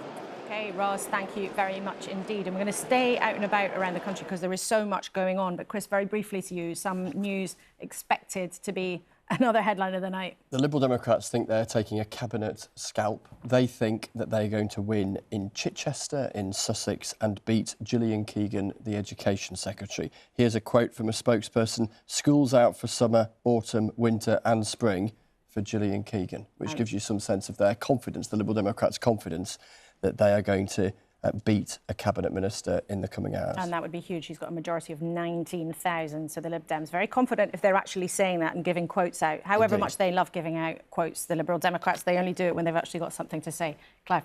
Interesting as well, the vote down in Basildon and Billericay, where the Tory party chairman, Richard Holden, is fighting, and he chicken run. He was parachuted in there.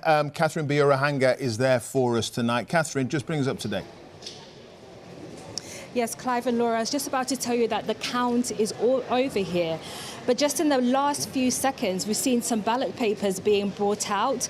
Several of the counting staff are busy recounting some of the ballot papers, it seems, from where I'm standing here. This really is an indication of just how close the vote is here in Basildon and Billericay. And the reason, of course, there is a national focus, as you mentioned here, Clive, is the fact that you have the Conservative Party chairman, Richard Holden, standing in this seat. There was controversy around it. Some Conservative Party members feeling he was parachuted in.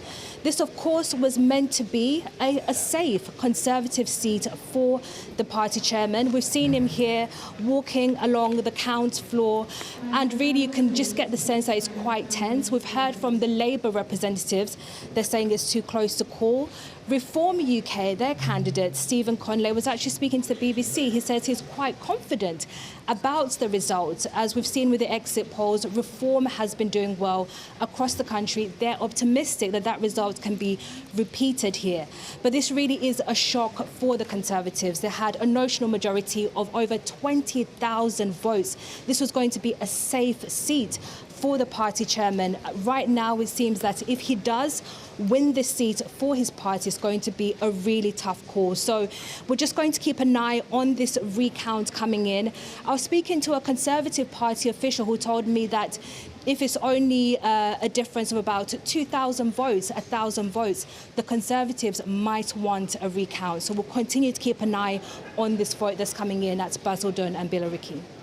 OK, Catherine Bierahanga will keep an eye on that seat. Very interesting. Very interesting. Let's go to the other side of the country. We can talk to Katie Razzle, who's in Bristol. And one of the really interesting things in Bristol, Katie, is that real fight between Thangam Debbonaire, who is the Shadow Culture Secretary, who would be very hopeful of being in a Keir Starmer cabinet, and the Greens, who have been pushing very hard. What's the mood?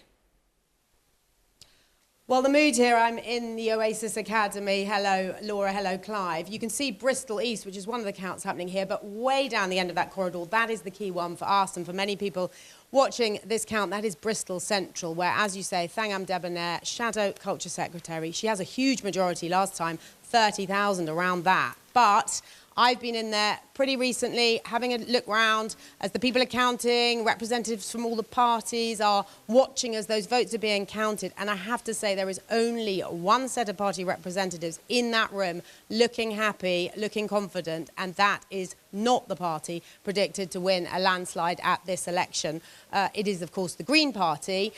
They are using very sober language still. Carla Denyer, the co-leader, is about to arrive here, and they're talking in very sober terms, just saying they're optimistic and it was great on the doorstep. But someone from one of the smaller parties who's been in that room for a long time told me she thinks the Greens are storming it in Bristol Central, and it certainly looked that way to me when I was in there. Of course, it's early days. We're not going to find out till 3:15, but there have already, it looks to me like been some Labour people who do look pretty devastated. I was talking to somebody who was saying that even as they were trying to get their vote out on the doorsteps, even as late as 8:30, 9 o'clock tonight, people were saying, I'm sorry, we really like Thangam, but we're going to vote Green because, I mean, what this person was saying, in a sense, there's no jeopardy. If you think there's going to be a Labour landslide, it's OK in a seat where you want to support the Greens to do that without any jeopardy. And that seems to have been potentially, if that is what swings it, but that is one of the reasons why this has happened. But there's a lot of faces, sad faces here,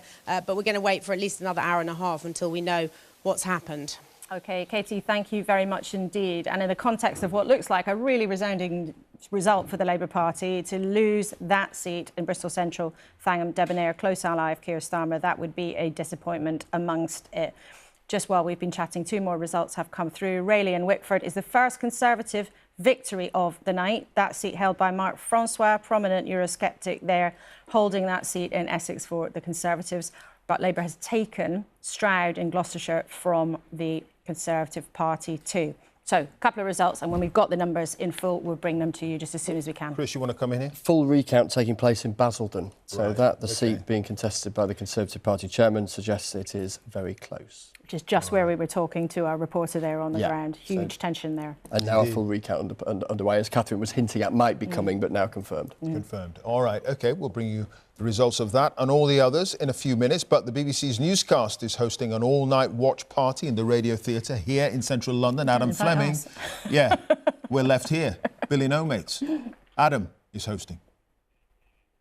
Hello from the newscast all-nighter, which is in the BBC Radio Theatre at BBC HQ, but we've turned it into a giant living room and filled it with politics and podcast fans who've been watching tonight's election results as they come in on this absolutely massive television and these very comfy sofas which we've had installed. Let's see how people are feeling. We're joined by David and Annabelle. Hello. Hello there. Hi. And Adam. Hello. Hello. Two Adams are better than one. Right, so how do you feel about things so far? Yeah, really interesting. Yeah, personally very pleased. Because? In particular because of the swing in Eastleigh, which is where we're from, in Hampshire. So really keen to see Lib Dem take that back. Okay. How about you? Family agreement?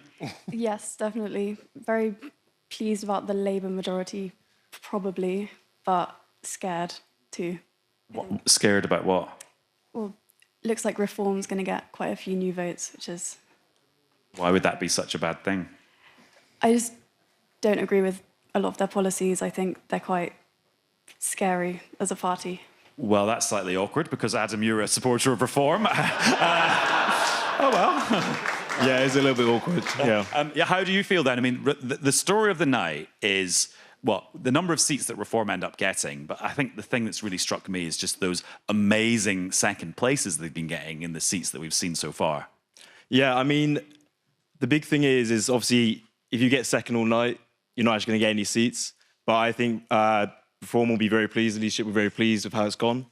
And I mean, they said from the start, even just one seat would be amazing. And so I think that overall they'll be very pleased with seeing 13 come up. And I think it really gives, given how much proportion of the vote they have, maybe it's not reflected in the seat count, but they will be really pleased being government and really have a mandate from the people. I mean, Reform is often talked about as a kind of one-man band, the one man being Nigel Farage. Do you think there are 12 other good quality Reform people out there to be in Parliament? What are these 12 other people going to be like if there are 13 Reform seats? I mean, I think everyone is, you follow the party line. And I think the politics of the party, they're addressing the concerns people actually have. I think the issues people see Conservatives, and Conservatives fumbled the bag, really. They were given a massive majority in the last election, completely wasted it, I think. And with Labour, I don't see change. I'm sorry, they say they stand for change. I don't think that is the case at all. Lib Dems...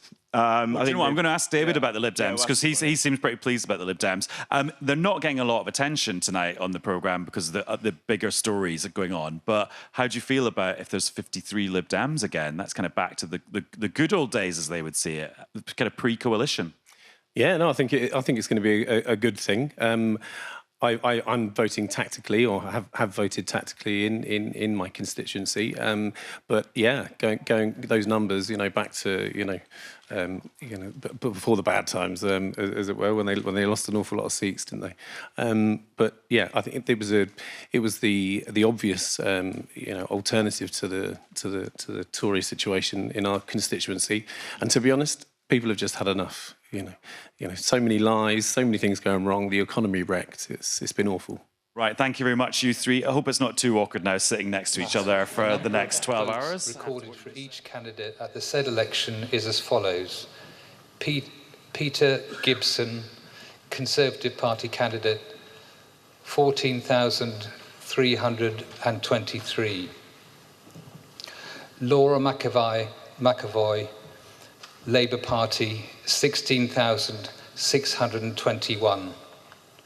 Matthew Snedker, Green Party, 2,847. Simon Thorley, Liberal Democrats, 1,735. Michael Walker, Reform UK, 6,852. I've got to deal with the rejected ballot papers. 121 ballot papers were rejected. There were no rejections for want of an official mark. There were 21 rejections for voting for more than one candidate. So Labour have taken the seat of Darlington from the Conservatives. They took it in 2019. It is Lola McAvoy who has taken it there from the GMB union rep. 16,621. The Conservatives in second place. Michael Walker for Reform UK in third place. The turnout, again, disappointing, 60%, but the majority, 2,298. So Labour taking back Darlington from the Conservatives with that majority of 2,298. So the headline in Darlington, a seat that turned blue in 2019 has turned red again. But let's look at the numbers in more detail. You can see there what happened to the Conservative share, crashing by 16%. Labour barely going up at all, hardly noticeable, 0.3%. And the Reform Party up by 13%. Now, Reform didn't do enough to beat the Tories into second place, as we've seen in some other seats tonight. But if Reform hadn't been around, then the Tories would have held it on those numbers. Let's look at the swing from Tories to Labour, 8.1%. So Darlington is once again in Labour hands, part of the country they used to, their critics would say, take for granted that they lost in 2019, back in Labour hands tonight. Yeah, Labour are winning seats, there's no question about that. And the exit poll projection was for a majority of 170 seats, a majority. So they are doing well. That is the story. But Reform and their percentage share is also part of the mix this evening. And one of those seats that Labour have taken this evening is from the Conservatives is Stroud. And Rita has been drilling down into the numbers a little bit more on that. I have indeed, Clive. I can show you how this was done. So Stroud in the Cotswolds in Gloucestershire, a Labour gain from the Conservatives. Now, this was a top Labour target. It was number 14 on their list, and it's quite a bellwether seat. It was Labour during the days of Tony Blair, and then Conservative during the Cameron years. But Simon Ofer, who's a local GP, is now the new Labour MP for Stroud with a majority of 11,400 plus. And look, turnout 71%. Now, it's high in Stroud. People have really come out to cast their vote here. Take a look at the vote share. Labour up by 5%. The Conservatives right down 20% of their vote lost since 2019. Reform up 10%, so another strong performance there by Reform. And the swing here from the Conservatives to Labour is 12%. Now, Labour only needed 2% to take Stroud, so they've done it with bells on, really. Laura, Clive. All right. Thank you, Rita. We should just bring you the Nuneaton result. Classic bellwether seat here. Tory under the Thatcher and Labour under Blair. Well, Labour have taken it from the Conservatives. That Nuneaton seat there. A nursery manager, Jodie Gosling, 15,216 votes, beating government whip. And on the Tory right, Marcus Jones, 11,737. And the turnout, again, disappointing, 57%, but the majority, 3,479, and Reform coming in with a healthy 9,059. Prime Minister campaigning there just the other day.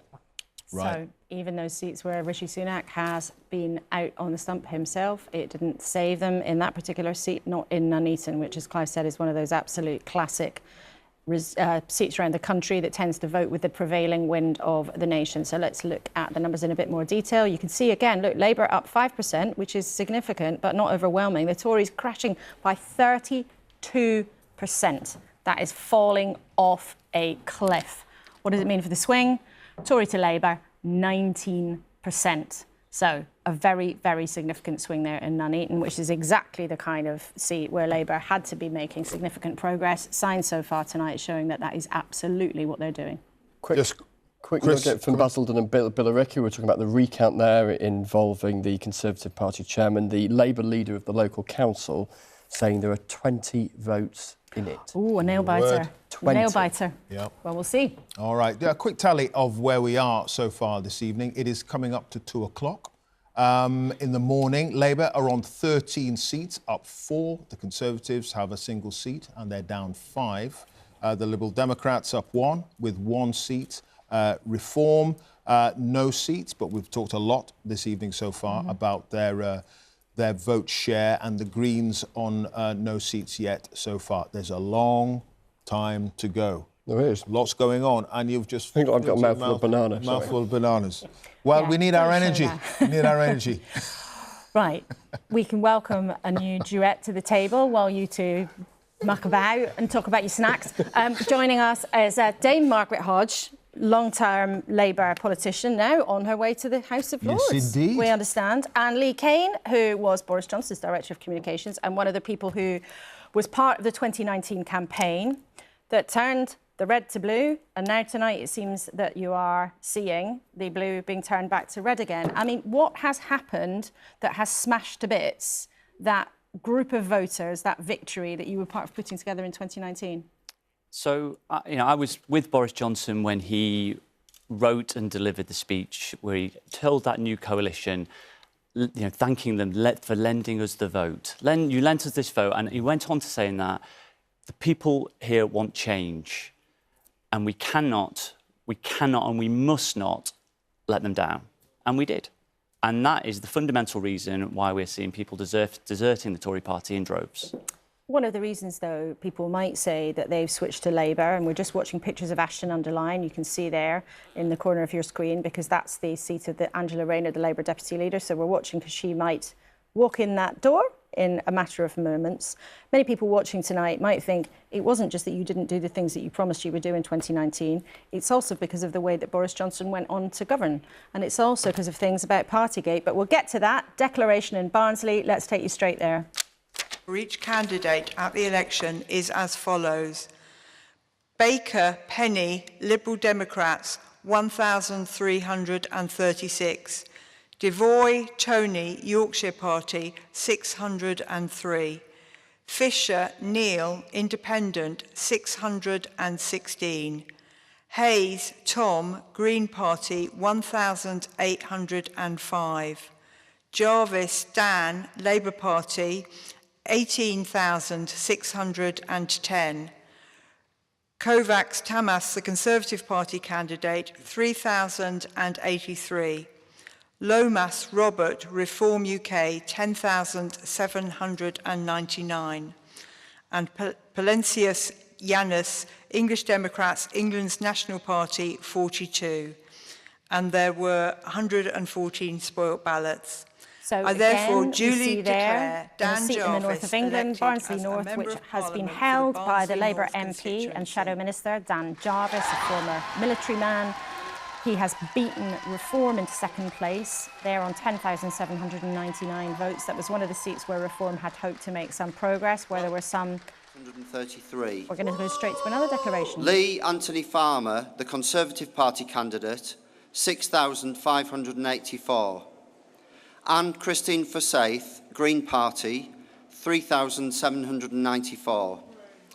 Darren James Longhorn, Yorkshire Party, 404. Rachel Reeves, Labour Party, 18,976.